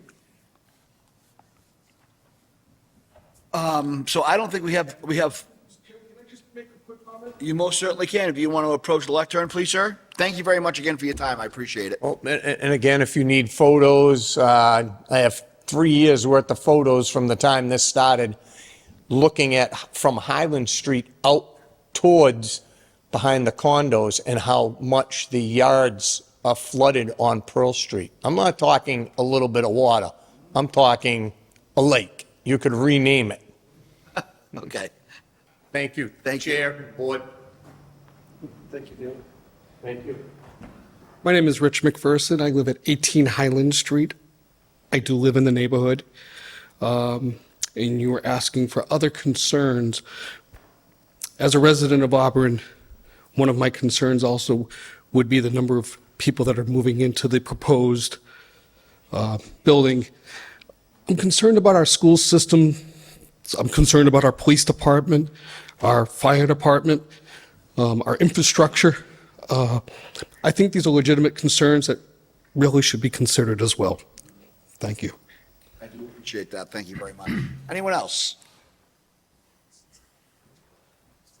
Yes, sir.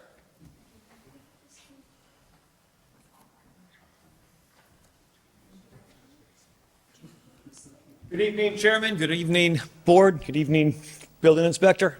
My name is Mark Lindblom, 1 Eames Drive, Auburn, Mass. And again, though I'm not in the Perry Place location, I do notice like to have a 40B project mess up your lifestyle. I'm so against 40B projects because you guys can override the town so many times. Planning Board, no, we'll go ahead. Selectmen, no, we'll go ahead. All these other projects, no, we'll go ahead. Listen to the people, no, we'll just keep going ahead. I don't get it. I understand you're looking for your money, and like Mr. Legate said so much, so eloquently, it's not the place for it. I've been down there multiple times as well.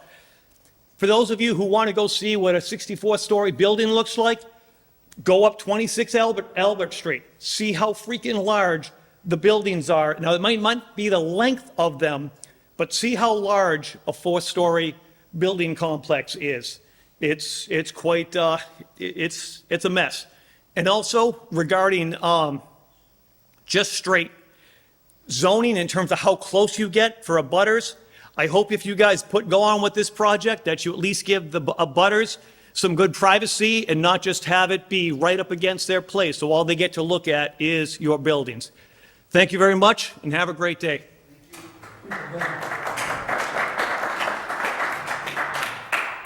Okay, I'm assuming that do we have any other abutters? I don't want to assume anything. I apologize.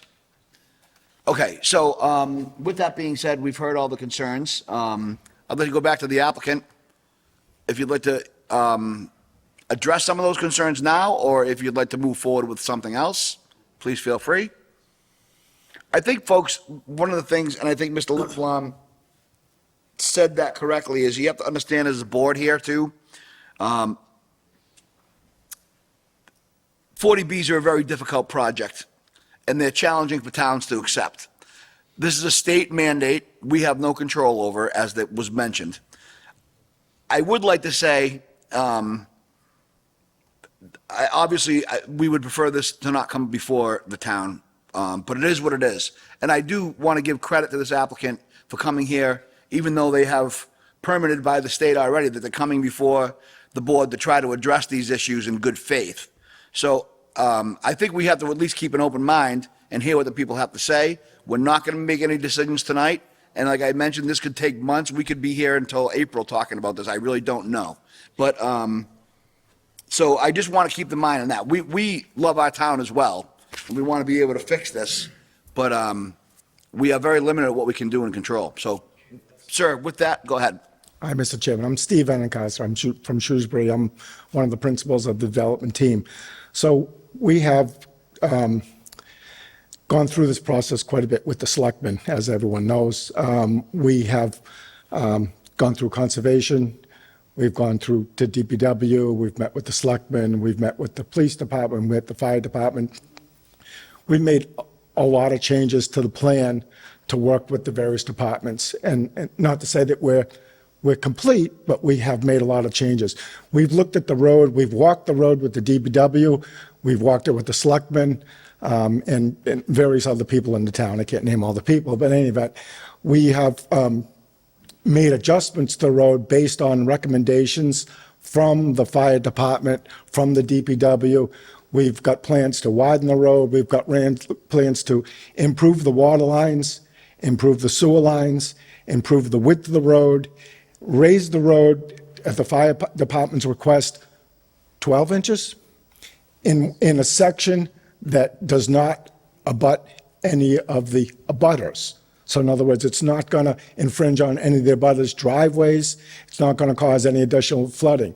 We have had a traffic study completed, which will address all the intersections, the roadways, the traffic that getting by. So we have all this that we have submitted, that you'll have your peer review, and we can circle back, because we're not an expert in traffic. I don't know, maybe there might be an expert in traffic on the board, but we rely on others as you do. As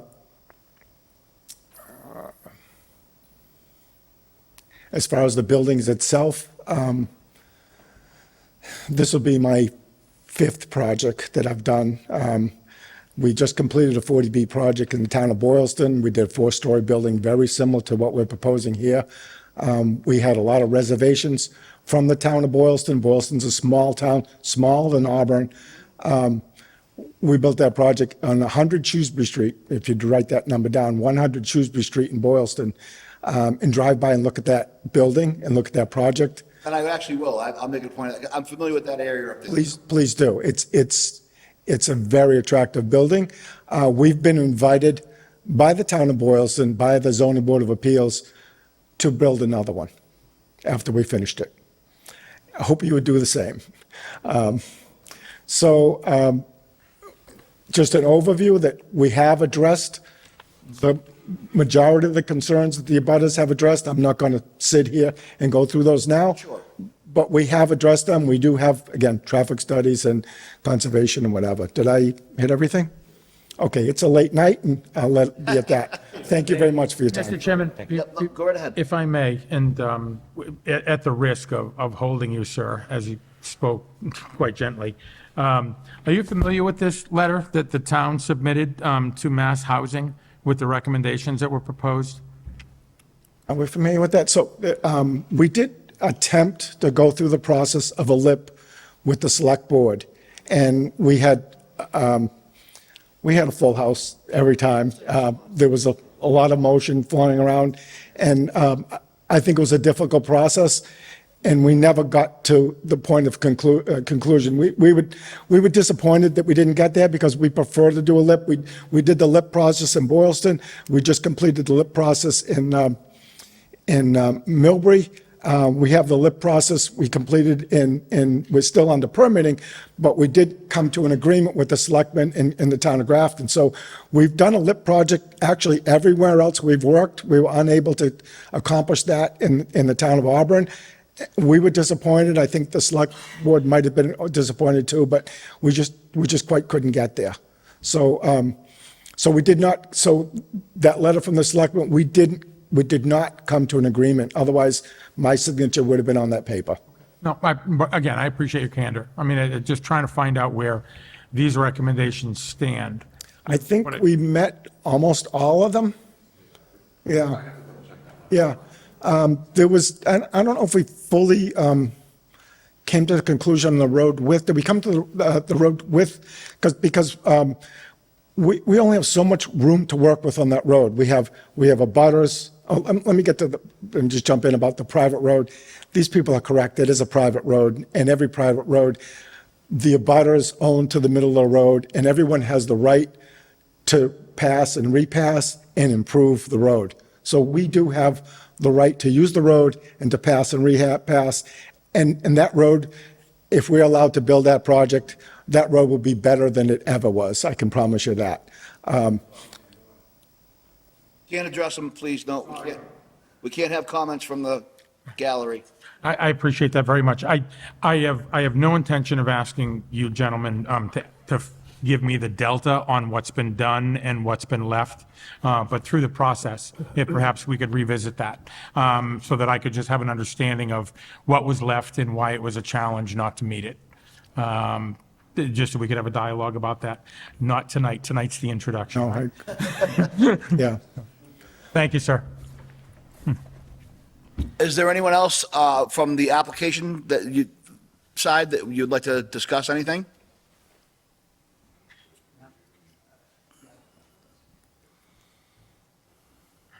As Steve alluded to, we have submitted quite a bit of information that will be distributed to the towns, different consultants, whether it's traffic, drainage, any of those items. So we will be getting information from towns consultants. We'll be vetting that in-house or giving it to our traffic engineer. So there will be conversations back and forth between the town's consultants and our consultants so that we can address, and a lot of that we hope will address the concerns of the abutters as well. So as I said, it's going to be a process. We're going to be going back and forth, but I think a lot of the items that will be reviewed by the town's consultants will be addressing some of, or hopefully all of the concerns from the abutters on this. Thank you. Anything else from the board this evening? I would just make a final comment, Mr. Chairman, given the level of interest and concern from the residents, is that the best advice I could offer through this process is to educate yourself on what a 40B is. Know what it is and what it isn't. And as you're doing that, take a look at what the scope of this board has to offer. What we can do, what we should do, and what we can't do, quite frankly. Because that's going to move the process along in such a way where you're going to be a little less frustrated, hopefully, in understanding why we might have made a certain question or a certain topic an issue. Because we have a certain scope. We rely on other boards for their scope, but there are limitations to what we can do. Well said. Yes, sir. Come on up. Believe me when I tell you, I know we have a lot. This has been a long evening, but I want everybody to feel validated and heard here, too. Danny Lodgers, 39 Perry Place. Just in your comment with Mr. Busby, I did speak with Mr. Busby, and he said the state was 90% positive that the state was going to say, okay, yeah, it's a good project. He said the Zoning Board of Appeals is where it stops. You have the rights. There was actually a class held at Holy Cross College that I informed Mr. Kastanovich about, that all of you could have went to the class for nothing. Whether he relayed that information, that came to us. The knowledge of that came to us in the meeting with Representative Frost, Senator Moore, the governor's aide. That was brought up to us. I've been doing research on 40B projects now for 3 years since it started. You can put the nail in the board to end it. Mr. Lodgers, if I may. So Yes. you're right. And given the fact that you've done the research that you've done, and I'm glad you have. Yes. So the fact that you know that we could put a nail to this, you do know that the applicant then, based on a 40B project, would have the opportunity to sue the town for a denial on a 40B project based on our inventory and win. You do know that, correct? Well, no, it's not win, and I did speak to Mr. Busby about that. Yes, he can sue the town, and that's one of the reasons I'm kind of concerned to see. I don't know how the board is. I've never come in front. I don't know what type of backbone this board has. I don't think that's a place where we need to go tonight. Well, no. I'm suggesting. I'm asking. What I'm suggesting, sir, is that there's a recourse to an application. I don't want to set up an expectation on one way or Correct. another. Because when we do that, then the expectation, when it follows through, people get hurt. What I'm suggesting is, I want you to be informed that the town has a certain 10% obligation Correct. on a 40B, and you know that. Correct. And we don't have that inventory. No, we do The not. fact that we don't have that inventory puts the town at risk for denying a project such as this, because all likelihood is, if that applicant were to sue on a denial, all likelihood is that applicant would win. The And I board, want that to be clear to the residents so that we can set the expectations correctly. sir, the board has the right to refuse just on the safety concerns alone. Absolutely. The second one is the road, Absolutely. okay? I agree. But refusing the permit does not stop the project. It just means that the town is not supporting it.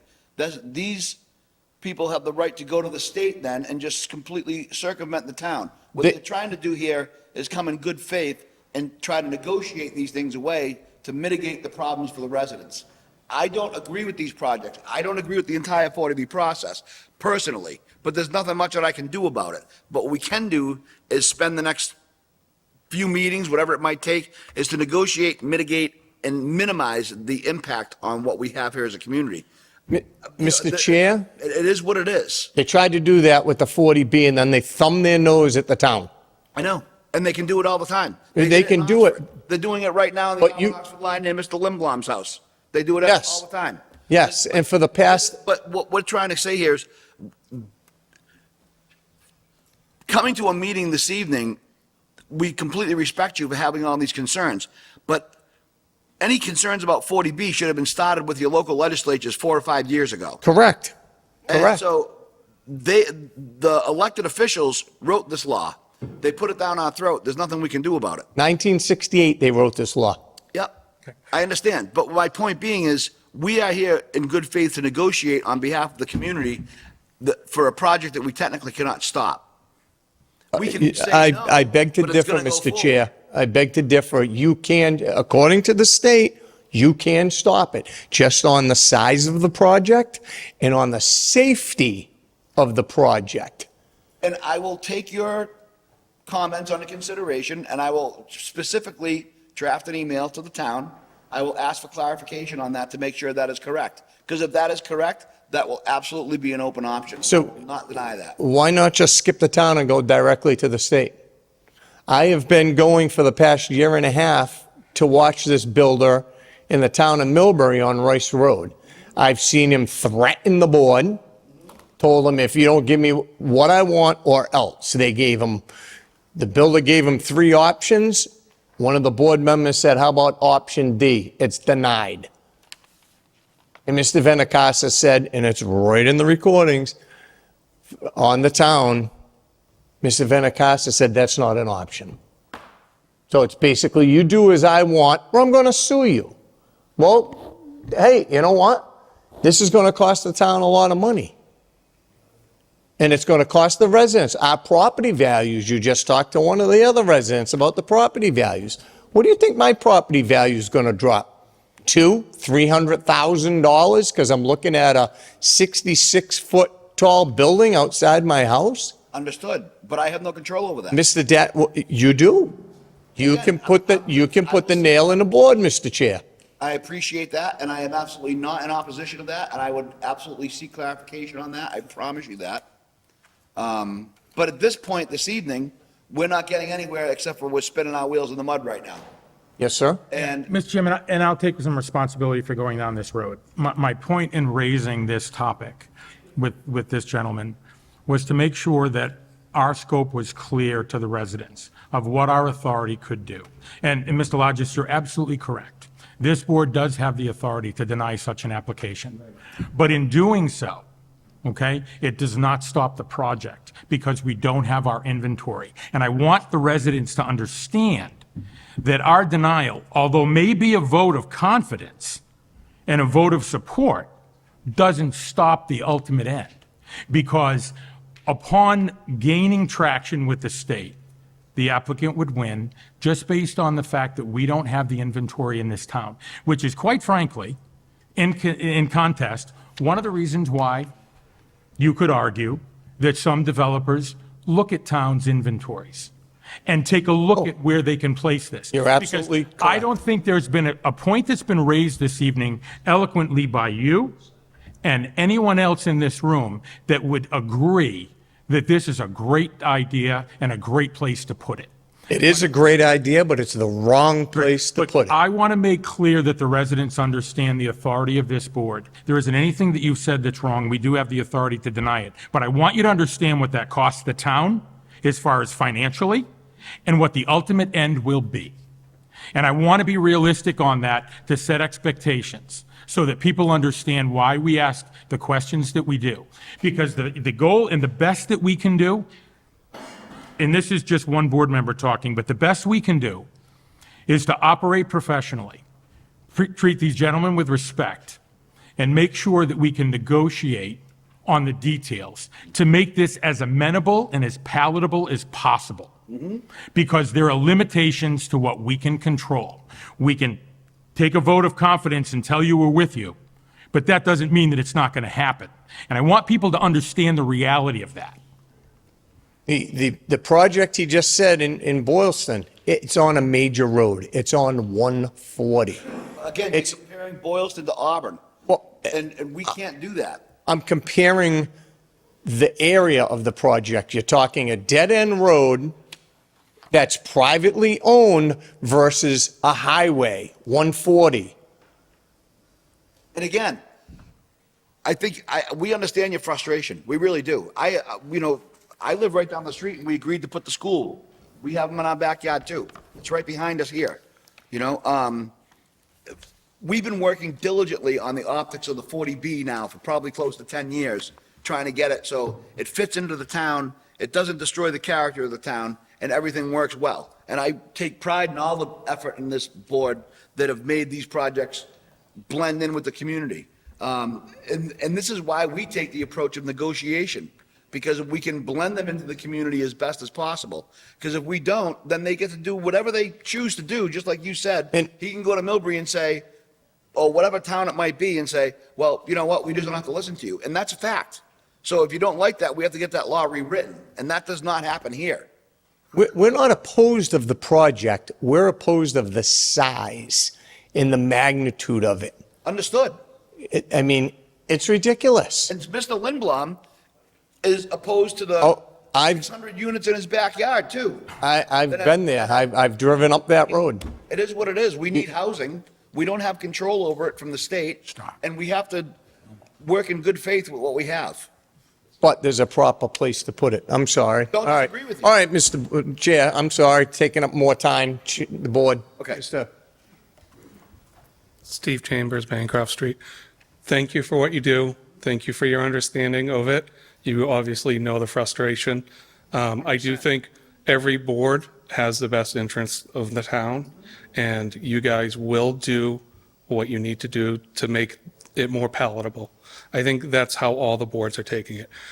Because it doesn't go through the planning board, you guys do have more authority than a typical process, and I would just ask that you take that process into consideration as it goes, and we'll continue to show up, and you'll hear from us. But again, I would ask the residents to be more succinct in their process, because they have heard a lot of this, and understanding what limitations they do have, and what, again, as a negotiation, if it's going to go forward, I would suggest you guys know what you'd like to see out of it if it's going to go forward.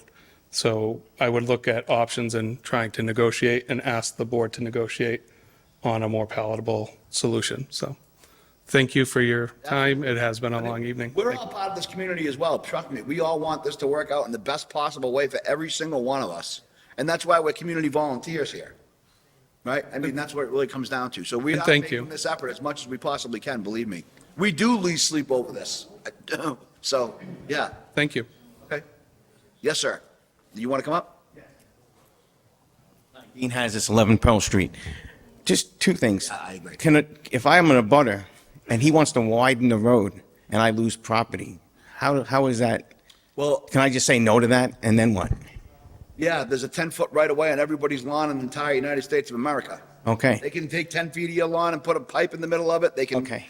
That's just how it works. They can do it on my street right now. I mean, they have a 10-foot setback to go in and dig for a pipe or do whatever they got to 10, do. 10 feet from the edge of the road onto my But I property? don't think that's I think that you would be compensated for that, but I don't think they're By anticipating who? is taking 10 feet of your property away from you. You know, and when you say you own to the center line of the road, you own your property, and then the road is a private road, but the road has a specific width. Sure.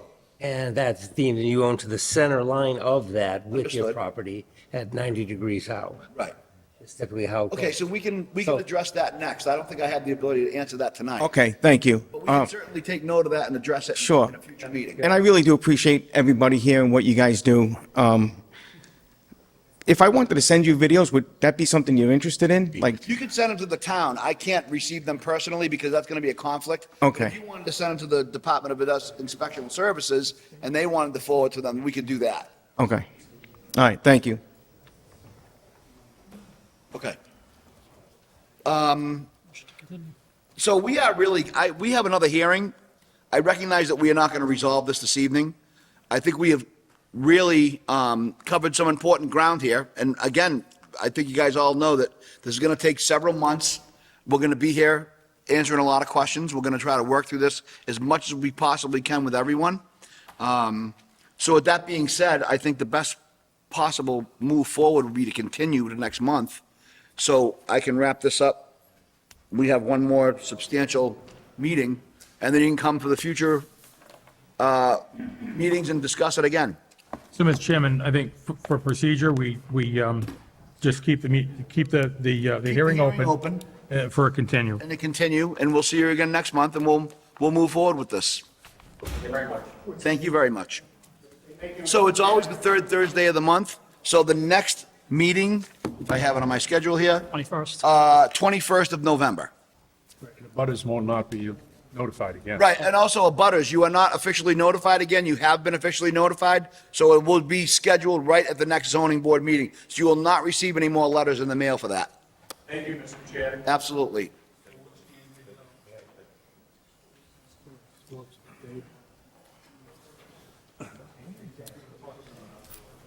The letter that I have, What? the letter that Okay, so we're gonna let these gentlemen clear out, and then we'll get to this last one here. It is. Stretch. got a list of things Find another location. that they supposedly to get the project. It's right next to 290. See, because that's just massive. Like he said, his Oh, signature. Okay. The cars are going to be flying. sorry, Bob. I couldn't help myself. No, that's okay, we can talk about that. If I had to. I'm only going to see. Sorry. Somehow or other, I'll get a copy of it to you. Oh. Alrighty, so, just to be clear, the 6:25 PM applicant, 16 Perry Place, is continued. The hearing remains open, and that is until the November hearing. Okay, so with that being said, we're gonna move on to this last one, home stretch. Applicant Mast Futures LLC, Timothy Johnson, requesting a special permit under section 3.2.2 of the Auburn zoning bylaw for the construction of multiple two-family housing units, total of 42, so that would be 21 buildings, at 25 Vinyl Street, Auburn, Mass., map 10, parcel 78. And to remind you all, this was continued because we opened the hearing at the last meeting. They were in need of some paperwork, so we didn't act on it. We just opened it so it was available for public comment. So this is a continuation. Is the applicant present? Good evening again, sir. I hope you're holding in there with us. Mr. If you Chairman. want to just go ahead and, so it's continued, we're not opening it. And if you want to just go ahead and start your presentation. Sure. Attorney Todd Broder here on behalf of the applicant. Folks talking in the audience, could you stop, please? Folks talking in the audience, if you can go on up in the room, just so we can hear them, thank you. I recognize everybody's been here for a long night. I'll do sort of bullet form, conversation here for a minute and then try to get you right to the meat of the conversation. So this is 25 Vinyl Street. Show a little bit of a picture here of the duplexes that we're proposing. And as Mr. Chairman noted, it's 42 units, 21 buildings, duplexes in a Residence A zone on a 12.7 acre lot. Tim Johnson's the developer. He's an Auburn guy, kind of born and raised here. Family's been in the business for years. I put a picture of the GIS map up on there so you know this is at the end of Vinyl Street. It's an existing single-family home. There were some other structures on there at any given time, but it's predominantly at this point just the single-family home. It's an overview. This goes past the old Julia Bancroft School. Down the end of the road, Nancy Drive takes a right just before you kind of get onto the project site, and this project would continue kind of straight down Final Street to the end. And you can see, from this view, you can see the clearing area that it's on. I don't know if my cursor doesn't show up there, but I think you can see, the open area on there, which is a little bit of brown, but mostly green, looks like grass. This is I thought, a helpful aerial. The pink dotted lines there, within those you see the orange are wetlands. The pink is kind of the edge of the wetland, and the purples are various buffer zones to the wetlands, so that you can see what the site is we're kind of dealing with. The project is then overlaid on top of that plan. I think this is a pretty useful plan to look at. So you kind of come down Vinyl Street, we'll be extending that private way into the property, and then it comes into this circular pattern here with the units ringing the outside. One of the things that we did develop was a series of guest parking spaces throughout the condominium, because currently the design of the house is to have a single garage per unit and one parking space behind the garage, which is the driveway. So to offer some additional parking so that people weren't parking in the street, we offered 17 guest spaces sort of littered throughout the property, kind of strategically placed. So if family has a larger gathering or something like that, there'll be a place for those folks to park. We had intended to talk maybe a little bit about some site details, and I think I'm going to kind of get you to the meat, I think, of what we wanted to talk about, or what I think is out there for issues. The floor plans I just want to show you. First floor master bedrooms. So thought this was important to highlight. These will be condominiums. This is not a 40B project. Okay, this is market rate units. First floor master bedroom, with a bathroom, looking to attract potentially, some older population, or folks that would prefer that one level living option. We don't think that there's a lot of that in town. And so this is in response a little bit to the housing study, which was done by the town in 2023.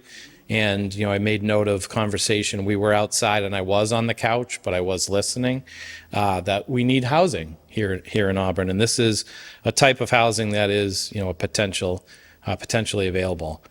We do have the civil engineer here tonight, Garrett. I'm sure he's happy to answer questions. We have been before planning board, and we had a sort of a limited hearing. We didn't talk about traffic there, and we didn't talk about certain of the elements. We had somewhat a limited hearing, but we did talk a lot about, details in terms of drainage and, things that I think you anticipate that they would probably talk about. We heard, a lot of those types of comments. We talked about the site, and we talked about the circulation around the site. And right now it's a 24-foot wide road that carries throughout the development. Let me go back. There's a sidewalk that we've proposed where the green area starts, where the property line starts, and actually out beyond that, frankly, up to the old school property. A sidewalk that'll continue into the property. We did stop it at a point once we get into the development. There was a comment at planning board that maybe it would be a good idea to continue that throughout the development. So that's kind of under consideration at this point. It's a little bit of give and take. We're trying not to have an overly suggestive amount of pavement on the site. Right now, it's a pretty compact site plan. We're trying to stay away from abutters on the sides where we can. There's a pretty healthy setback and intended to be a buffer area any of the area you see in sort of the green color is really what's intended for disturbance area. Outside of that is buffer and intended to remain so. So we tried to stay, sort of in the middle of the developable piece of the site.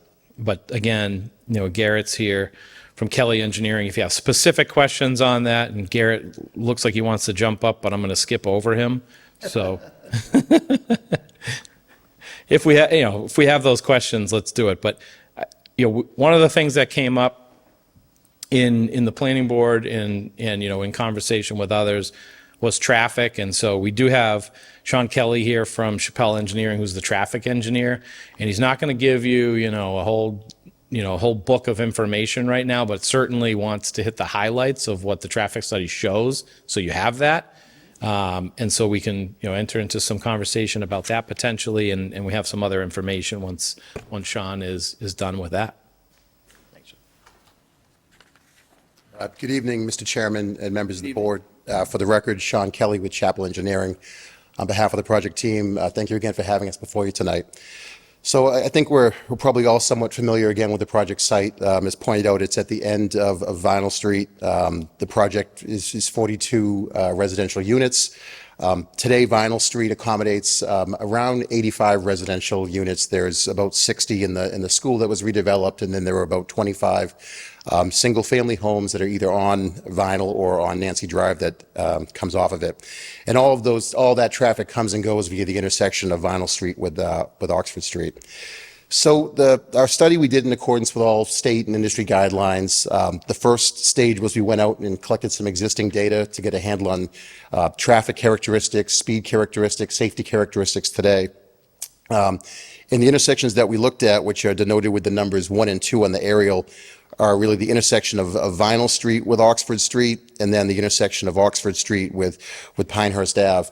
And really, due to the proximity of these intersections, they really function as one intersection, not two, and I'll get into that.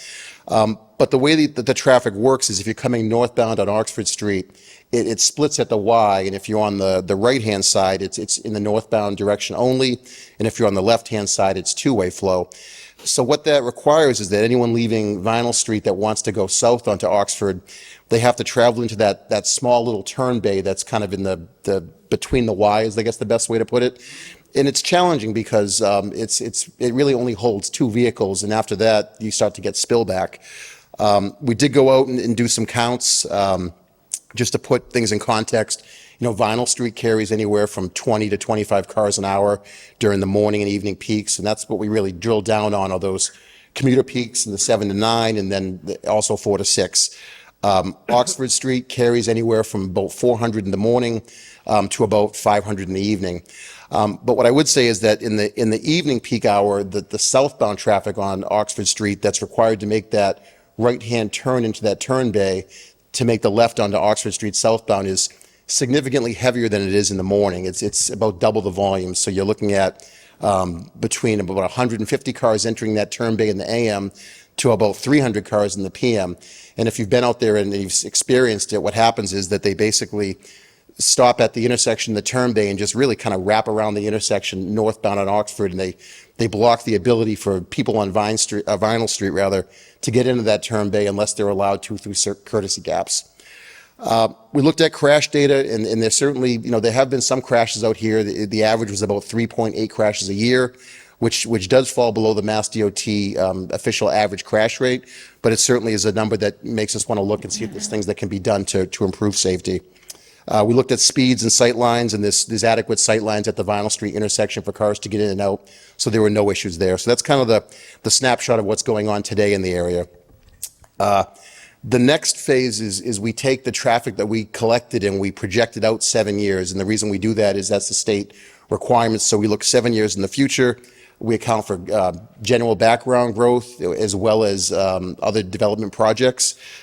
We did contact Dr. Menard, and we were told that the projects that were in the area that we should be aware of were the Perry Place development. So whether that project moves forward or doesn't, we've included their traffic in our analysis, so it's baked into the analysis of future conditions, and also a project at Maine and Auburn that had a smaller amount.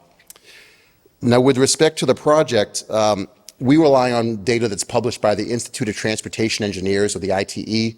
It's the national traffic group that basically publishes a manual that looks at studies that were done at all sorts of different development types, residential, office, retail. For this particular project, we use data for what's known as Land Use Code 215, which is single-family attached housing. And based on studies that have been done at similar residential developments, it lets us project how much traffic a project of this size will generate. And what it tells us is that on a daily basis, a project of this type does about 270 trips. So that's 135 in and 135 out. And that's over a 24-hour period. That includes everything. That includes your people going to work. That includes kids going to school. That includes deliveries. It's all baked into it because it's based on counts that are done at operational facilities that also experience those types of traffic flows. During the peak hours, which is again what we drill down on, this project will generate about 16 trips in the morning, 4 in and predominantly outbound, 12 out. And then the evening peak hour, 21 trips, 13 trips in and 8 trips out. I always get this question, so I'd like to just head it off at the pass. People say, well, this makes no sense. You've got 42 units. Not everyone commutes during the same hour. You know, if you work in the city or you're a teacher, you might leave for work at 6 in the morning. If you work in retail, you may not leave for work until 11 in the morning. If you're a fireman, for instance, you might work a totally different shift. But what we look at is what is that busiest 1 hour, and during that 1 hour, we generate about 16 to 21 trips. So it's really one new trip every 3 to 4 minutes. Again, in the morning, predominantly outbound, and in the evening, predominantly inbound. We've looked at the impact of the traffic on operations, and quite frankly, in the morning, traffic out here doesn't operate that badly. The volumes, again, are significantly lower, particularly coming off of Oxford Street. But during that evening peak hour, certainly it's difficult because cars, they back up around the corner of the bend and they go up the hill, and they actually cross and they block the pedestrian crosswalk, which also isn't desirable for a number of reasons. So what we've recommended to try to address things, and we do recognize this is not, a long-term solution. As we understand it, the town may be seeking some tip funding to look at a potential significant upgrade here, whether that's a traffic light or a roundabout or just geometric enhancements. But we recognize that, to the extent that we can do something today, we'd like to make it operate better, make it more safe, and also help the motorists, not only our traffic, but that exists on Vinyl Street today. So what we're recommending is adding in a second stop line and stop sign on that Oxford Street southbound approach, so that you have to stop before the crosswalk. And you can augment that with do not block intersection signs. And what that does is it basically takes that queue that today is wrapping around the bend and disallowing anyone on Vinyl to pull into the intersection unless they're given a courtesy gap where someone waves you in, pushes that queue up the hill a little bit so that they now stop before the crosswalk, and creates a situation where it's safer for pedestrians because the crosswalk's not blocked. It's better for operations because now the Vinyl Street traffic and the Oxford Street traffic have equal rights of way, and they're able to alternate flow to get into that turn lane. And it eliminates the condition today where that queue is literally, wrapping through 2 intersections up the street. And just to put it in context, in that evening peak hour, which again is the critical peak, today or in the future when everything's grown, there's about 300 cars an hour that either turn left or turn right through that small turn bay. And that's just in 1 hour during the evening peak hour. And our addition is 6 trips. So we're going to be adding about a trip, every 10 minutes. I think that works out to maybe a 5% increase, which is even below what we had assumed for background growth. So that's, really what I have for tonight. Like I said, we certainly recognize that there are, particularly in the PM peak, some operational issues. We've tried to come up with what I would say is kind of not a long-term solution, but certainly a stopgap measure to make things a little better until that solution is advanced. And certainly, in terms of the level of traffic that's out there, the volumes that we're generating, don't really add a whole lot of volume to the area. And again, during that critical PM peak, when our traffic's coming home, not going out, the impact is even lower. That's really all I have. I'd be happy to answer any questions that members of the board or audience have. So if that part of the presentation is complete, do we have any abutters that would like to speak on this project? Yes, ma'am, go ahead.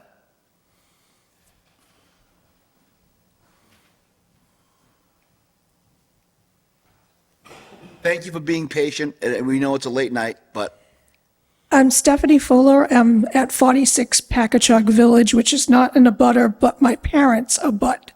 My father is 29 Oakwood Ave. My mother is 42 Oakwood Ave. I have two concerns. When the previous owner removed dirt from the property, Oakwood Ave was covered for 2 years in dust, debris. I have lung disease. I could not visit my parents for 2 years. So I'm concerned about that with the, project going forward. And also hours of building, is this going to be a 10-year project or a 2-year project or, just time length? Thank you. If you'd like to address those, please, sir. Try, Mr. Chairman. So, we actually had a neighborhood meeting a couple weeks ago, maybe. We had maybe 15 or so of our neighbors attend. It was a good meeting. This topic did come up, and I think that clearing that might have happened was prior ownership. So we don't take any. We don't want to take the grief from that. But I think it probably happened in somewhat of an uncontrolled environment, right? Like a building site now that gets opened up like that would be subject to stricter controls in terms of hours of operation and in terms of, even if dust control was needed. I think that's a pretty typical, provision in the planning board's decisions. If it shows up in yours, that's fine too, so long as they're all consistent. But I think, those are things I think we would be happy to address with conditions or otherwise. Any other abutters? Hearing none, seeing none. To you, Mr. Maron? Thank you, Mr. Chairman. I'm glad for the aerial photos tonight because you couldn't see the site to drive down there. It's blocked off. Ms. Berta, there's a lot of water down there, right? I know you showed the schematic, but can you put that back up in relation to where the lot is and where the known water is now? This screen, is this the best one?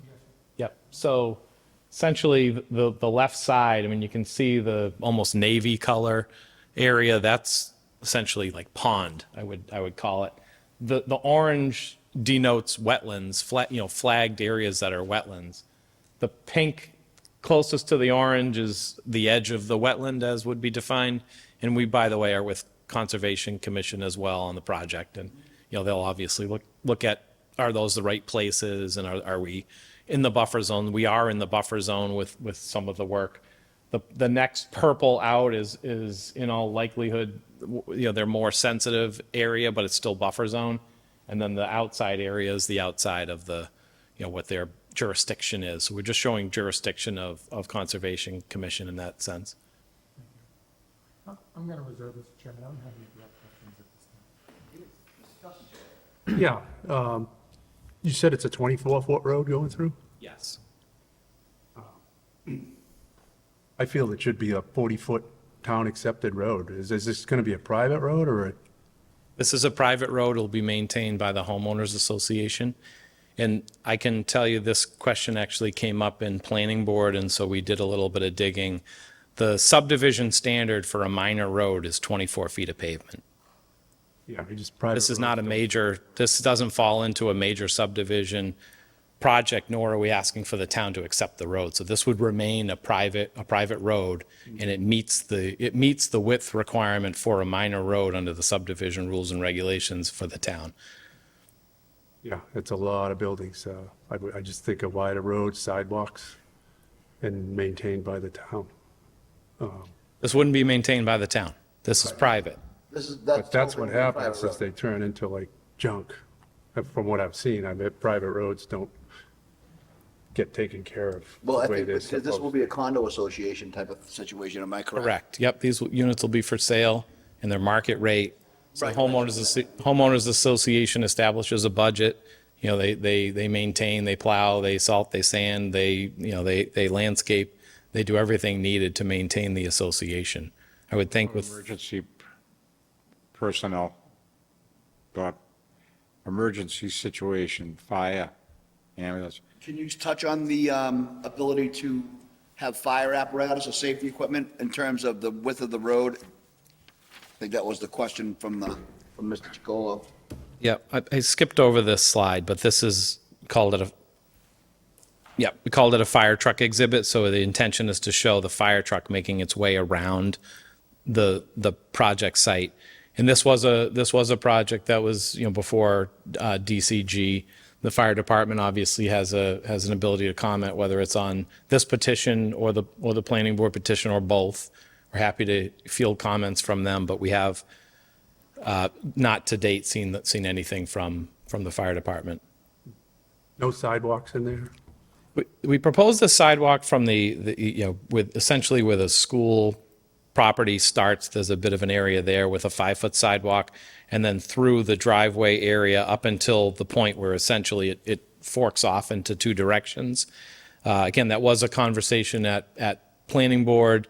You know, the project team is still kind of deliberating on that and how to do it without, you know, putting a 5-foot sidewalk in means more pavement. It means pushing the site out a little bit. It's under consideration. We were just at planning board last week, so it's. Safer. There's going to be a lot of people. They make kids walk the streets. Yeah, you know, quite honestly, we talked about potentially turning it into a one-way traffic flow and providing for the sidewalk in that fashion and do a one-way traffic flow around the circle as an alternative, so we don't add more pavement. We're concerned about. Yeah, and I think that would, right. It would still be probably 20 feet wide, but with a 5-foot sidewalk, and it would still work for the fire trucks.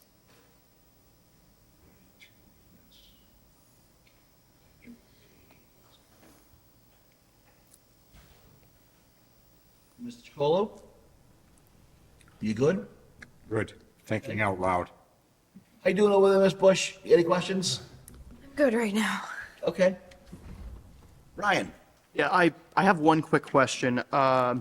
So since these are going to be 2 family units and they're in the RA district, each lot, according to our dimensional regulations, should have 19,000 square feet. I wasn't able to find it in my packet. I'm assuming these are going to be less than 19,000 square feet just by the look of it. What's your plan for that? So this is one lot, Okay, you're not subdividing. one lot that would be held in the condominium association. If we were, though, to use the 19,000 feet as a guide, we calculated, I'm sorry, it's just a little late. I think it was 58 units could be on the site if we use the 19,000 square foot calculation. So we didn't put 40, we put 42 units on the plan, not 58. But yes, by that calculation, we could have up to 58 units. Not with the wetlands, though. How much land are you using there for all these houses? Yeah, 3 acres of land or something, 4 acres? 3.3. 3 acres with so. 42.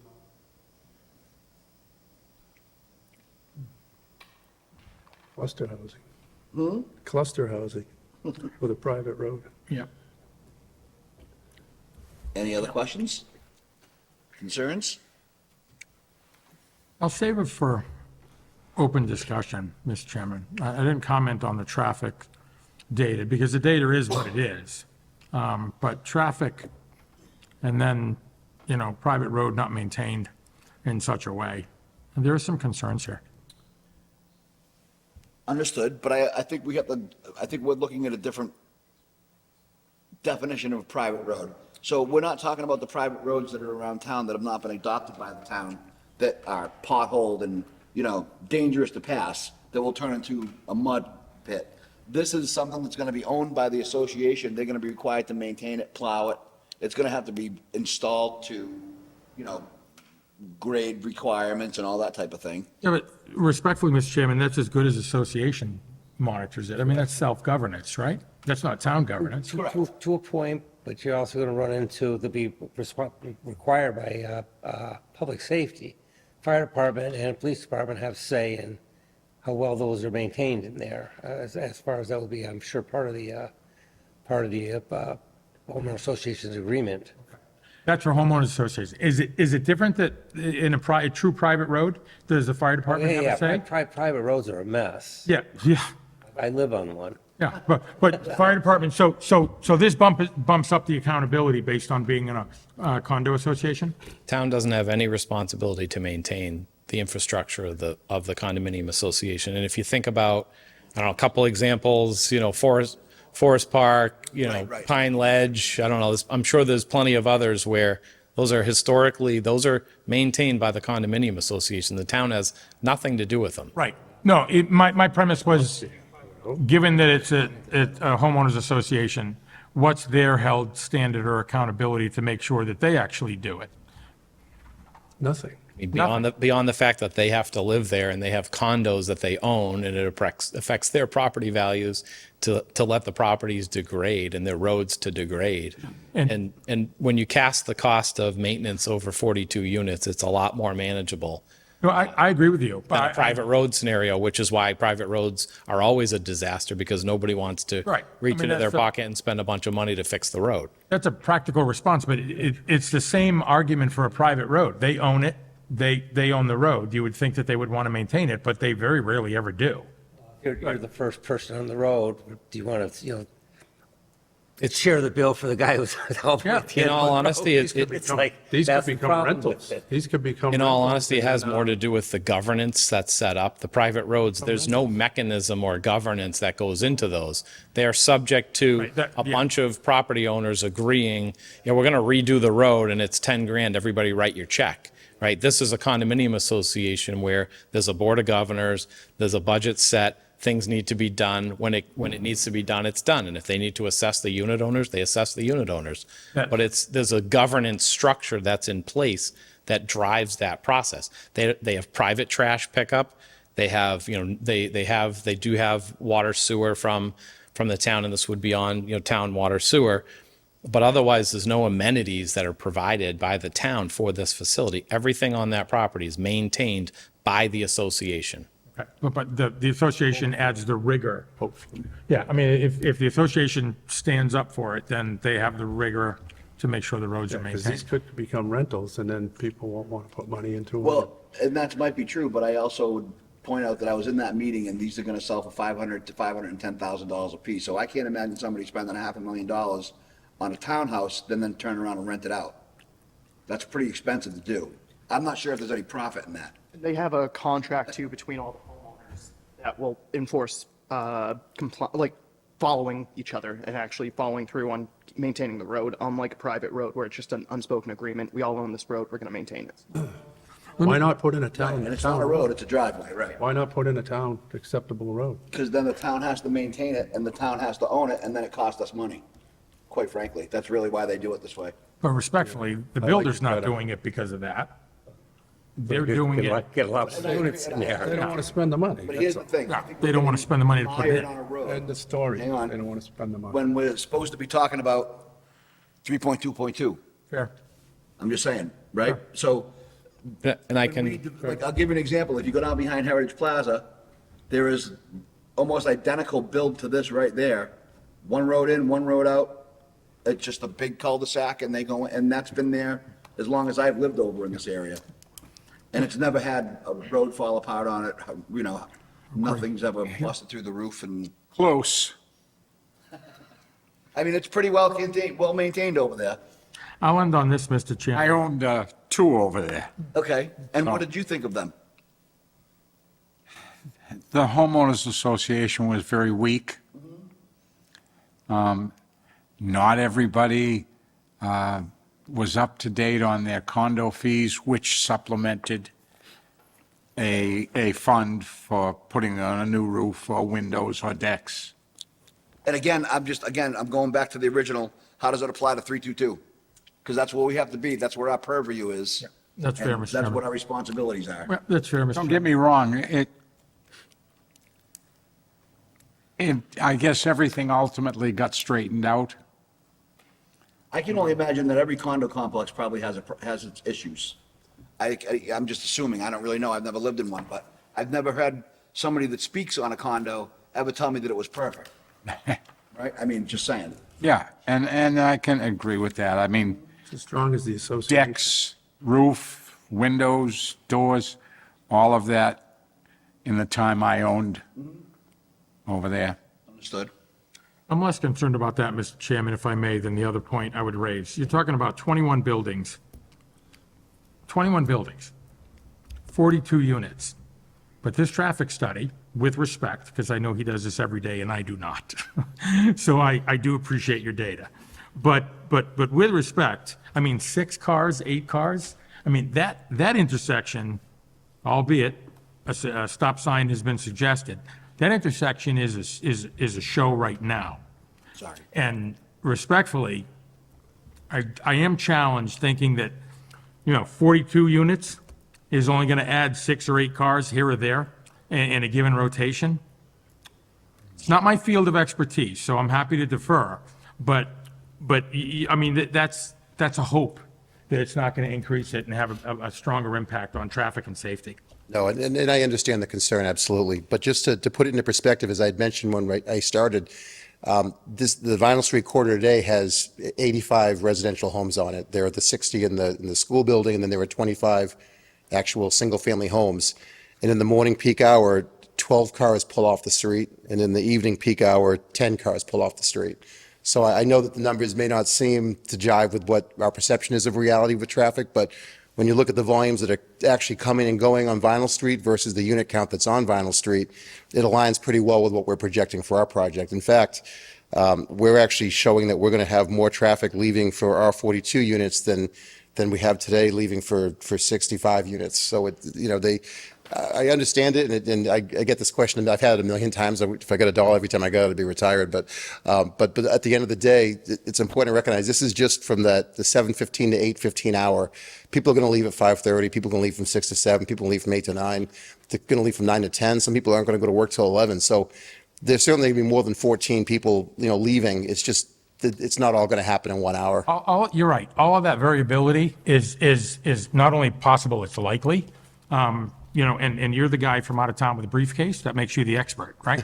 I guess. So, but with respect, I mean, were these studies done, again, with respect, were these studies done on a heavy Tuesday, or are we talking about on a Easter Sunday? When we do these studies, basically, we do counts on a weekday, and we typically try to always do the counts on Tuesday, Wednesday, or Thursday, because people are more likely to take a long weekend and not go to work and take a Monday or Friday off. So a lot of times, the commuter traffic will be a little lower on a day that is adjacent to a weekend. So we do Tuesday, Wednesday, Thursday. And that's typically what Mass DOT requires when we do residential studies. Thank you very much. I mean, really eloquent response to what I still think is hopeful data, quite frankly. I mean, that volume's got to be I'd also remind big. the board, though, that at one point, that was an operable school with probably 30 buses and 50 pickup cars sitting there twice a day. That is no longer there. 1.5 years ago, that was a. Oh, yeah, that was a nightmare. Yes. Now it's just less of a nightmare, and Yeah. now we're. But The traffic is picking up everywhere. I mean, Right. definitely, that intersection's terrible. It is. Thank you, Mr. Chairman. No, I just want to point out that at one point, that had a significantly larger traffic flow in it, up until recently. Any other questions or concerns from board members? Mr. Chairman, just one more Yes, point on go that. ahead. It was mentioned, Sean mentioned it briefly, but we've come to learn that the town is in the process of applying for TIP funding for this intersection as a rework, regardless of the project or not. So it's a happy coincidence, I guess, for us. As we looked at it, we said, geez, we'd have to study it, but the town is already, embarking on that. And obviously that's a process, and, I'm not going to sit here and commit that anything's going to happen, but I think that is a good thing, a very positive thing. And, it is possible that our project moving forward would help that conversation, because these fundings are intended for intersections and things that would actually help promote housing in the Commonwealth.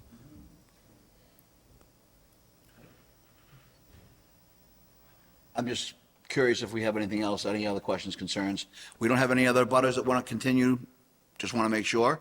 Our presentation, I believe, is somewhat complete, would you say? At least for tonight? We kind of gave you, what we thought we could, Sure. based on the hour and everything else. So certainly if there's further information you'd like, we'll supply it. If there's other things you want to talk about, we can talk about it. We're happy to press forward or continue based on, how you feel. Mr. Chairman, and this may be been addressed in the brief. Is this connecting to town sewer and water? Yes. Yes. Yeah, no wells, right? And we have comments from the Water District and the Sewer Department on some details. And those will all be addressed.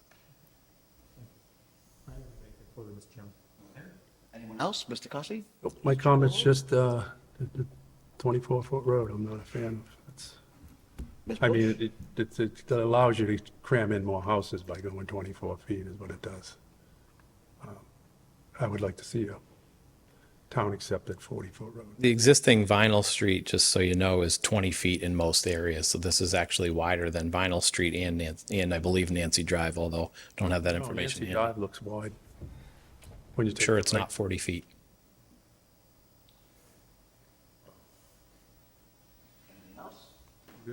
Okay. Hearing none, seeing none, do I have a motion to close the public portion of the Mr. hearing? Chairman, motion to close. Do I have a second? Second. All in favor? Aye. Aye, okay. Around the horn, Mr. Maron, your thoughts, concerns? There's a lot of units for that space, especially where it's wet. And then I'm concerned about the traffic and how it pulls out of there. Okay. I think it's an ambitious project for that, and I agree with Rich. I mean,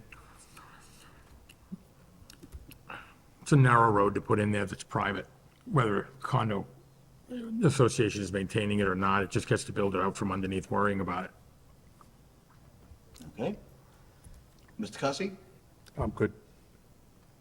I agree that. Mr. Chacolo, any comments from the? I would agree with Mr. Maron's comment about the water.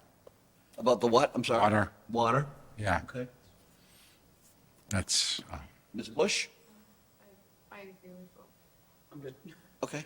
I don't have any other questions, comments, concerns. Are you feeling though, is there a decision to be made here this evening, or do you want to continue? Are you looking for more information? I don't think we need to hold these gentlemen over, certainly not for my concerns. I I just want to make sure that we're all feeling that we've, expressed our concerns, that's all. Of course. Okay. So I guess I'm going to ask then, we have the applicant Mast Futures LLC, Timothy Johnson, requesting a special permit under section 3.2.2 of the Auburn zoning bylaw for the construction of a multiple two-family housing units at 42, a total of 42 and 21 buildings at 25 Vinyl Street, Auburn, Mass, map 10, parcel 78. And just as a reminder, this was continued from 9/17/24. So do I have a motion on that? Mr. Chairman, I'll make a motion to approve with standard conditions. Okay. Do I have a second? second. Okay. All in favor? Aye. Right. Deny. Okay, and Mr. Cussy is opposed. So I want to do a roll call vote just to make sure we're clear on that. So Vice Chair Maron? I approve. Mr. Cussy? Deny. Mr. Chacolo? Approve. Ms. Bush? Approve. And I approve. Okay. So you should be all set, sir. You can contact DDIS. They'll get you through the next processes, and I know that you have a lot of other vetting process to go through, so good luck. Thank you. So do I have a motion to close the this doesn't have a time, so I'm going to call it the 6:30 applicant. Motion to close, Mr. Chairman, 6:30 applicant. Thank you very much. Do I have a second? Second. Oh, I can't second my own. Excuse me. For officially, Mr. Chacolo, second that one. Fair enough. Okay. You ventriloquist now? Apologies. Another one?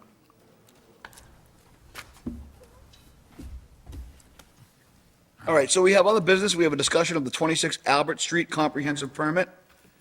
No, I think we've covered that, right? Where am I? Well, there is a gentleman posting here. Hold on, oh, wait, I realize we are here, okay. 26 Albert Street comprehensive permit. Yes, sir. So I'm here tonight. My name is Logan Huffman. I'm with Eastland Partners, the developer of the 40B on Albert Street. I guess what I wanted to go through tonight is we've had a situation come up, and I know everybody wants to get out of here, but I'll kind of go fast if I could. Oh, sorry. So reason we're here is we received approval back right about when COVID started. Everybody kind of remembers how everything went crazy and all. Took a couple years to get ourselves into a place where we could move forward. Everything that went on from there, we had, supply chain issues, all these different things.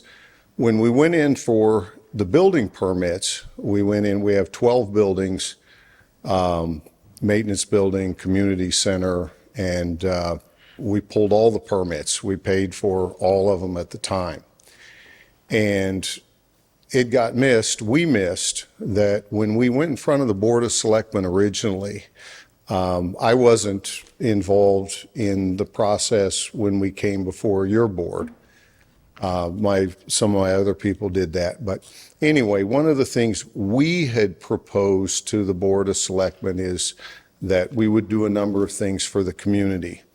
One of them was a $1 million project that we would construct a water main up Route 12 to connect to the city of Worcester for emergency situations if they come up for the Auburn Water District. We did that having done all the work to have our own water supply, which we had wells on our site, which we could have done that ultimately. That work's been done. But another piece of it where we had made the proposal was that with the project that we would spend $500,000 to the community for, community upgrades to use as the community sees fit. In the permit, the way it was ultimately done is it said that we would pay that basically $50,000 per building permit for the first 10 buildings. As I say, it didn't get done when we pulled the permits. We were really trying to move quickly to get the permits done. Caleb worked with us a lot, and Gary was involved, but I think much less with it. But we got the thing done, part of which was there was a code change coming up, with all due respect, I think was a little crazy, but we were looking to try and get that done. So permits got issued, we moved forward. The development's under construction. We now have occupancy permits in the first 2 buildings, and we have since paid the $50,000 per building for the first 2. We have 2 more buildings, building 3 and 4, which will come online. We'll be looking for occupancy permits within the next 30 days for one, I think, and about 45 for the next, of which time we will pay the additional $50,000 per building. And what my hope is, as developers, everybody always thinks that we're full of money bags and all, but it's been tough. We've experienced, interest rates that have gone from 5.5 to 8.3, which, if you want to do the math, is about $40,000 a month, not to mention what's happened with the costs and all. So it's tight, but everything is going well. Buildings 1 and 2 that have been occupied have been rented. We have a total of about 75 rentals now, and it's running roughly about 5 per week that we're leasing, which is basically what we had hoped for. So the good news is, in the market, things are filling up quickly. And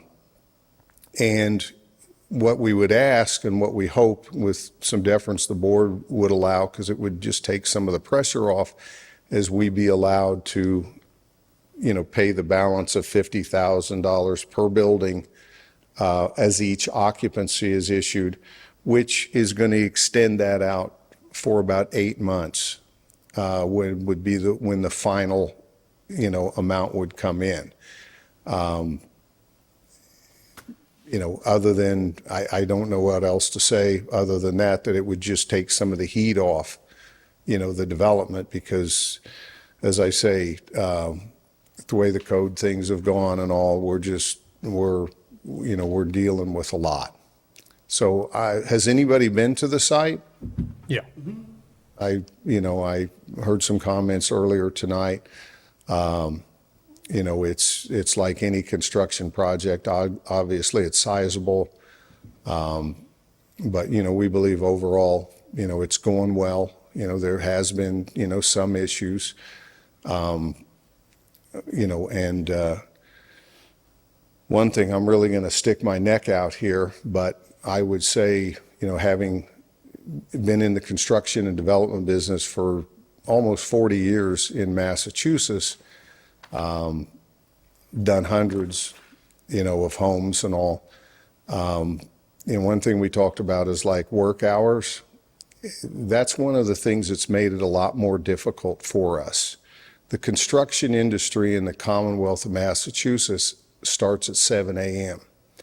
And while it might not seem like much, when a concrete truck goes out, we don't get them for the first delivery. We have to wait till sometimes, it's noon and all. Lumber deliveries and all are the same. So it might not seem like much, but I know I don't want to get too much into this right now, but it's just something that, I'd think about, in the future, because it feels like sometimes that, some of these things get done and it ultimately just makes, people want you to get the hell out of their neighborhood and get construction finished. And sometimes it just takes longer, like that. But anyway, I kind of veer off. That's what we would ask. We're doing, the best we can. Like I say, things are going well. We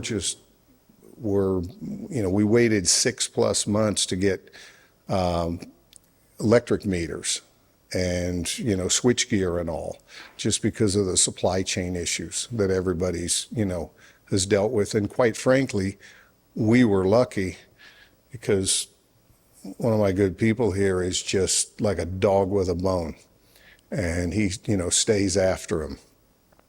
So that's kind of where we are. If I can answer any questions, happy to. Mr. Chairman, if I may, I didn't want to interrupt the gentleman, but is this being treated like a hearing? Is this something that we're voting on to amend their permit? Minor modification. Minor modification. So is this actually a hearing that we need to open? Minor modification. So if I can just get clarity on, I understand that they're asking, I believe the gentleman's asking for some relief on payment terms. Mm-hmm. It doesn't mean that we're going to collect any less in the overall scheme. Is that correct? Correct. So what is the what were the initial payment terms? I'm sorry. I remember the application, but I don't remember the details, and I apologize. The payments, according to the application, the last payment should have been received this past December, not this December coming up, past December.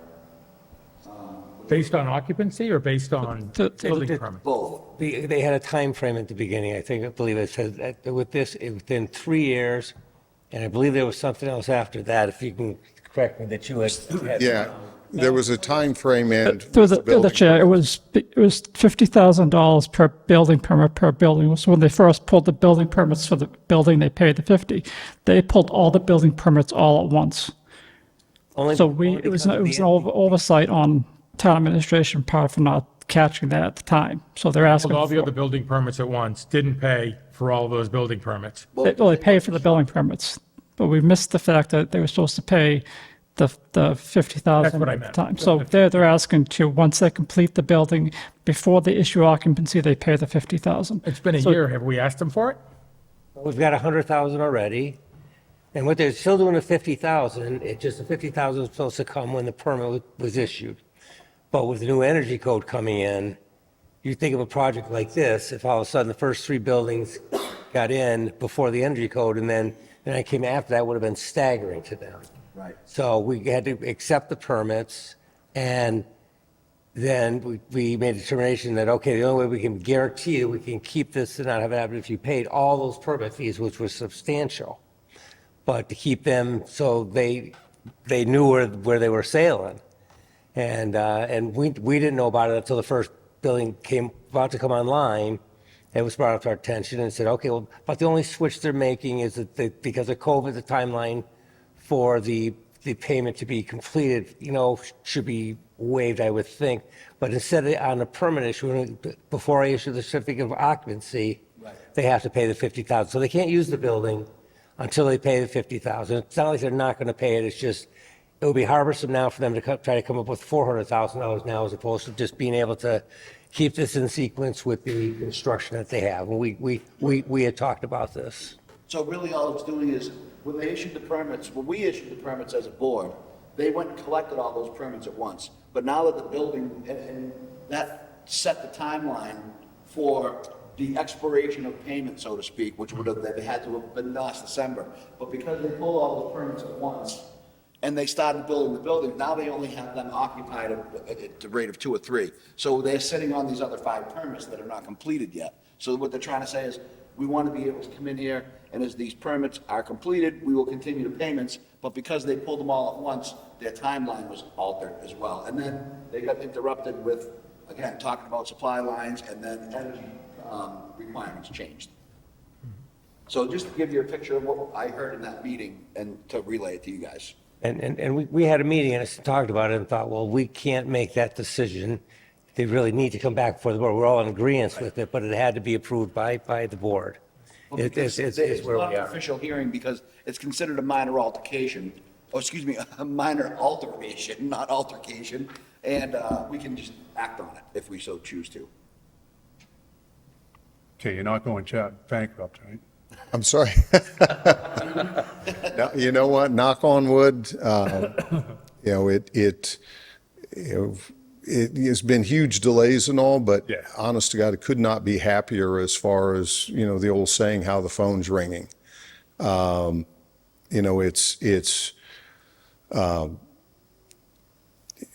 someone said, I mean, we need workforce housing and, we need it bad. And you can tell, like, again, as I say, how the phone's ringing, that it's, roughly 5 a week that we're seeing. And I think that, building 1, 2, and 3 each are 28 units. And I say 1 and 2 are occupied now. And we have a total of, I think, 75, rentals. Obviously, some of them haven't moved in yet because we don't have the occupancy permit for building 3 as of yet. And then also a 4. An interesting thing for kind of an aside is, as Chris was telling me, through 1, 2, 3, and 4, all of the 1-bedrooms are gone. They're totally gone. And 3 years ago when I was, we were working on, how much of this, how much of that, it was always like the 2-bedroom was the big thing, but it seems like everybody wants to live alone now or something. But that's what we're seeing a lot of. No, the development's in great shape. It's just, it's tight. And we've never dreamed that, we'd kind of see this interest rate change, which everybody's dealing with. And it's just made it a lot harder. But we're in good shape. Like I say, we've done the water main. And I think, essentially everything else, we've needed to do. It just, we've been thin. And this would help us a lot.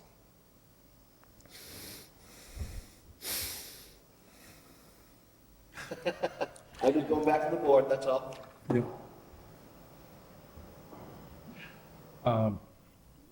I feel good with it, We'll get it on the tail end instead of the beginning. Well, especially if we tie it to the occupancy permits, they get from the Yeah. building until the payment is done. Well, and that is the way the agreement. Yeah. Right, originally it was done. That's how we worded that when this whole project started. Yeah, they can't even get a temporary occupancy to occupy some of them while minor things are done. They have to have that paid before anybody can use the building. I just personally would like to see the construction go forward Yes. at this Right. point. So, At a rapid pace. Okay, so, I think we could just call it a motion just for the heck of it. So do we have, for the purpose of discussion, do we have a motion for the 26 Albert Street comprehensive permit to allow them to modify, Minor modification. I'm sorry? Included some minor modification in there, Phil. Right, okay, so can we, okay, you're right. So I'll start over again. So the discussion of the 26 Albert Street comprehensive permit, minor modification to allow them to alter the payments as requested. Mr. Chairman, I'll make that motion. I'm in agreement. Okay. I'll make that motion All right. as stated. Do I have a second? Second. All in favor? Aye. Aye. Aye. Any opposed? All right. Good Thank luck. you, everyone. I'm sure you can contact Gary or whoever. Sleep You can time. get Thanks, the- Gary. You betcha. And Gary will make sure that Oh, yeah. when I leave the town. It's like a dog with a bone. Thanks for your patience. Good evening, gentlemen. Good evening. All righty. So we have the decisions we already signed earlier, thankfully, for 170 Hampton Street and 163 Washington Street. Have those back. The doctor does have those back. We have no new business unforeseen by the chair, because I think we pretty much covered everything we possibly could tonight. Which one's this one? Oh, Caitlin. I need your signature on that, over that way, two of them. So the next meeting is for the November 21st, 2024, and I believe we are complete, so I have a motion to adjourn. Motion to adjourn, Mr. Chairman. Do I have, Second. any second? All in favor? Aye. Nobody wants to stay? No. All right, just want to make sure. Thank you very much, and I appreciate everyone's patience.